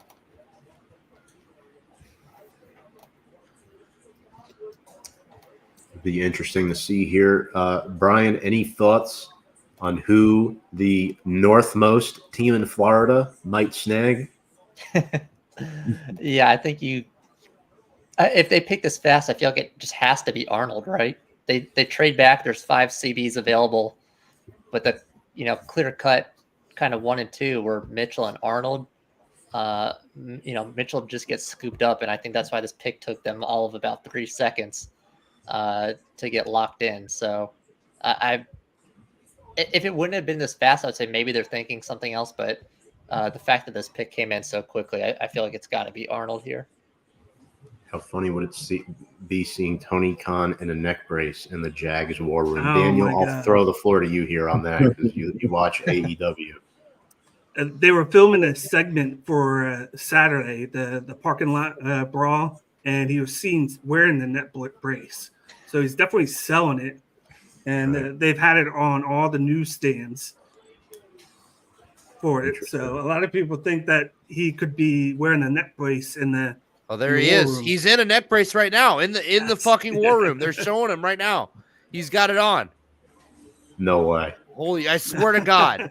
I'm looking at it right now. NFL Network showing him in the draft room. He has a neck brace on. That was unbelievable, fellas. That was unbelievable. It's not Arnold. It's not Arnold. Really? Wow. Is that who I think it is? I guess. The 4th wide receiver off the board, and a 14 No gap. way. No. And Brian way. Thomas Jr. goes before Mitchell and Worthy. I think you'd argue Worthy, sure, but Adonai Mitchell too. That's pretty interesting. Yeah.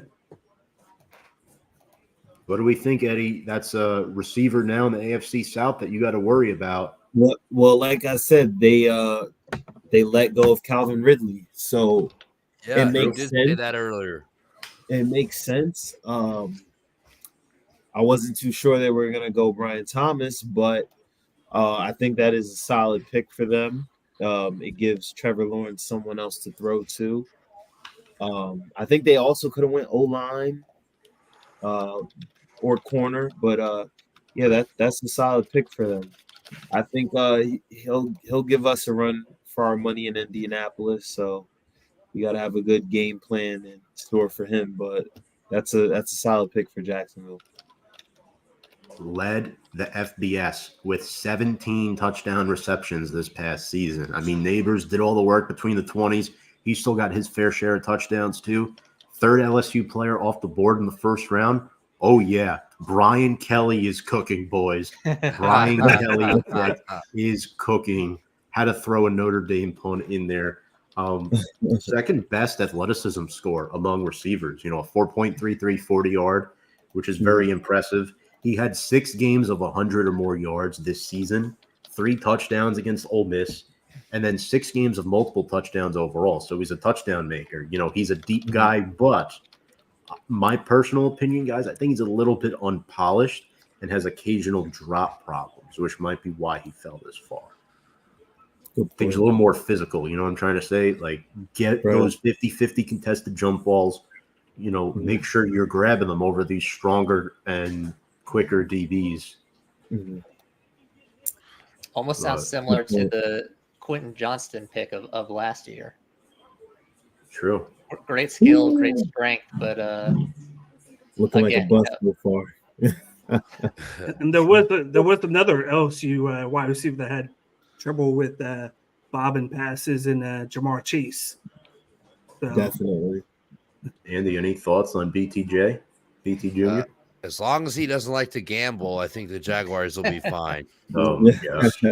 That's great. Yeah. You had him at number 4 for your top 5 receivers. I had him at 5. Yeah, no, you kind of covered it earlier, Tom. I mean, you were right. I was wrong. That's why I'm mentioning it. he led the NCAA in touchdown catches with 17. Obviously, playing second fiddle there to Malik Neighbors. So, I mean, who knows what this guy could be as a number 1? But I like the pick here. Jaguars filling a need. You could make the argument like we did earlier. They go corner, but they got their guy here with Brian Thomas Jr. So he fills in that Calvin Ridley role immediately, and we move on to the Dallas Cowboys at number 24. Playoff right. teams. I do have a question. What's the chances that Brian Thomas sits year 1? Since they do have Kirk, they have Zay Jones. They do still have they just brought in Gabe Davis right there. So they do have guys in front of him. Wow. Oh, they have Gabe Davis. That's right. Yep. Yes. So it's a situation where if he shines, he can play, but if he needs a little bit more time to work on the catching, they have guys in front of him. Good point. I think he'll play because he can play both on the inside and the outside. I get it. He's 6'3". You wouldn't think a guy like that could play in the slot, but it's very, very possible. So that's what I feel at least. I think here for Dallas now, with under 2 minutes to go on the clock, this has got to be center, right? I mean, Jackson Powers Johnson. Brian shaking his head. No, I just feel like you're jinxing me, but I agree. That would be a good pick here. Continue. Sorry. All good. Listen, this is Jerry Jones we're talking about. Does he make a flashy pick here? Yes. Does he go one of the Texas receivers here? Yes, he does. Adonai Mitchell. He goes Mitchell or Worthy. I think this is a good time to bring it up. Brian McCardle, you were assigned with this task of making this graphic that I think, Eddie, you will love. So, am I worthy? I should probably get kicked off the show for coming up with that phrase. And I like that. That was literally kicked off the show by Andy. God damn. So that was creative. I like that. Do both of them go in the first round, though? In all seriousness, I think one or the other. I think only one goes. I disagree. Could go. I think they both go. So you think both will make it out first round? There's a noticeable team that really needs wide receiver coming up. The Chiefs need one. The Buffalo Niners needs might one. take one with Ayuk. Buffalo needs one. Yeah. I think they both go. Because what Buffalo's number 1 receiver right now is Shakir. Yes. They had to clean house. They can't afford to pay anybody. They had to clean house. Yeah. Josh On Allen, defense Von as Miller. well. Yeah. They And still Oliver. have to. I mean, I think Mitchell is probably going to go first of the two, but talking about Worthy, I mean, he's still going to have to fight with Ladd McConkey, who's been slotted pretty high in some of these mock drafts.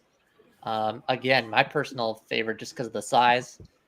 We got Mike Evans down here, so I love me some Keon Coleman. I could see him going trade a pick trade. Detroit moving up. Who the fuck are they moving up for? Wow. Holy shit.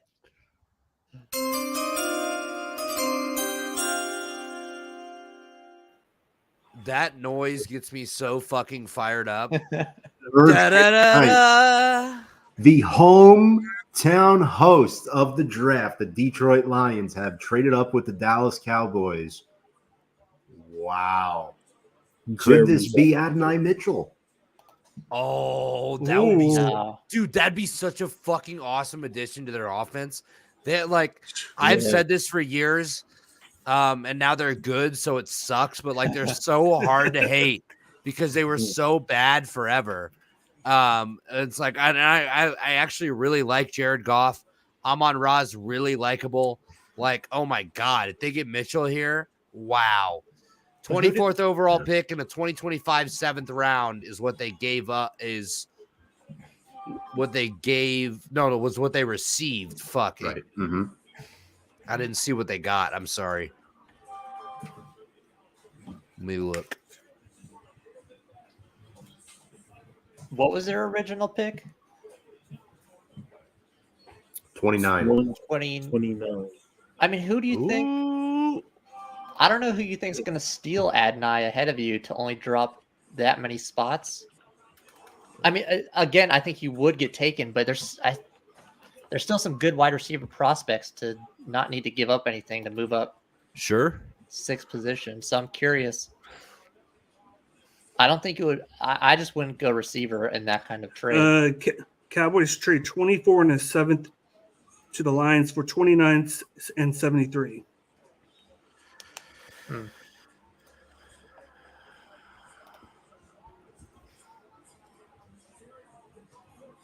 Well, let's see if this works out for them.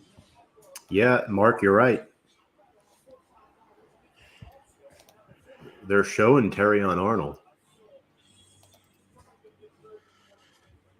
That would be a great pick to reunite him with Brian Branch.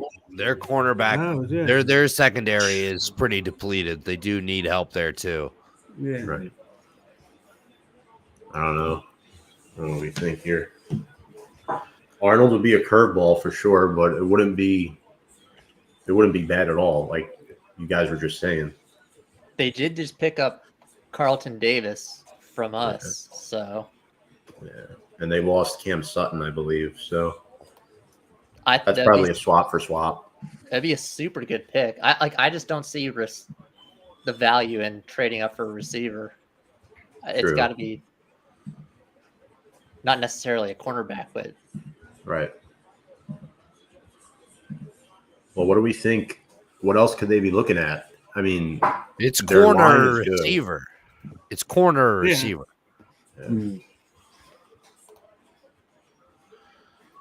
In my opinion. Four receivers and one corner are off the board. Yeah, I think you're going to see a lot of corners and receivers go late in this first round here because premium positions. Oh, very cool.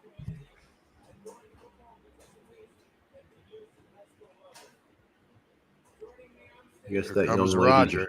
reading the pick. I wouldn't be surprised if it was a corner with all the receivers that were added to the division this past offseason. Well, I think the thing we need to ask ourselves is why didn't they get over the hump in San Francisco this year? They were right there, but it's what were they missing that they couldn't finish that game out?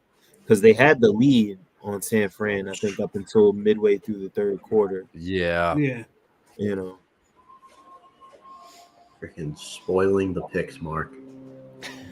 Don't look at the comment section.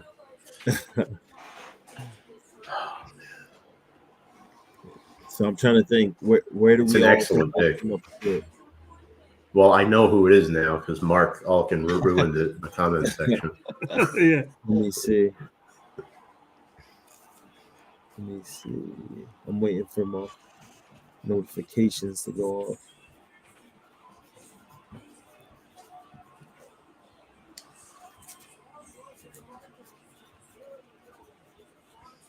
Yeah, good pick. Yeah. Daniel, feel free to stay if you want. Okay. Oh, yeah. Cool. Definitely. I like that Yeah. pick for that. Yeah, Eddie, you too. I think this has gone very, very well. So we'll have you guys stay with us. Okay. Tom, you had Yes. Arnold as your top corner in the draft. Why? Why? Because he played for not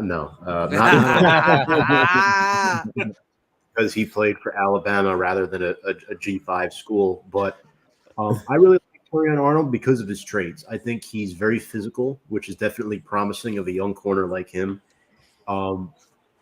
This past year, Alabama's defense was very good, and I feel like playing next to Kool-Aid just made him better. You know, having a guy like Terrion Arnold, it's very he made plays, right? He had a 4.5 40-yard dash. He's very good at production, tight press man too, which I like.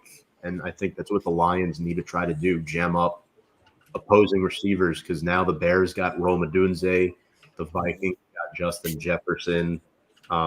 First team All-American last year, had 17 passes defended and 5 interceptions. So the outstanding athleticism really pops. And I mean, you guys watch this guy, right? In the SEC, he gets at it when it comes to tackling. He plays downhill. Yeah. 6 interceptions, 20 pass breakups on his career, 108 tackles in 2023 as a cornerback. Getting after the ball, Tom. And a redshirt sophomore, too. Packers pick is in. That's Cooper quick. DeJean. It's got to be Cooper DeJean. It's got to be. It's got to be. I was Right? thinking that too. Yeah.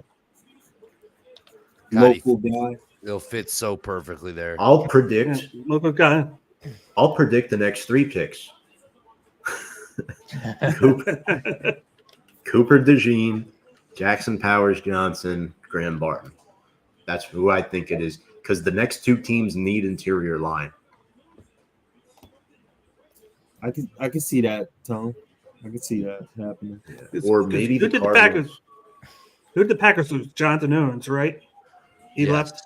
Yes. And Bakhtiari. So Andy and I both have Coop at 3, which makes sense. I mean, we both have the same opinion on this. We don't have to share it, but starting to see a little run on corners, boys, potentially. Oh, yeah. If this is, in fact, Coop.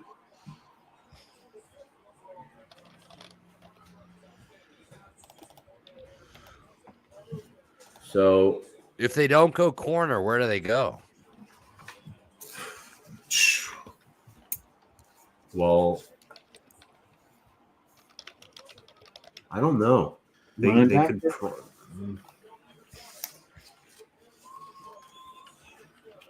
I don't think they're going to go receiver, because you got young talent there. They do, which is why I don't think they're going to go that route. But the Packers, I think, Andy, we were on your live stream a few years ago. They surprised us. They took Eric Stokes in the first round, and then your buddy Ethan Carter blocked by the Packers on Twitter. Came on, absolutely destroyed that pick. Not afraid to let anybody hear about it. Just, oh my goodness. I mean, the Packers are known to surprise with these first round picks. So, I mean, we'll see what happens here. I hope they take a kicker or something. Could it be tackle, because Bakhtiari's gone? It could be. Only the Packers would mess up draft Jordan Love and then him be good the year after Rodgers leaves. Well, it's certainly not receiver, I'll tell you that. Yeah. No, it's not receiver. I think it's DeJean or possibly tackle, now that I think of it. It won't be Johnny Newton, because they have Kenny Clark. That's not really a need for them at the moment. They also got Lucas Van Ness last year in the first round. That was interesting. Brian, do you think it's Coop? I think that's a very Packers move. Yeah. Right. That'd be classic. Yeah, I everything's kind of falling. I think maybe we were just treated to something special last year with what Houston kicked off, but everything there has been kind of, I don't want to say bland, but by the book this year. Right. So it'd feel very on brand for DeJean to go here to the Packers. But I mean, it's a good pick. You got any defender at Iowa is going to be solid. First team All-American, Big Ten defensive back of the year. I would think he would fit in real nicely with the Packers. You got I just looked at a Giants group on Facebook, and they said Malik Neighbors already does not look happy to be here. This is exactly what I'm not going to believe that just yet. I mean, but dude just got drafted in the NFL and he's unhappy. Yeah, for sure, bro. I believe that. Daniel Jones is the 6th longest tenured starting quarterback from the team that drafted him. Jesus Christ. That's unreal. It's all these, like I keep saying, like the Giants are not quite ready to move on from him yet because they invested a lot of money in him. Right. And, you know, if you think about it, as hot and cold as he's been, he's never really had a true number one receiver. Sure. Darius Slayton was his best one. I mean, you invested all that money in Kenny Golladay, and look how that worked out. Darren Waller might retire. Him and Kelsey Plum just got divorced yesterday. Yeah, I saw that. But the news broke. Oh, my God. Oh, my God. Yeah, right? Yo, did you see that Cheesehead's reaction? That's a reach. I don't know. Does anyone think differently here? Eddie, do you think that's a reach, Daniel? Certainly not who I thought. I think it's a reach, but I understand why they did it. You know, with Bakhtiari leaving. Yeah. I'm just surprised over Tyler Guyton. Yeah. The Bucs pick is in. Matt LaFleur must see something in him that we don't know about. First team All Pac-12 by the AP in 22 and 23. Other than that, not too many accolades, to be honest with you. 77.0 run blocking grade, 87.3 pass blocking grade per PFF. Overall blocking grade of 84.3. Certainly not someone I had going this high. I don't know. This feels like a reach to me, fellas. This is somebody they could have gotten in the second round. Right. Certainly feels like it. Yeah. I didn't have much on this guy, to be honest with you. I did my due diligence on him, but I didn't think he was going in the first round. Pac-12 school. I mean, Arizona did look really good second half of the season, college-wise. Brian, your Bucks are on the clock, man. You got your choice of interior line. Is Ryan Jensen officially retired, or is he still like in That I don't know. limbo? Yeah, I'm not sure if he's confirmed that. I know, sure as shit, he's not, putting in work for us anymore, unfortunately. Right. Well, Ryan Jensen did retire. I just confirmed it. Yep. Okay. What does Tampa do with this pick? They go offensive line? Yeah, I think that's the biggest need for us. You can go cornerback, I guess. There was talk of McKinstry, but I think a lot of people were assuming Powers Johnson would be gone by this point. So that's probably why McKinstry was slotted there. But before the pick does go in, I told Tommy I had a bit of a hot take for what I wanted us to do. Definitely too crazy to do, but I wanted to package this pick so we had no first round pick. Package the 26 and 57 and trade it to Carolina for their 33rd and 39, because the three prospects that I like the most in our range is Powers Johnson, Keon Coleman, and Kool-Aid McKinstry. I feel like all three of those, at least two of those three, could fall into that range, but not down to 57. So I think if you pull 33 and 39, you can definitely, two of those will be available. Would have been a heck of a pickup for us, but I don't think Jason Lick is that exciting. Guy's probably sitting there licking a bowl of milk. I love that. Maybe a piece of toast. So yeah, I think he just goes Powers Johnson here. What's up, Noah Dog Dibler? I'm suing these blank for emotional damages. Noah Dibler is an Atlanta Falcons fan from the state of Georgia.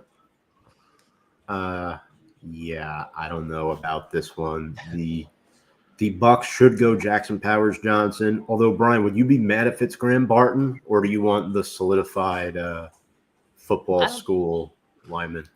I don't think most people care. They can both interchange their positions. I think at an equal level. People are more concerned about the position pick here. Right. So I think whichever one, if they go with one of those, would be perfectly fine for everyone. Yeah, I mean, Ryan Jensen was an animal here. Right. We have Robert Hainsey. He's been okay at center. Notre But Dame. yeah, but there was a reason we called in Barton and Powers Johnson, for the first round interviews. I think they're definitely looking at snagging one of those guys. All right. Eddie, Daniel, do you guys agree or anything different? Yeah, no, I'm all in on Brian here. And especially after you fork over all that money to Baker, you want to be able to protect him.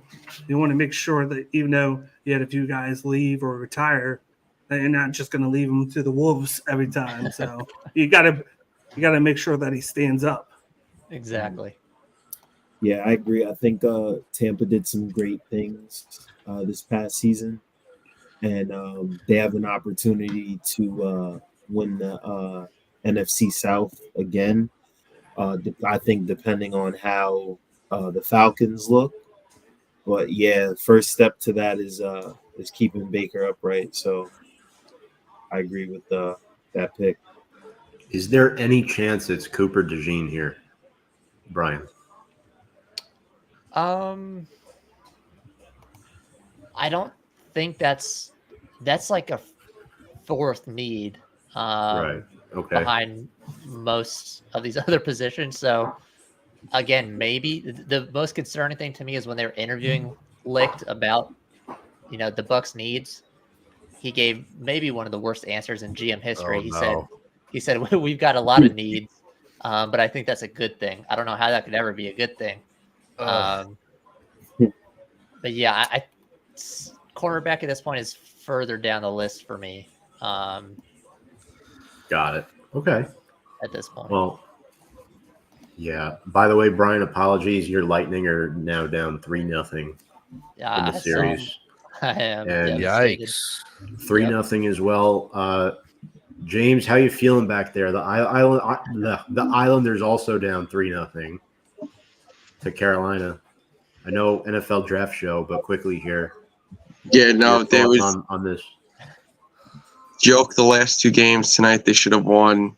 I was actually going to go to tonight's game if they get blown out on the other night. But I would rather be here watching the draft with you boys. Haven't done this in about 2.5 years, so it's been nice to be backstage and doing this stuff. And Bucks pick is in, Tom. Brian, you got it yet? Brian's looking. Yeah, just took a little peek over my shoulder there. What do you think? Yeah, if everyone's seen it at this point, like I said, this was probably the top position need. Like everyone knows you got to protect Baker at this point with the money we just gave him. So you get a guy who can switch positions pretty well. He's got great size. Again, personal preference was Powers Johnson, but Bucks fans in general, I don't think will be too miffed about which one they went. Really like Barton here. I think you'll like this about Graham Barton. Top total score at the NFL Combine among guards, which was a given, but started 12 games at left tackle in 2021, started 13 games at left tackle in 2022, 9 games at left tackle in 2023, will likely transition to center in the NFL, even though he is listed as a guard due to his size. At 6'5", 313, a senior out of Duke, an explosive drive blocker. Shorter alligator arms, but that shouldn't be necessary. Arguably, our greatest guard of all time had short arms. But he is prone to flags. Very prone to flags. So, which is a big problem, or has been a big problem for us in the past. So let's hope they can improve that with him. Cardinals pick is in, boys. While it's being delivered, any other stuff on Graham Barton or just straightaway interior lineman? Fills a need for him. I think that's a good pick here. And he's versatile. He can play several positions on the line, which is always a plus. Yo, what is this draft? Oh, What is this draft? Weird. This pick I don't understand at all. This is a weird pick. This pick I absolutely don't understand at all. Well, we got to talk about it surprised they now. rushed Darius Robinson from Mizzou going to the Arizona Cardinals at 27 overall. I mean, I know he's listed as an edge, but I mean, Yeah. if you're going to do that, Johnny Newton's there. Why would you pass up Johnny Newton? I don't know. The only thing I can think here is size, maybe. Robinson's 6'5", 296. Newton's 6'2", 295. So you got 3 inches there. But I mean, this guy's more, he's listed as an edge. Might be able to move him to the interior. But I don't know. This one doesn't really make sense to me at all. Injury season as well last year. So up and down. Not like he really had a great year. You know, he finished with 43 tackles, 8.5 sacks. That's terrific. Obviously, 14 tackles for loss, but I don't know. Makes you wonder what could have been. But yeah, this one isn't really one I saw coming. First team All SEC. Brian Daniel Eddy, Darius Robinson. Are you surprised he went this soon? Head scratcher. Andy there. Yeah. Head scratcher. I haven't watched any film on him at all, so I'm not really sure what the Cardinals are getting. But they may see something in him that we don't know about.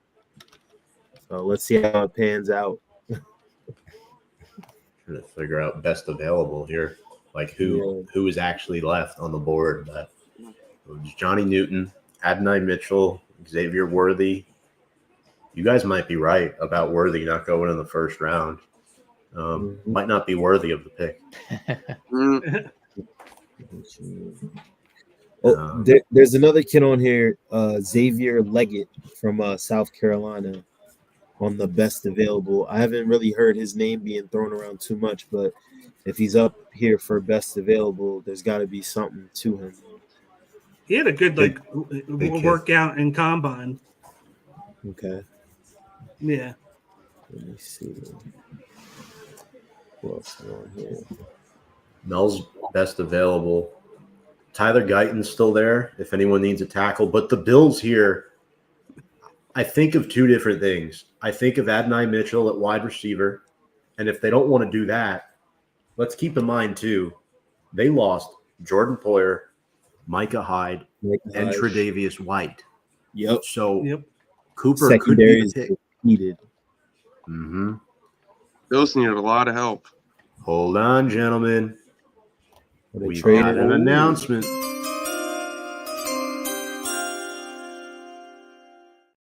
The pick has been the Kansas City Chiefs trading up. Worthy. I have a feeling. It does seem like a Texas receiver here. I have a feeling it's going to be Worthy. I just think it's funny that's the Chiefs train with the Bills. I can't believe the Chiefs just traded up. Remember the last time this happened, they picked Patrick Mahomes. Right. I'm trying to think. Coop, Wiggins is still there. I'm trying to think who the Bills might be trading back for more than the Chiefs are trading up. I don't know why. It's a head scratcher to me, but we'll see. It could be one of those receivers, like you said. One of them could fall. Maybe the Chiefs like the other. Who knows? And everybody that's been trading tonight, they've been trading within like four to less picks of each other.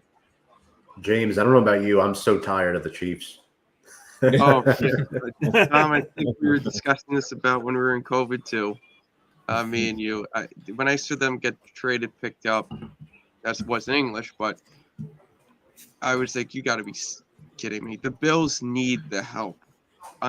Like you guys are saying, unless there's somebody they're really going after in the second round or later, or whatever the details are. But the Bills need that help in that secondary bad.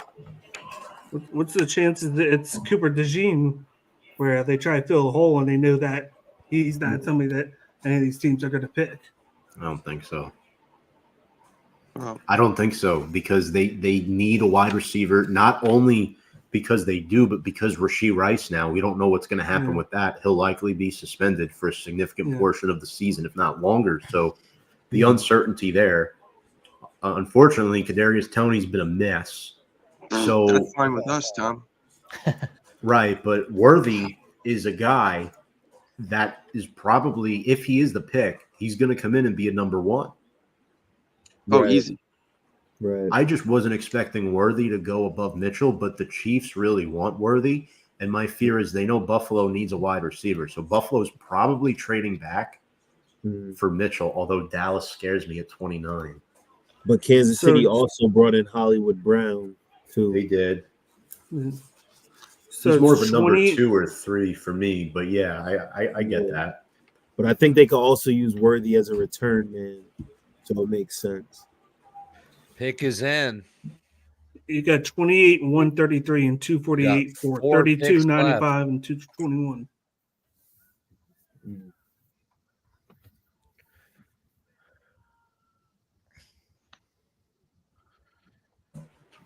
So, folks, we have one guest remaining tonight. We will bring him up once the Lions are on the clock.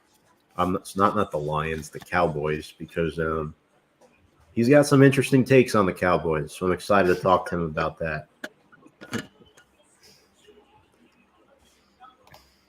Chiefs pick is in.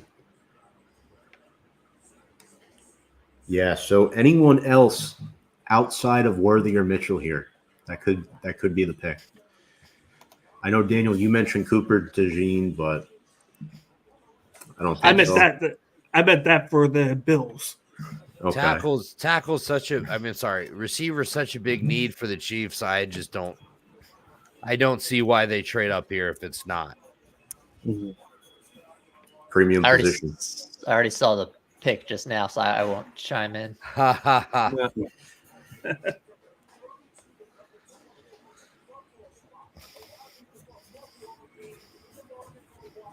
Looking to see if it's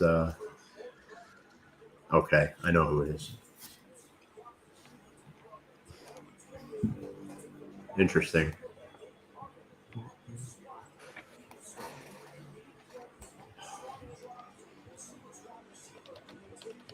Right, it is a wide receiver, that we know, but Schefter just confirmed it.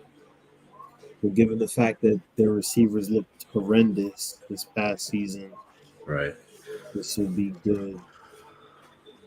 I mean, let's forget, they went all the way and won the big game, but they did lose 6 regular season games. You want to put yourself in a better position to clinch up that home field advantage and, make it through the AFC with ease rather than go through a gauntlet like they had to do, right? They played at home against Miami in the snow.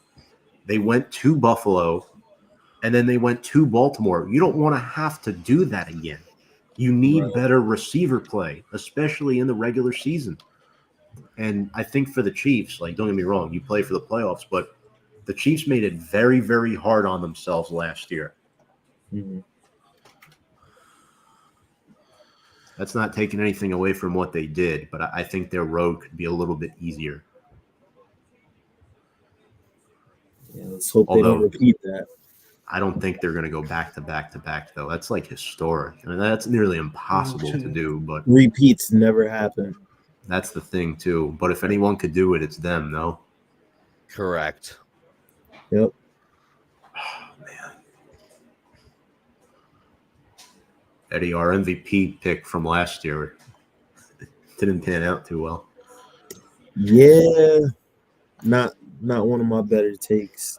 Joe Burrow for 2023 MVP kind of just smacked us across the face. Yeah. They're not happening, guys. Yeah. What's funny though? For the longest time, it sounded good. It did. I don't know what happened. Like the presentation is great. Like On paper, it looks good. absolutely. I almost forgot who did end up winning MVP this season. It was a Lamar Jackson. Okay. Oh, so he's won it for a second time. Okay. There it is. Yep. Brian, take it away. Was it that obvious?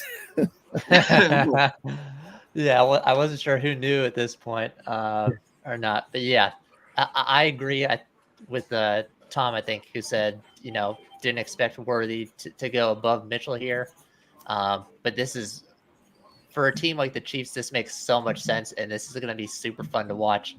If you would have paired Worthy with any QB in the NFL that had a cannon arm with his vertical routes, Arrowhead Stadium is just going to absolutely explode watching those two hook up.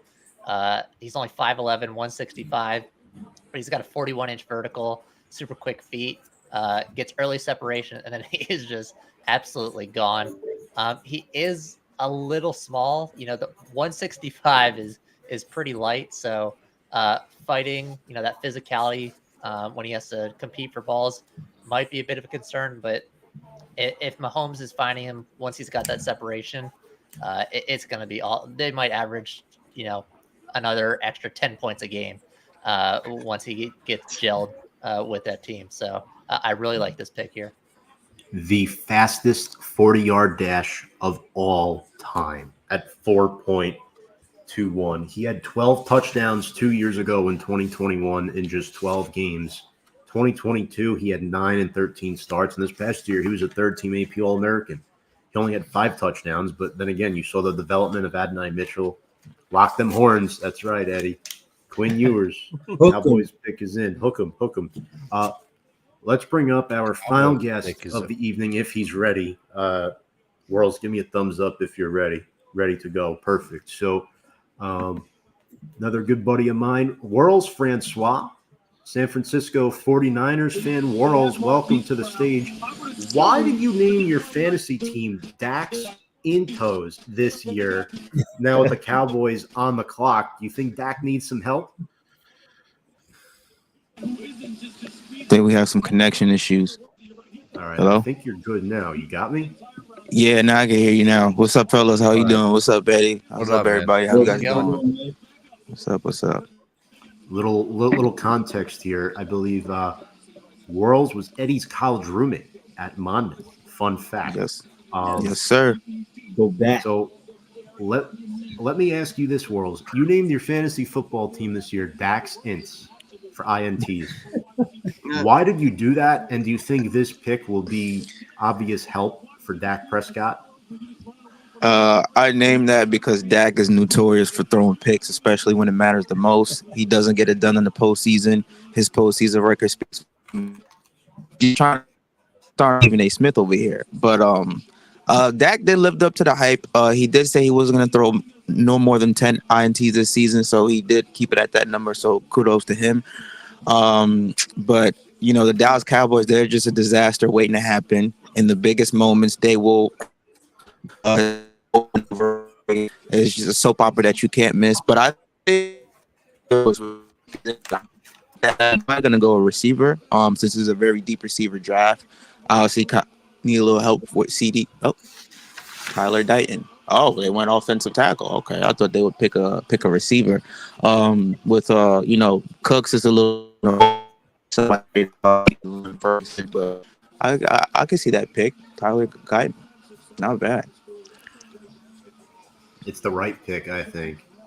I only said Mitchell because I think that's what they would do. Like what I think they would do. This is what I wanted them to do, if I'm being impartial. Right, Brian? Like it's one of those things where Mitchell's the sexy pick, but Guyton is the right pick. By the way, TCU transfer from a couple years ago. 6'7". So it's a big dude. 6'7". Yeah, Big boy. 322. Jesus. Good pass pro too. So another lineman off the board. Ravens pick is in. Brian, what do you think of this pick? All the physical tools. Yeah, I like it. I mean, he's absolutely huge. I agree with what you said, and Andy mentioned it earlier. I think everyone's expecting the flashy Somebody's mic pick is there. hot. Go ahead, Brian. No, yeah, I think we were all expecting, the flashy pick, but very sensible, I guess, which is un-Jerry Jones like. But yeah, it's great for protection. We've seen so much offensive line get picked off the board. I'm not sure what's going to be available on day 2 that's going to seem valuable, I guess, if that makes sense. So it's a very sensible pick here. I agree. Anybody else have thoughts on this pick? I mean, I think Guyton, again, good solid left tackle for them. And, they may play him at right, though, with Tyler Smith. He just, for me, he plays too tall sometimes. He misses targets in open space. That's my one concern about him and why he fell this far. I guess this has really turned into the night of the offensive tackle in the second half of the first round. I also think this pick just tells us that they are more of a run-heavy team at times because that offensive line is huge already. That's just my opinion. Because Dak can't throw. I mean,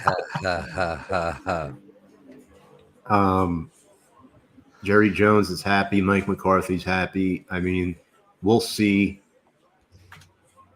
Good for them, though, not drafting receiver in the first round. I feel like this receiver class is loaded. This tackle class is loaded, but you definitely want to get one of the better ones, and I think Tyler Guyton is a great pick. Plus, I think Baltimore was looking at him, right? Lamar Jackson could use protection. Ronnie Stanley's always hurt. Now that this puts them in an interesting position. Do you go Adonai Mitchell? They just extended Rashad Bateman, maybe not thinking Mitchell would be here. Now you're starting to look. Cooper DeJean might fall into the Bills' lap at 32.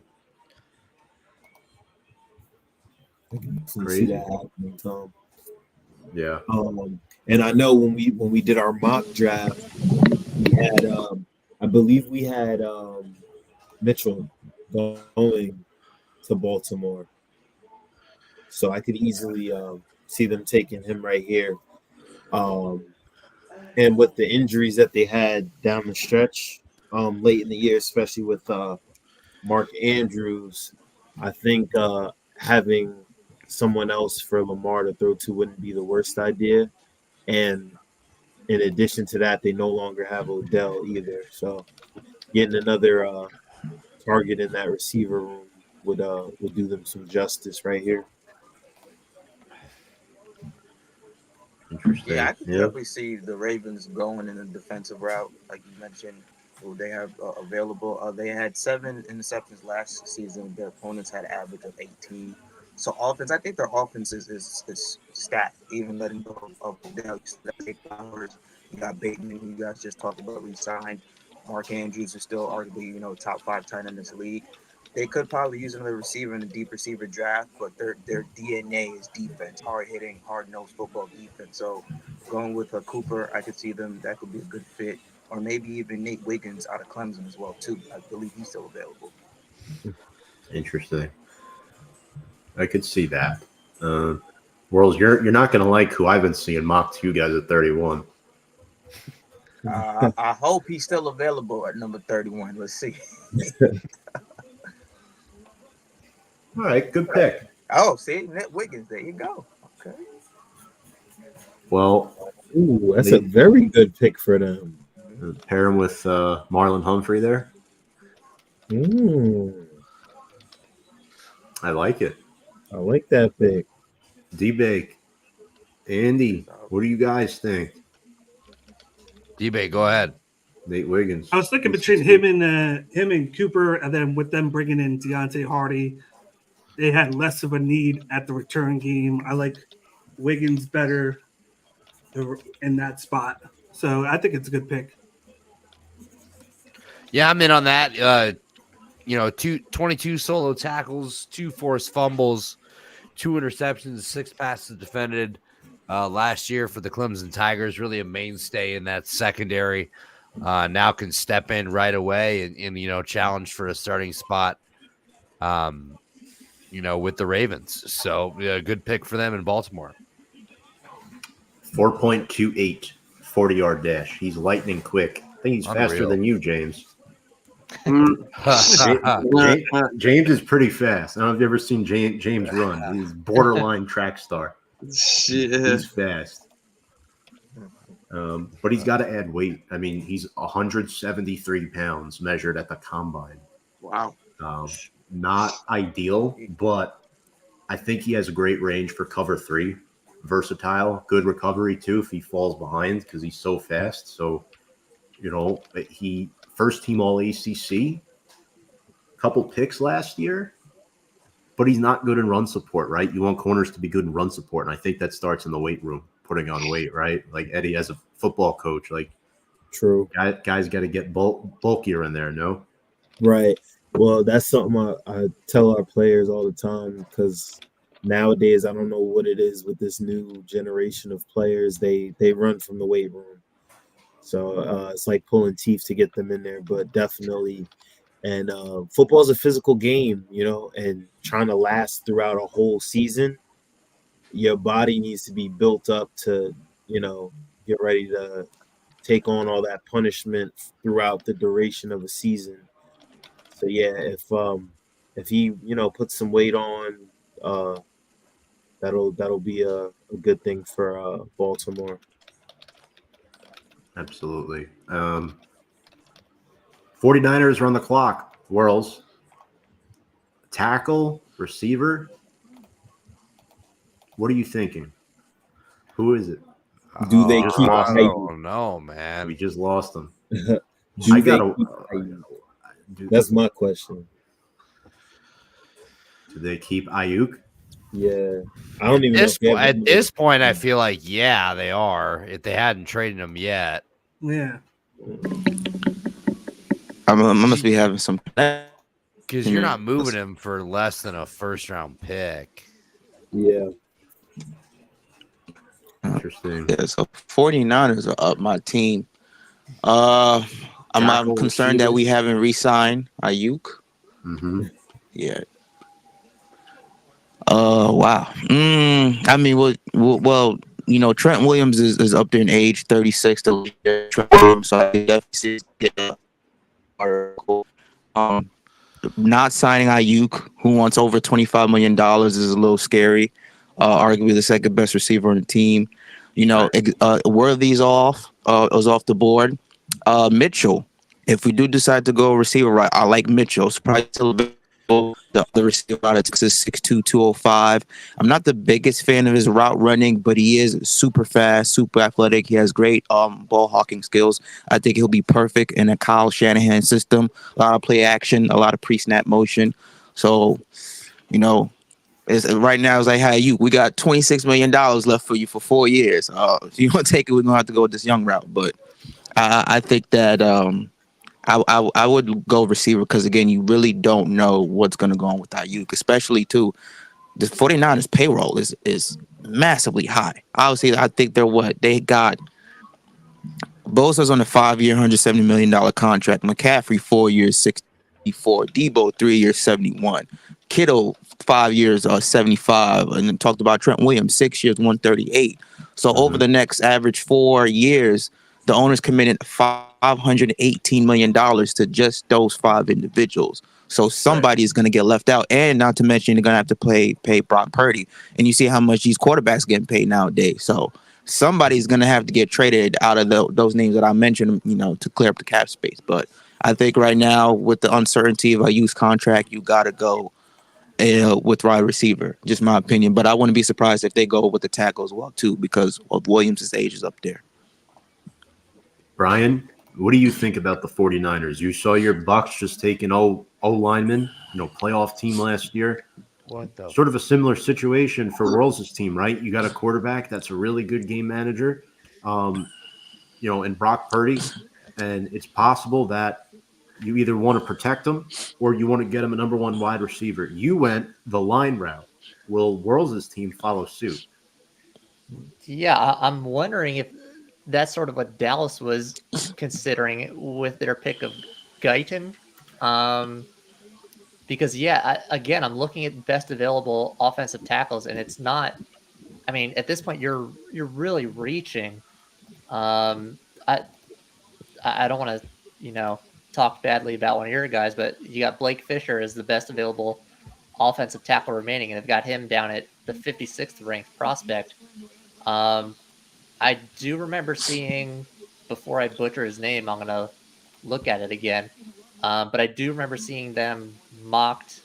This is also a reach, but they apparently really like Kingsley Sumayataya out of BYU. Watched a tiny bit of his tape. He's a little inconsistent, but he's super powerful. But he does tend to, when he gets leaning one way, can start to overcommit. So, again, that's something you can work on. But if they do go that way, that's, I guess, maybe the guy they might be looking at. Ryan Rosengarten's a possibility too. What? Yeah. Yeah. Wow. Look at him. That's terrible, bro. That's so bad. Okay, Or they can do that. Wow. What are we doing? That's so bad. Mitchell to the Buffalo Bills. What the fuck? He said who? Hold on. Yo, is it too late to switch teams? Is it too late to switch teams? I'm hanging in my bandwagon. I'm done. Like, what the fuck is? I mean, You could have got that dude in the 5th.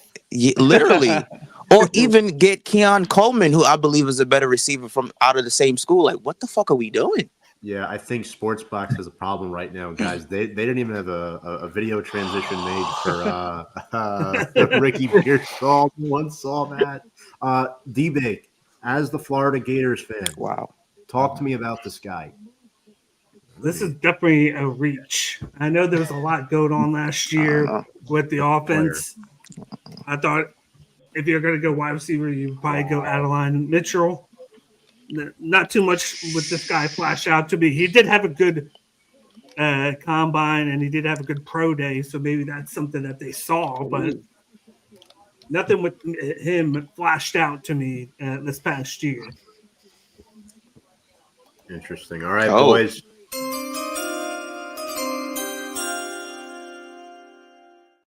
Another one. Fourth trade of the night. Carolina. Where did the Bills move back to? Andy, I'll leave that to you here. One spot. We Is it figured it actually? out. Okay, because it still said the Panthers at 33, but ESPN takes forever to update. Carolina jumped in the mix. Florida is finished. Noah says, I agree with the 49ers guy. Tom, thoughts on the Raiders having the best tight end in college the last 3 years and Michael Mayer? Noah, old boy, if you're watching this, writing your essay right now, I will drive my ass down to Georgia and we'll have a nice conversation about that. I'll put it to you nicely there. Look, that was the best player available pick, in my opinion. I forget one of us said it. It might have been Andy or Eddie, one of you guys. That's a BPA pick. Man, they could have went Ladd McConkey too from Georgia if they really wanted a slot receiver like that. Yeah. Damn. He's still available too. Wow. They bypassed Adonai Mitchell, Keon Coleman, and Ladd McConkey for Ricky Pearsall. Interesting. Worlds, you don't look happy at all. Yikes. I'm not. I'm How like could you beyond be? PO'd right now. Like Buffalo. maybe they saw something in the draft room and in the interviews and the workouts that we didn't see, but what the fuck? Not to play the assumption game here, folks, but if you're still watching, you can let us know in the comments section too what you're thinking about this. Did the Bills want Ricky Pearsall? Because they just traded back a spot. Yeah. Jesus Christ. They could have. I'm just saying, maybe there's something uncovered about this guy that we don't know about. The specifics are the Bills get picked 33. Or do you think that receiver out of South Carolina? Oh, dude, that guy's voice is awesome. Leggetti, I think his name is. Yeah. Leggett. Leggett. Oh, okay. Yeah. I haven't heard too much about him, to be honest with you, but his name is in the mix for best available. Question is, who does Carolina go with? Well, I'll be honest. They have a lot of needs. And with I thought a dark horse, Blake Corum. Interesting. Ooh. They definitely could use wide receiver. Bryce Young needs help. A lot of help. He needs the whole farm. Who's left? For receivers, we got Best Leggett, available. Adrian Mitchell, Keon Coleman. Troy Franklin, who Tom Right. brought up a good point from Oregon. He's a solid receiver. Yeah, I don't know.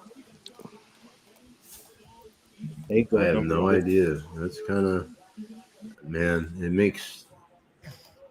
There were some really good picks tonight. Sorry, Brian. No, I was just gonna say quickly. I was looking through the Panthers receiving core. They don't have any wide receivers over 6'2". So for anyone who's pro Coleman here, that might be someone they're looking to steal. The guy with the pick me shirt. And Adonai Mitchell is 6'2". So tall receiver could be in the cards. Get a true X. I don't know. They might still be traumatized from the Kelvin Benjamin experiment. If it's good Lord, if it's Blake Corum, it's not. It's got to be Surely not in a first round. And props to the Bills for trading twice, getting extra picks. If they know the guy isn't going to picked and moving back twice and still have a chance to get him, props to them. Wow. Xavier Leggett. Yeah. Go listen to an interview with this guy talk. It's unbelievable. He definitely came on strong once they brought in Rattler at quarterback. Holy smokes, guys. So we had two receivers with the last two picks, but not the ones we were thinking about. Yeah. Now, with Xavier Leggett, sad story. He lost both his parents at a very young age, but phenomenal. I wish we still had Walt on because he's a South Carolina fan, but yeah, I like him. 4.39 40 yard. He's 6'1", 220. 5 years with the Cox, and it was his first time in his career he had over 30 targets. So I think with him, he's got really good hands, a lot of potential, but can he route run well at the next level? You don't want to just chuck the ball up to him and give him a 50-50 like that, right? You'd see he's got good size, Brian. To your point, he is an X, but man, Pepper's a moron.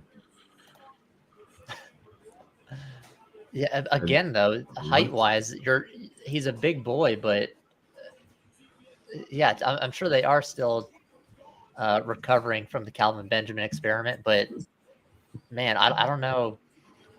You need some height in that receiver room. I think I would have gone Coleman if that's my pick. Interesting. Looks like we lost Worlds. I think he's back. Crazy stuff. James, you want to add him back? Yeah, once I get a picture on the screen. All right.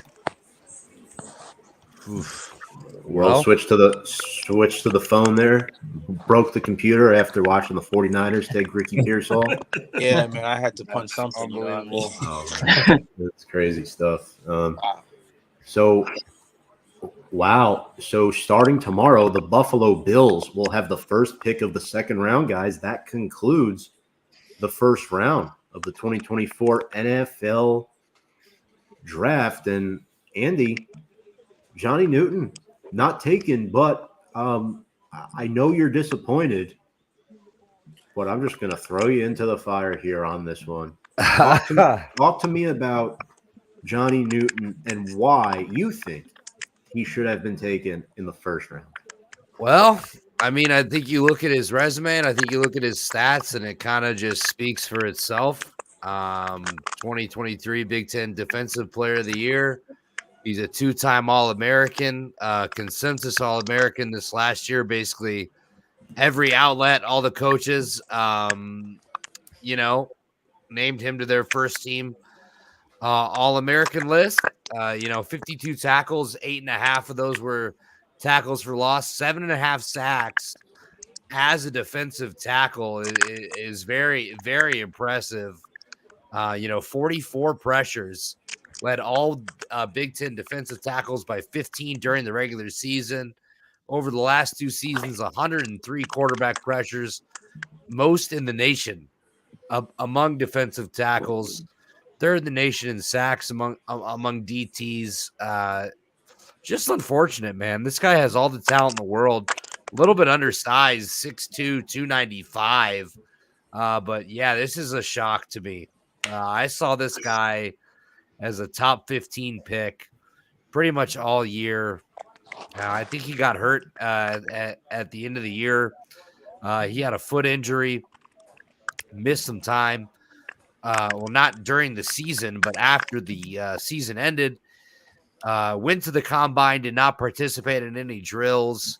Illinois had a pro day he did not participate in. They had a second pro day about 2 weeks ago that he ended up doing. But I think that might have scared teams off a little bit, but that's just disappointing, man. I truly don't think there were that many guys that are better than him. I think he's got an opportunity to go pretty early in the second round here, and I hope he does. But yeah, I just feel bad because I think he's so much better than that. And not to transition to a somber note here, guys, but yeah, it was more than just Johnny Newton. It wasn't just him, I mean, right.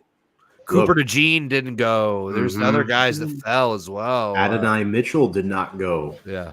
Keon Coleman did not go. Kool-Aid. Yeah, Kool-Aid didn't go. Jackson Powers Johnson still available. Jackson Powers Johnson. Trying to think. Lad McConkey. Well, I didn't think he would go, but I knew there was a stronger possibility of him than Ricky Pearsall, that's for sure. Not to take anything away from Pearsall. What was worse? No, good for him. No, good for him. But good for him. But that or Penix at 8. Penix. I think probably Penix. It has to be, right? I think Cousins would think the same thing too. Penix should have been a Raider. That's true. Wow. You could look at things the way they are. I can't believe they took him at 8. Yeah, that's probably more shocking. First round quarterback for the Falcons since Matt Ryan. Interesting. That's crazy to think about. And I think the big thing with that is the fact that he has the injury issues. He's an older guy.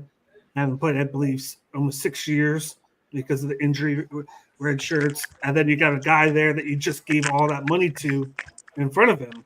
So you don't even know when he's going to actually touch the field. It might not be until he's like 30. Right. Worlds, I'll get a final statement from you here. I know you're not too happy right now, but your 49ers get Ricky Pearsall. You may have to do some research on this guy. Yeah, Worlds is not happy. As you can see, his screen is right on frozen there. I'll give Worlds a second to see there. Gonna remove him and see if he can regain his connection. All right. Yeah, it's been a crazy night. We saw quarterbacks go 1, 2, 3, 6 QBs in the first 12 picks. What was everyone's biggest surprise of the night? I definitely think Penix at 8 was the biggest surprise. I was not expecting that. And unfortunately, I think the whole NFL world was not expecting that. Terrible. Yeah. Less to do with the player. Sure. Correct. Yeah. I think Penix, that's a huge surprise there. I think that run at the end really is a head scratcher for me. To be honest with you, I mean, San Francisco taking Pearsall at 31 just makes no sense. And then the Cardinals trading up to take Leggett. What the fuck is that about? Buffalo, I just don't believe Buffalo was going to take him at 32. I just don't. Like, couple moves there really don't make sense to me. I think we saw JJ to Minnesota coming. Yeah. I don't Yes. necessarily understand why they needed to move up to 10 to take him instead of taking him at 11, but maybe somebody else was calling and trying to move up there. But yeah, I think Penix is the most surprising, and I think the run of picks at the end there really make me question what the fuck a couple of these GMs are doing. Must have been Friday night for them at the bar. Yeah.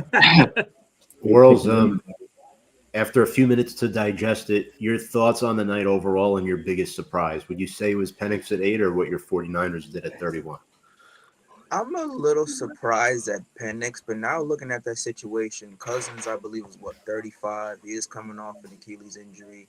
Even though he got that massive 4 years, I believe it was a $180 million deal from the Falcons. So maybe Penix might just be a developmental quarterback, because now we live in a day and age where if you're a quarterback, you're expected to come and start right away and make an impact right away, like to be the next Patrick Mahomes. But Patrick Mahomes sat behind Alex Smith for a couple of years, learned the offense, learned the system, developed. So I believe that Penix is going to be a developmental project, and to learn from a guy like Kirk Cousins, I think he's going to be a great tutelage for him. I'm surprised with, like you guys mentioned too, Mitchell falling, not even being a first round pick compared to all the stuff that he had, all his skills and tools. You know, you guys talked about like Kool-Aid McKinney falling. Keon Coleman also falling too. So I'm surprised those guys didn't get picked up. I thought that Brock Bowers was going to go. Did he get selected to the Jets or no? Raiders. He went 13. To the Raiders, which, I mean, you know, I thought that they would go a quarterback route. Considering now we've been hearing rumblings about Adams starting to be a little bit unhappy because, you know, the constant quarterback changes. So I thought that they were obviously, you know, you want to get somebody who's a seasoned vet, but, you know, trying to show your star receiver who came there is like, hey, we're committed to winning. But to me, I will have to go with the 49ers picking I don't know who the fuck that guy is, because again, I'm just a biased fan. Yo, I'm just being I think we gotta screenshot that reaction and post it in the BAM chat. I don't know who the fuck that guy is. I could put that off or something. But yeah, just surprised that, you know, those talents falling into the second round.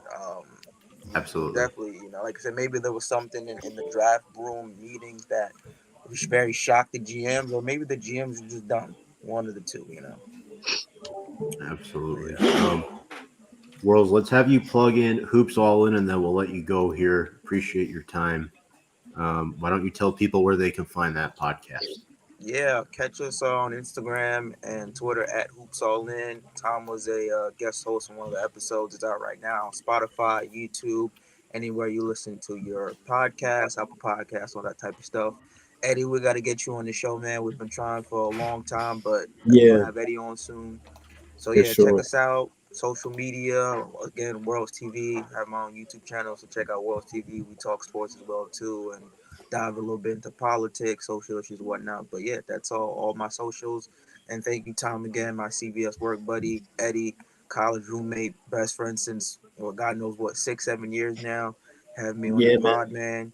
I listen to you every time you go live, Tom. Talk about the New York Football Giants, and you know, can't wait. I think you guys will have a much better year next year. Hopefully, you know that they ramped up that O-line.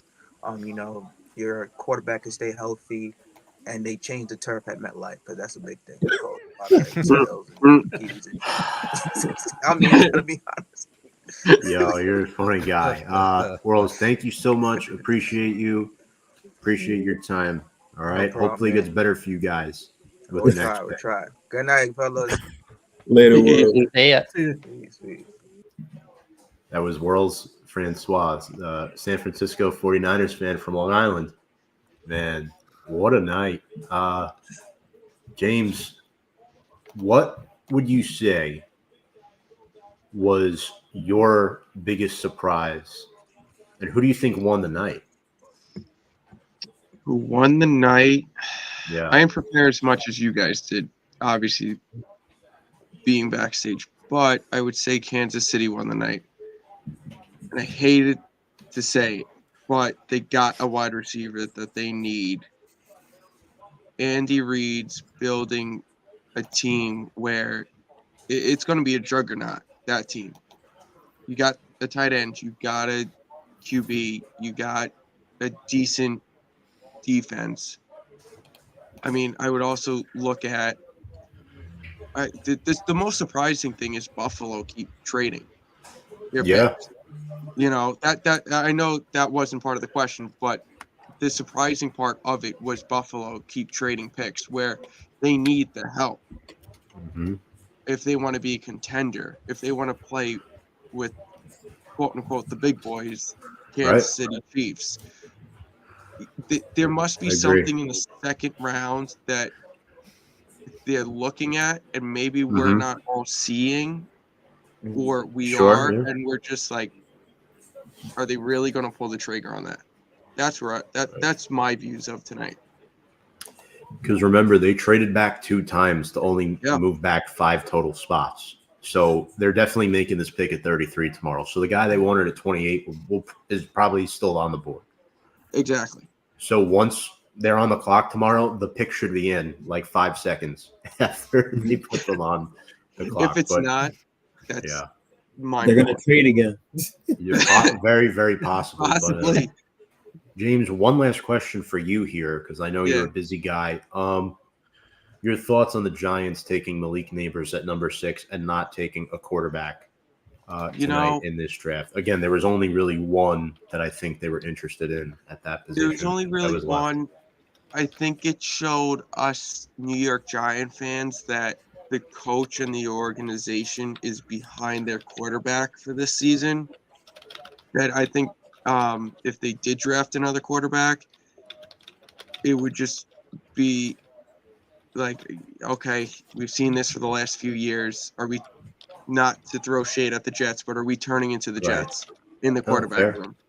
I think by not drafting a QB, I think it tells us it's Jones's year. There's backups that we see they can do okay with. But it ultimately helped their wide receiver core that we haven't really had a wide receiver core in quite some time. Absolutely. Well, So, James, thank you so much. All the behind the scenes work. Appreciate you, buddy. Much love to you. And keep up the excellent work. No pun intended there. You got it. All right. Go Giants. Go Big Blue. James will hang out backstage for the remainder of the show. Man, what a night it's been. Best remaining prospects on the board. Eddie, one final statement from you here. I know you've been with us for a while. Appreciate you staying the whole time from pick, what was it, 12? You're on for a while. Yeah. Great stuff tonight. Big help, because we did have one back out, actually. So, yeah, that was a huge help having you stay on and fill that void. But, I mean, congrats to your Colts on got our guy. Getting your guy in Latu. Yeah, I'm hoping we can build on that in this next upcoming round. Absolutely. But yeah, no. Who won the night for you, though? For me, I would have to say hands down it was Chicago. Between them getting Caleb and Adunze, they're building something special out there. Not to mention, they have a receiving core of DJ Moore, Keenan Allen, and Adunze now, on top of having Cole Kmet, who could be a little bit more consistent, but that's a solid tight end. And a lot of people are forgetting that they have DeAndre Swift now too, which was an excellent pickup. Yes, they do. So I definitely think they're going to do some great things this season. And for me, definitely they won the night. Outside of Penix going to Atlanta, I don't think there were too many other shockers for me other than that. And until the 49ers pick, but that's probably the only other one. But yeah, this was a heck of a night, man. I'm glad I was here with you guys to break it all down.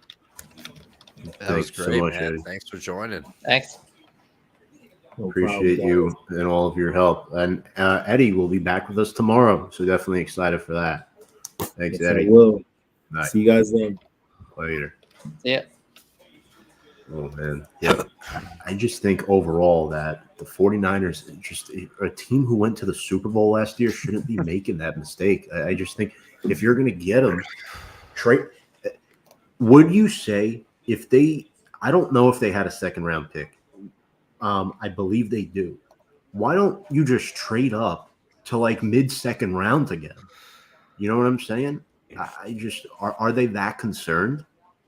I don't know. I think- Maybe they got spooked because his name has been rumored in the last couple of days. But I didn't think it was going to be like the first round. I thought like early to late second, maybe. He might move up to a team like that, but not first. I think looking at their second round, they've only got one pick, and it's all the way down at 63. Yeah. So they're probably looking at their draft board and thinking that they're going to have to give up at least another decent pick if they want to move up to the. I would think you got to go mid 30s if you want to get to him. He was like the 35th ranked prospect. Obviously you still have some wide receivers up there with him who could get picked, but maybe they just thought it was too big of a risk. I don't like the pick at all, but we don't know what goes on behind the scenes in those draft boards. So who knows on that one? Definitely. D-Bake, your Philadelphia Eagles tonight went corner. They took Quinyon Mitchell. Do you think that was the right decision? And what do you hope for tomorrow night? You have 2 second-round picks in 50 and 53. I think it's the right move. I know a lot of people were clamoring that we lost Kelsey on the line, but I felt like we had already replaced him with a guy that we were actually using at right guard, and Cam Jurgens. So Jurgens just moves over. We had drafted Steen last year as well, who can slide in as right guard. So I felt like the line was not as much of a need. We'll probably get tomorrow. I wouldn't be surprised if we got like help behind that just to have options. But I love the fact that we went secondary. We're old there. We got Rodgers, who we don't know what he's going to be like having a year off. And Ringo was a rookie last year. So I think to get younger there was a big get. And the fact that with how the draft worked out, where we had the first 14 picks were offense side of the ball. So we had a guy that probably would have been picked fall to us. So it was kind of hard to pass on a guy like him. Yeah, I like that a lot. Really happy for you guys. I hate to admit it as a Giants fan, but the Eagles will win the NFC East next year in 2024. I just think last year was really, really down, and I don't know what the future is with Nick Sirianni, but I do think that there are brighter days ahead for the Eagles. And I think with your new coordinators this year, things should be a little bit more smooth. Brian Johnson, not a good OC last year. Sean Desai had his issues. I think Vic Fangio might be a little overrated, but at the same time, Daniel, I think you probably look at linebacker day 2 tomorrow potentially, maybe like a Peyton Wilson or something like that, or maybe interior line too, right? Because I think Tyler Steen is slated to start right now. So it should be very, very, very intriguing for you guys. Yeah, that was the big thing there, was the fact that we moved guys up in the coaching staff, and whereas they didn't pan out, Vic Fangio, he's a name that he was a big help with the Dolphins last year with how they played on the defense. And then we were able to pluck him away, and we're moving from a 4-3 to 3-4 now. So he's changing that side up. And I feel like everybody's returning on offense. So it's all about just fixing the defensive side of the ball right there. And then since we had all the signs on offense. So I think we should be up there. We still got to see how the players play to the new coordinators. But for the most part, I like the moves that we made. Absolutely. Daniel, thank you so much for your time tonight, joining on. Yeah. Sticking with us from Pick 21 onward. Where can people find you, Cage My IQ, and all of your work? Yeah, you can find me at Cage IQ on Twitter. Me and a buddy of mine, Mo, just started 2 new channels. For the most part, we got Wrestling Bros Pod, the cast, which you can find us at Wrestling Bros Pod without the E. And then we're starting up the MMA Bros Pod as well. So I'm going to be transitioning from just a 1 guy to a 2 guy podcast now. Nice. Sweet. Awesome. Thank you so much, Daniel. Appreciate you. Yeah. Fly, Eagles, fly. You know it. Just kidding. All right. Take care, Daniel. Catch You too. Have a good one. Later. I'd see it. That was D-Bag, and we're back to the core here. Fellas, this has been an absolute blast. I mean, the 3 of us holding down the fort tonight. Without Fonz, we hope everything's okay there. I thought Eddie and Daniel did a great job. My brother made an appearance. Yep. That was pretty funny. Alec Walt was awesome, as always. Would have been nice to have him on for that Xavier Leggett pick, but who knew he would go that soon? Yeah. Caitlin was awesome. Ugh. I'm not an NFL GM. I'll never claim to be as smart as any of them, but holy fuck, dude. Like, there's a couple of those moves. It's like, what are we doing? Like, who was taking Leggett at 32? Because the Bills certainly were not. They weren't. I refuse to believe that. But, I mean, can you blame the Bills for stealing that return from the fucking Panthers? What does it matter for them? They'll just take They'll take Mitchell at 33. Hopefully Newton goes to Arizona, I think at 35 or 37 or something like that. But holy fuck. I guess I'm just insane. And a ton of people that watch college football are insane that the Big Ten Player of the Year, Defensive Player of the Year, is not one of the best 32 players in the league. I don't know. Some of those picks near the end and some of them in the mid-teens just really didn't make any sense to me at all. But again, I'm not an NFL GM, so who knows? But Eddie was absolutely right. The Bears won the night, boys. We are so back, dude. It's not even funny. Put the league on fucking notice, dude. Caleb Williams, third best receiver, is Rome Odunze. Sign me the fuck up. I'm fired up after tonight. Excited to see what they do with their other 2 picks in the draft here, and hoping and cheering for some Illinois guys to get selected the rest of the night, as well as I know you guys are obviously rooting for some UCF and more Notre Dame guys to hear their names called as well. But yeah, great night, fellas. This is always a blast. I'm so happy to get to do this with you. 4 hours later, we made it. Yeah, absolutely. It's always a slug, but compared to last year, we had a lot of excitement because of the trades. It feels like this year's trades kind of just like drain the energy, at least out of me. I don't know about you guys, but maybe just because we were like questioning what the heck was going on.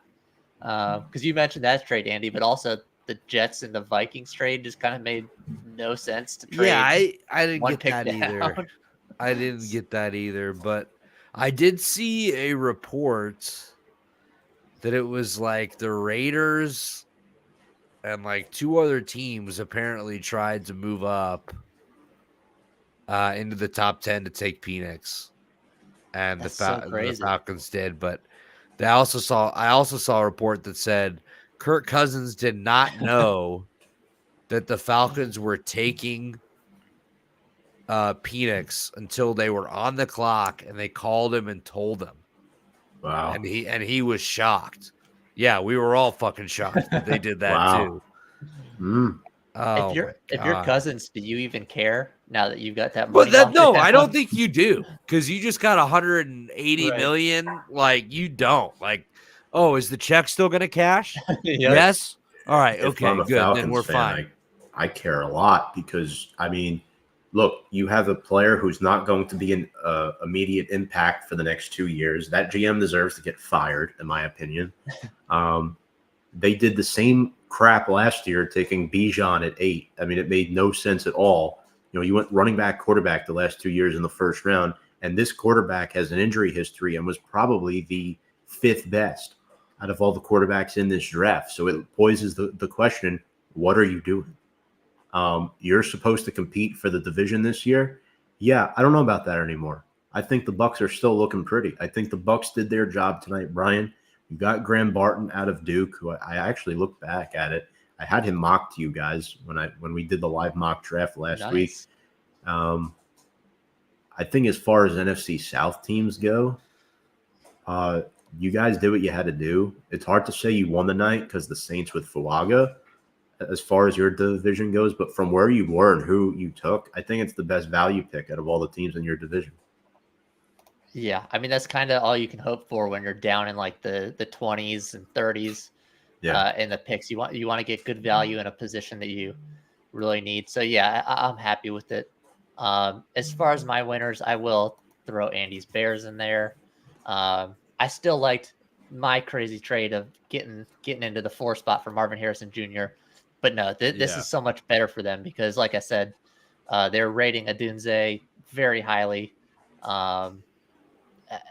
It's such good value to get that combo and not have to give up anything to do something crazy like I suggested. So that's a heck of a pairing there. But also, I think you have to obviously throw Kansas City in there to get Worthy.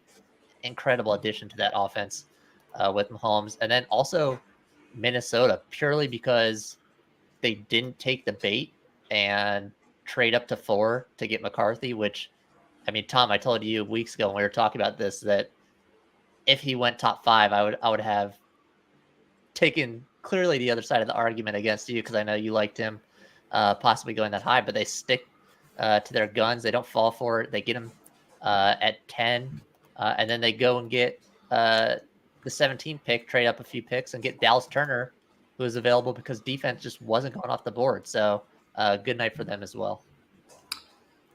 Some superlatives of the night: 11 SEC players, 23 offensive players. We didn't see a defensive player go until pick 15 to the Indianapolis Colts. 6 quarterbacks in the first 12 selections. Brock Bowers falling to 13. Michael Penix Jr. going at 8. The Chargers taking Joe Alt to the displeasure of Alec Walt, which felt like last year at this point. I mean, I'm sticking up for my Notre Dame guy, and I'm surprised Mel Kiper is still awake at this time. I mean, he's feeding the juicy juice after tonight. I mean, overall, I think one other pick that I maybe didn't love, but I get it, was Jordan Morgan to the Packers, the tackle out of Arizona. No one's talking about that one. So the Packers have always been a shaky team in the draft. I mean, Brian, you got in confidence with the Falcons and the Panthers. Andy, the way the Packers have been drafting the last couple of years, I don't know, man. I just it hasn't sat well with me with them. I mean, yeah, I love it. Keep drafting people that have no business going in the first round. But the Jordan Morgan pick made no sense to me. Then who was it from Missouri that went off right after him? Darius Robinson. That made 0 sense to me either. So, I mean, yeah, there was a couple picks down the stretch where it was like, who the fuck is this guy? But so I am going to make my final analysis statement of the night. The Minnesota Vikings won the night, in my opinion. You guys know I'm high on J.J. McCarthy. They traded up to get Dallas Turner at 17, arguably the best pass rusher in this draft.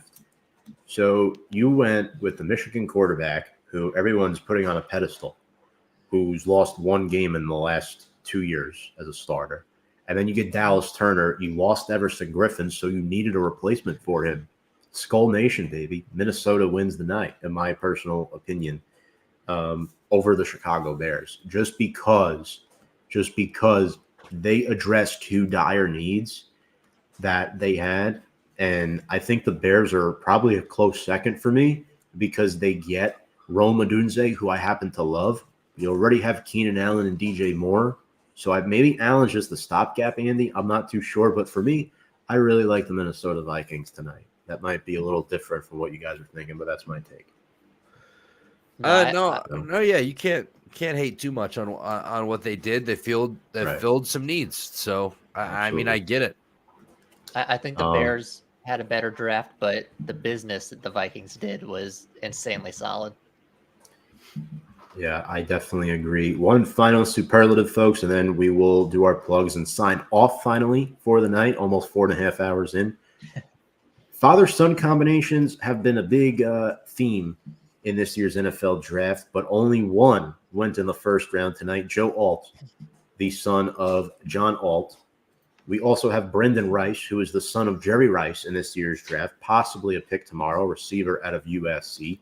Frank Gore Jr., yes, you heard that right. We're getting old. G5 running back. Luke McCaffrey, the brother of Christian McCaffrey and son of Ed McCaffrey. Chris Jenkins Jr., whose father is Chris Jenkins Sr., and then Jeremiah Trotter Jr. out of Clemson. All guys that might go on day 2 potentially. So I'm definitely excited for those guys and their families. But makes you feel old, though. It definitely does. It's We're like old as getting a little fuck, dude. sauce. We're so washed up. It's not even great. It's not even funny. Yeah. Oh, man. Crazy stuff. Andy and Brian, let's plug ourselves. Brian, I'll start with you. Where can people find our work at From the Stands Sports? Of course, if you want to see these 3 beautiful faces for more than 4.5 hours, no, we don't go that long, of course, but you can find us at From the Stands Sports on Facebook, From the Stands US on Twitter, From the Stands Sports on YouTube. College football season's coming up. Yeah, I mean, we watch these boys all season long, talk some shit about some of them, talked up a lot of them, of course, as well. And yeah, only a few months left until the college football season starts yet again. Awesome. Andy, where can people find you? Yeah, you can find all of my rants and live tweets about whatever I'm betting on, for the most part, on Twitter at ahop23 is my personal account. All of my podcast stuff would be at The Brew Party, youtube.com/The Brew Party. We're at The Brew Party on Twitter, Instagram, at The Brew Party Podcast on Facebook. Always a pleasure, fellas. Always a pleasure to get together. I'm looking forward to another great season of From the Stands. This is just the beginning. I will not lie. I have a bad taste in my mouth after tonight with Johnny Newton not being drafted. Like it seriously pisses me off. Like I just don't understand it.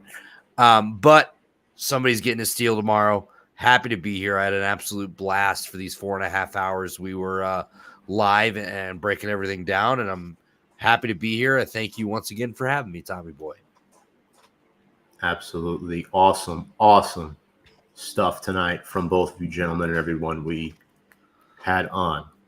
On behalf of Brian McCardle and Andy Hopper, I'm Tom Scavetta. This has been night 1 of our 2024 NFL draft coverage. Thank you all so much for watching, commenting in the comments section. Appreciate you all. And without further ado, we will see you all tomorrow night with a different crew if you're watching.